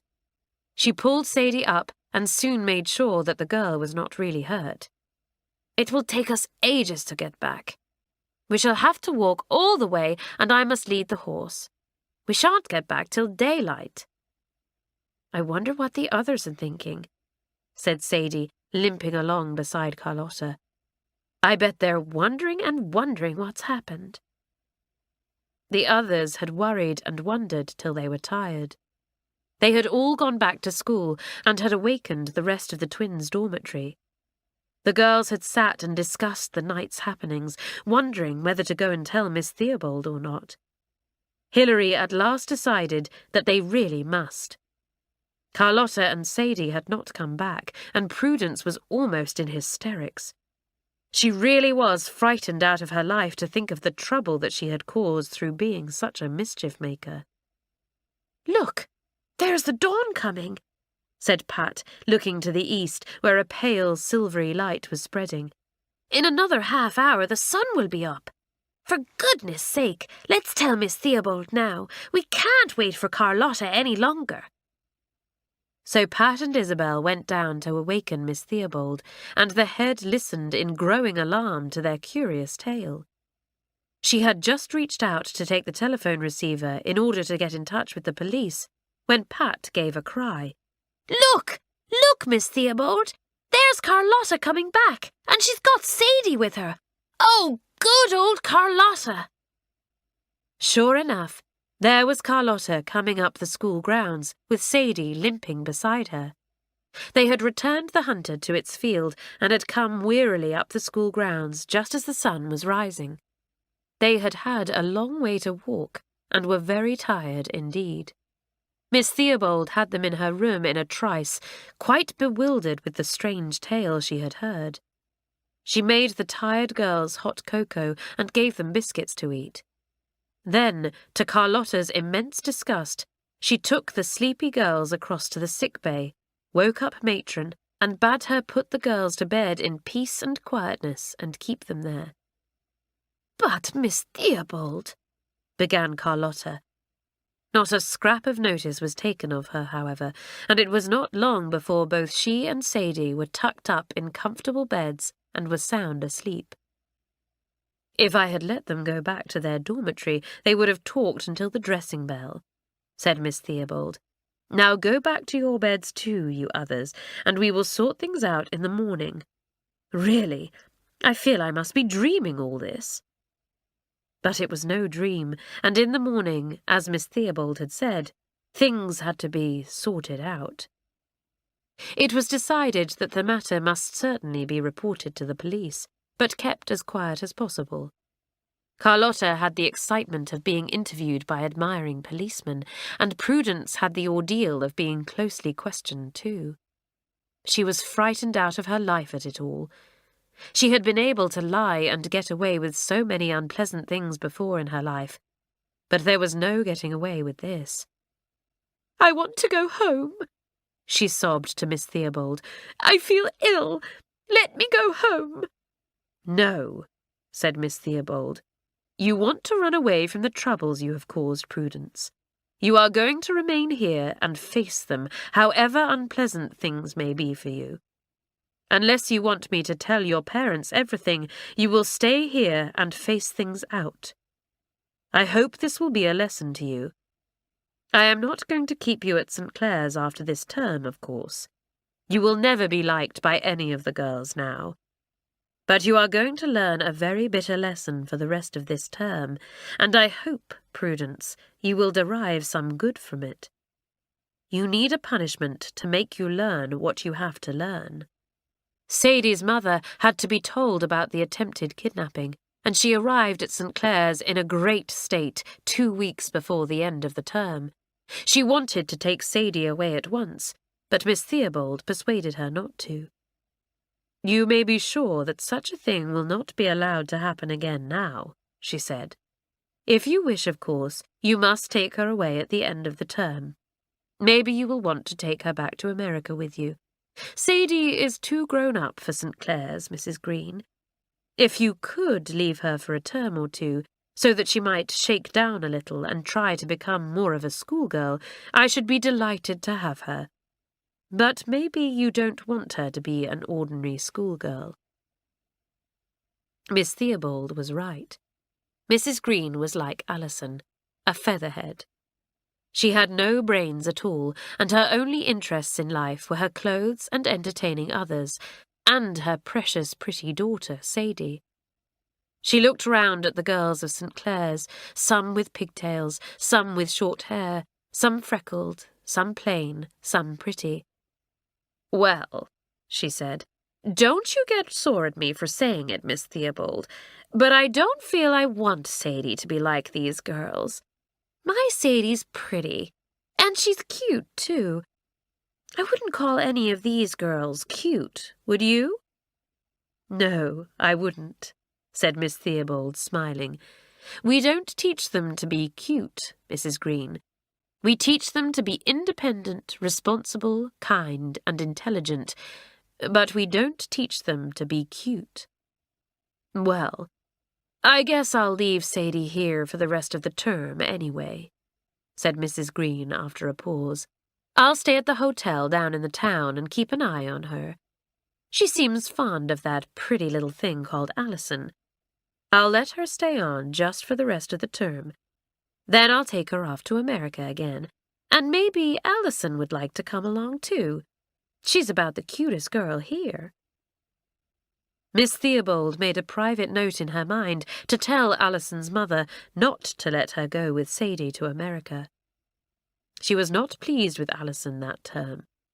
The girl had much better stuff in her than she had shown the last 2 or 3 months, and Miss Theobald did not want her to be completely spoilt. So it came about that both Sadie and Prudence stayed on for the rest of the term and did not leave.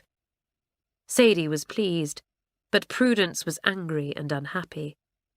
It was terribly difficult to face so many hostile girls every minute of the day. For the first time in her life, she was really getting a punishment she deserved. Chapter 20. The End of the Term. And now the term drew swiftly to an end. There were tennis matches, swimming matches, and other sports.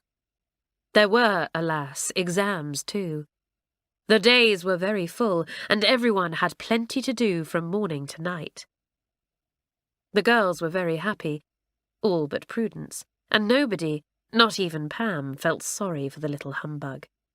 No one knew she was leaving, and Prudence did not say a word about it. Pam had been ill for a week or 2, and Miss Theobald had come to the conclusion that her illness was due to overwork and unhappiness. Carlotta had told her about Pam's friendship with Prudence and how unhappy she had become about it. "Now, Carlotta, you can do something for me," said Miss Theobald. "You can make friends with Pam, please, and see that Prudence does not try to get her under her thumb again. Pam is a good little thing, too advanced for her age, and it seems to me it will do her good to slack a little instead of working so hard. Take her under your wing, Carlotta, and make her laugh a bit." Carlotta was surprised at this request, but rather proud. She had a great admiration for the sensible and wise headmistress, and the two understood each other very well. So when Pam came out of the sick-bay looking rather white and worn, and afraid that Prudence would attach herself to her once again, Pam had a pleasant surprise. Carlotta always seemed to be there. Carlotta pushed Prudence off and asked Pam to go for walks with her instead, and got her to help her with her prep. Pam soon felt much happier, and her small face glowed whenever Carlotta came up. "It's been a funny term, hasn't it?" said Miss Roberts to Mamselle. "First of all, I thought the new girls were never going to settle down and work, and I gave up Bobby in despair." "Ah, that Bobby!" said Mamselle, lifting her hands as she remembered all Bobby's tricks. "That Bobby! But now she has turned over a new stalk, no? What is it you say? A new leaf. And she works and she works. Yes, something has certainly happened to Bobby, said Miss Roberts. She's using her brains, and she's got good ones, too. I'm pleased with her. I'm going easy with little Pam Boardman, though. She's inclined to work too hard. Mamselle smiled. Ah, yes, but now that she has Carlotta for a friend, she does not work so hard. Always we have to hold Pam back, or she would overwork herself. She does not play enough. But Carlotta will help her to do that. It is odd, that friendship. I shouldn't be surprised if their head has something to do with it, said Miss Roberts. She's a very remarkable woman, you know. She knows the girls inside out. Well, I hear that both Prudence and Sadie are leaving, said Mamselle. That is good. Ah, that Prudence! How I detest her! She has a lot of lessons to learn in life, said Miss Roberts seriously. She has been taught a very big one here, and has learnt for the first time to see herself as she really is. And for 2 or 3 weeks she has to undergo the ordeal of knowing that others see her as she is, too. Ah, well, I don't know how she will turn out. She's a problem, and I'm glad I haven't got to solve it. Sadie will not be missed either, said Mamselle, except by silly little Alison. She has had her head turned properly by that American girl. Ah, how cross they have both made me this term. Miss Roberts laughed. Yes, you've been in some fine tempers this term, Mamselle, she said. But never mind. The term will soon be at an end. Then summer holidays, and no tiresome girls to teach. And when September comes, we shall both be saying, "Ah, how nice it will be to see those tiresome girls again," laughed Mamselle. The girls were sorry that the summer term was coming to an end. Marjorie Fenworthy won the tennis championship for the school and also the swimming matches. Carlotta won the diving. Bobby put up a record for the first form in swimming underwater and was loudly cheered and clapped. Nobody was more surprised than she was. "You deserve it, Bobby," said Belinda, clapping her on the back. "My word, how you've improved in tennis and swimming. I'm proud of you, don't care, Bobby." Bobby felt happy. Her work had improved as much as her sports, and she had felt a new self-respect and contentment. Janet worked well too, now that Bobby was working, and the twins followed suit. "You'll be able to go up into the second form next term and do me credit," said Miss Roberts as she gave out the exam marks. "Bobby, you are top in geography. Simply marvellous. Pam, you have done very well indeed. You O'Sullivan twins have managed to tie for second place in most things. That's very good. Hilary, you are top of the form, as you should be. Prudence, Doris, Alison, and Sadie are, I regret to say, settling down near the bottom as usual. The great surprise is Carlotta, who has done far better than I expected. I think, Pam, that your help has done a good deal towards putting Carlotta into a higher place than I expected." Pam glowed with pleasure. Carlotta looked surprised and amused. Miss Roberts went on with her remarks, picking out each girl and commenting shrewdly on their term's work and exam results. Most of the first form girls, with the exception of Pam, who was too young, were to go up into the second form the next term. "That's good," said Janet afterwards. "We shall all keep together now, and the 2 we like least, Sadie and Prudence, won't be here. I overheard by accident something Mamselle said in her loud voice to Miss Roberts. Well, I must say it's good news that Prudence won't be back." "Won't she really?" said Isabel. "Well, I vote if that's so, we're a bit nicer to her then. She's looking pretty miserable lately." So for the last 2 or 3 days of term, the girls relaxed their hostile attitude towards Prudence, and the girl regained some of her confidence and happiness. She had begun to learn her lesson, though, and made no attempt to boast or to lie as she always used to do. Poor Prudence. She was her own worst enemy and always would be. The last day came, and the usual wild rush of packing and saying goodbye. Marjorie Fenworthy proudly packed the beautiful racket she had won for her tennis prize. Bobby just as proudly packed her swimming underwater prize, a lovely new swimming costume. All the girls were happy and excited. "It's a shame I can't come to America with you," said Alison to Sadie, half tearful at the thought of saying goodbye to her friend. "I can't think why Mother won't let me. Don't forget me, Sadie, will you?" "Of course not," said Sadie, quite meaning what she said. But the girl was incapable of remembering anyone for long. Her real interest in life was herself and her looks. Her friends would never last with her. But Alison did not know this and squeezed Sadie's arm tightly. She knew she would miss her terribly. The last minutes came. Goodbyes were shouted as the school coach came up to the door for the first batch of girls. Mamselle screamed as someone dropped a suitcase on her toes. "Pat, que vous êtes?" she began, and a whole chorus of girls finished her sentence for her. "Abominable!"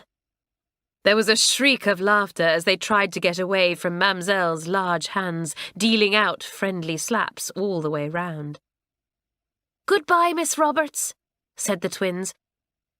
"Goodbye, Miss Roberts," said Bobby. "Goodbye, Miss Roberts," said all the other first-formers, one by one. "Goodbye, girls," said Miss Roberts. "Well, you won't stand in awe of me any more next term. You'll all be second-formers, very important indeed, and I'll be left behind with the first form. Dear me, to think how you all grow up."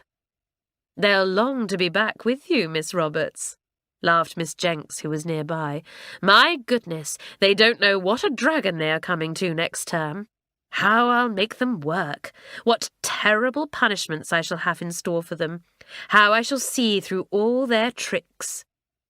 The girls laughed.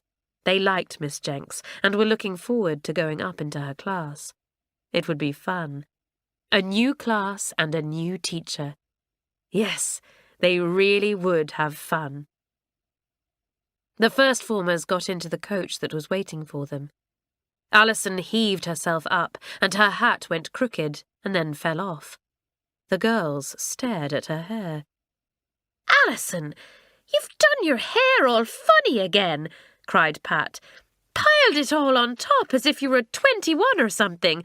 You do look a freak. Honestly, you do." Alison went red. She put her hat on again and turned defiantly to the twins. "Well, Sadie says," she began, and at once, in the greatest delight, the whole coachful of girls took up the chorus they knew so well and chanted it all the way down to the station. "Sadie says, what does Sadie say? Sadie says, oh Sadie says, what does Sadie say?" And there we will leave them, first-formers for the last time, singing on their way home for the holidays. What will happen to them when they are important second-formers? Ah, that is another story altogether.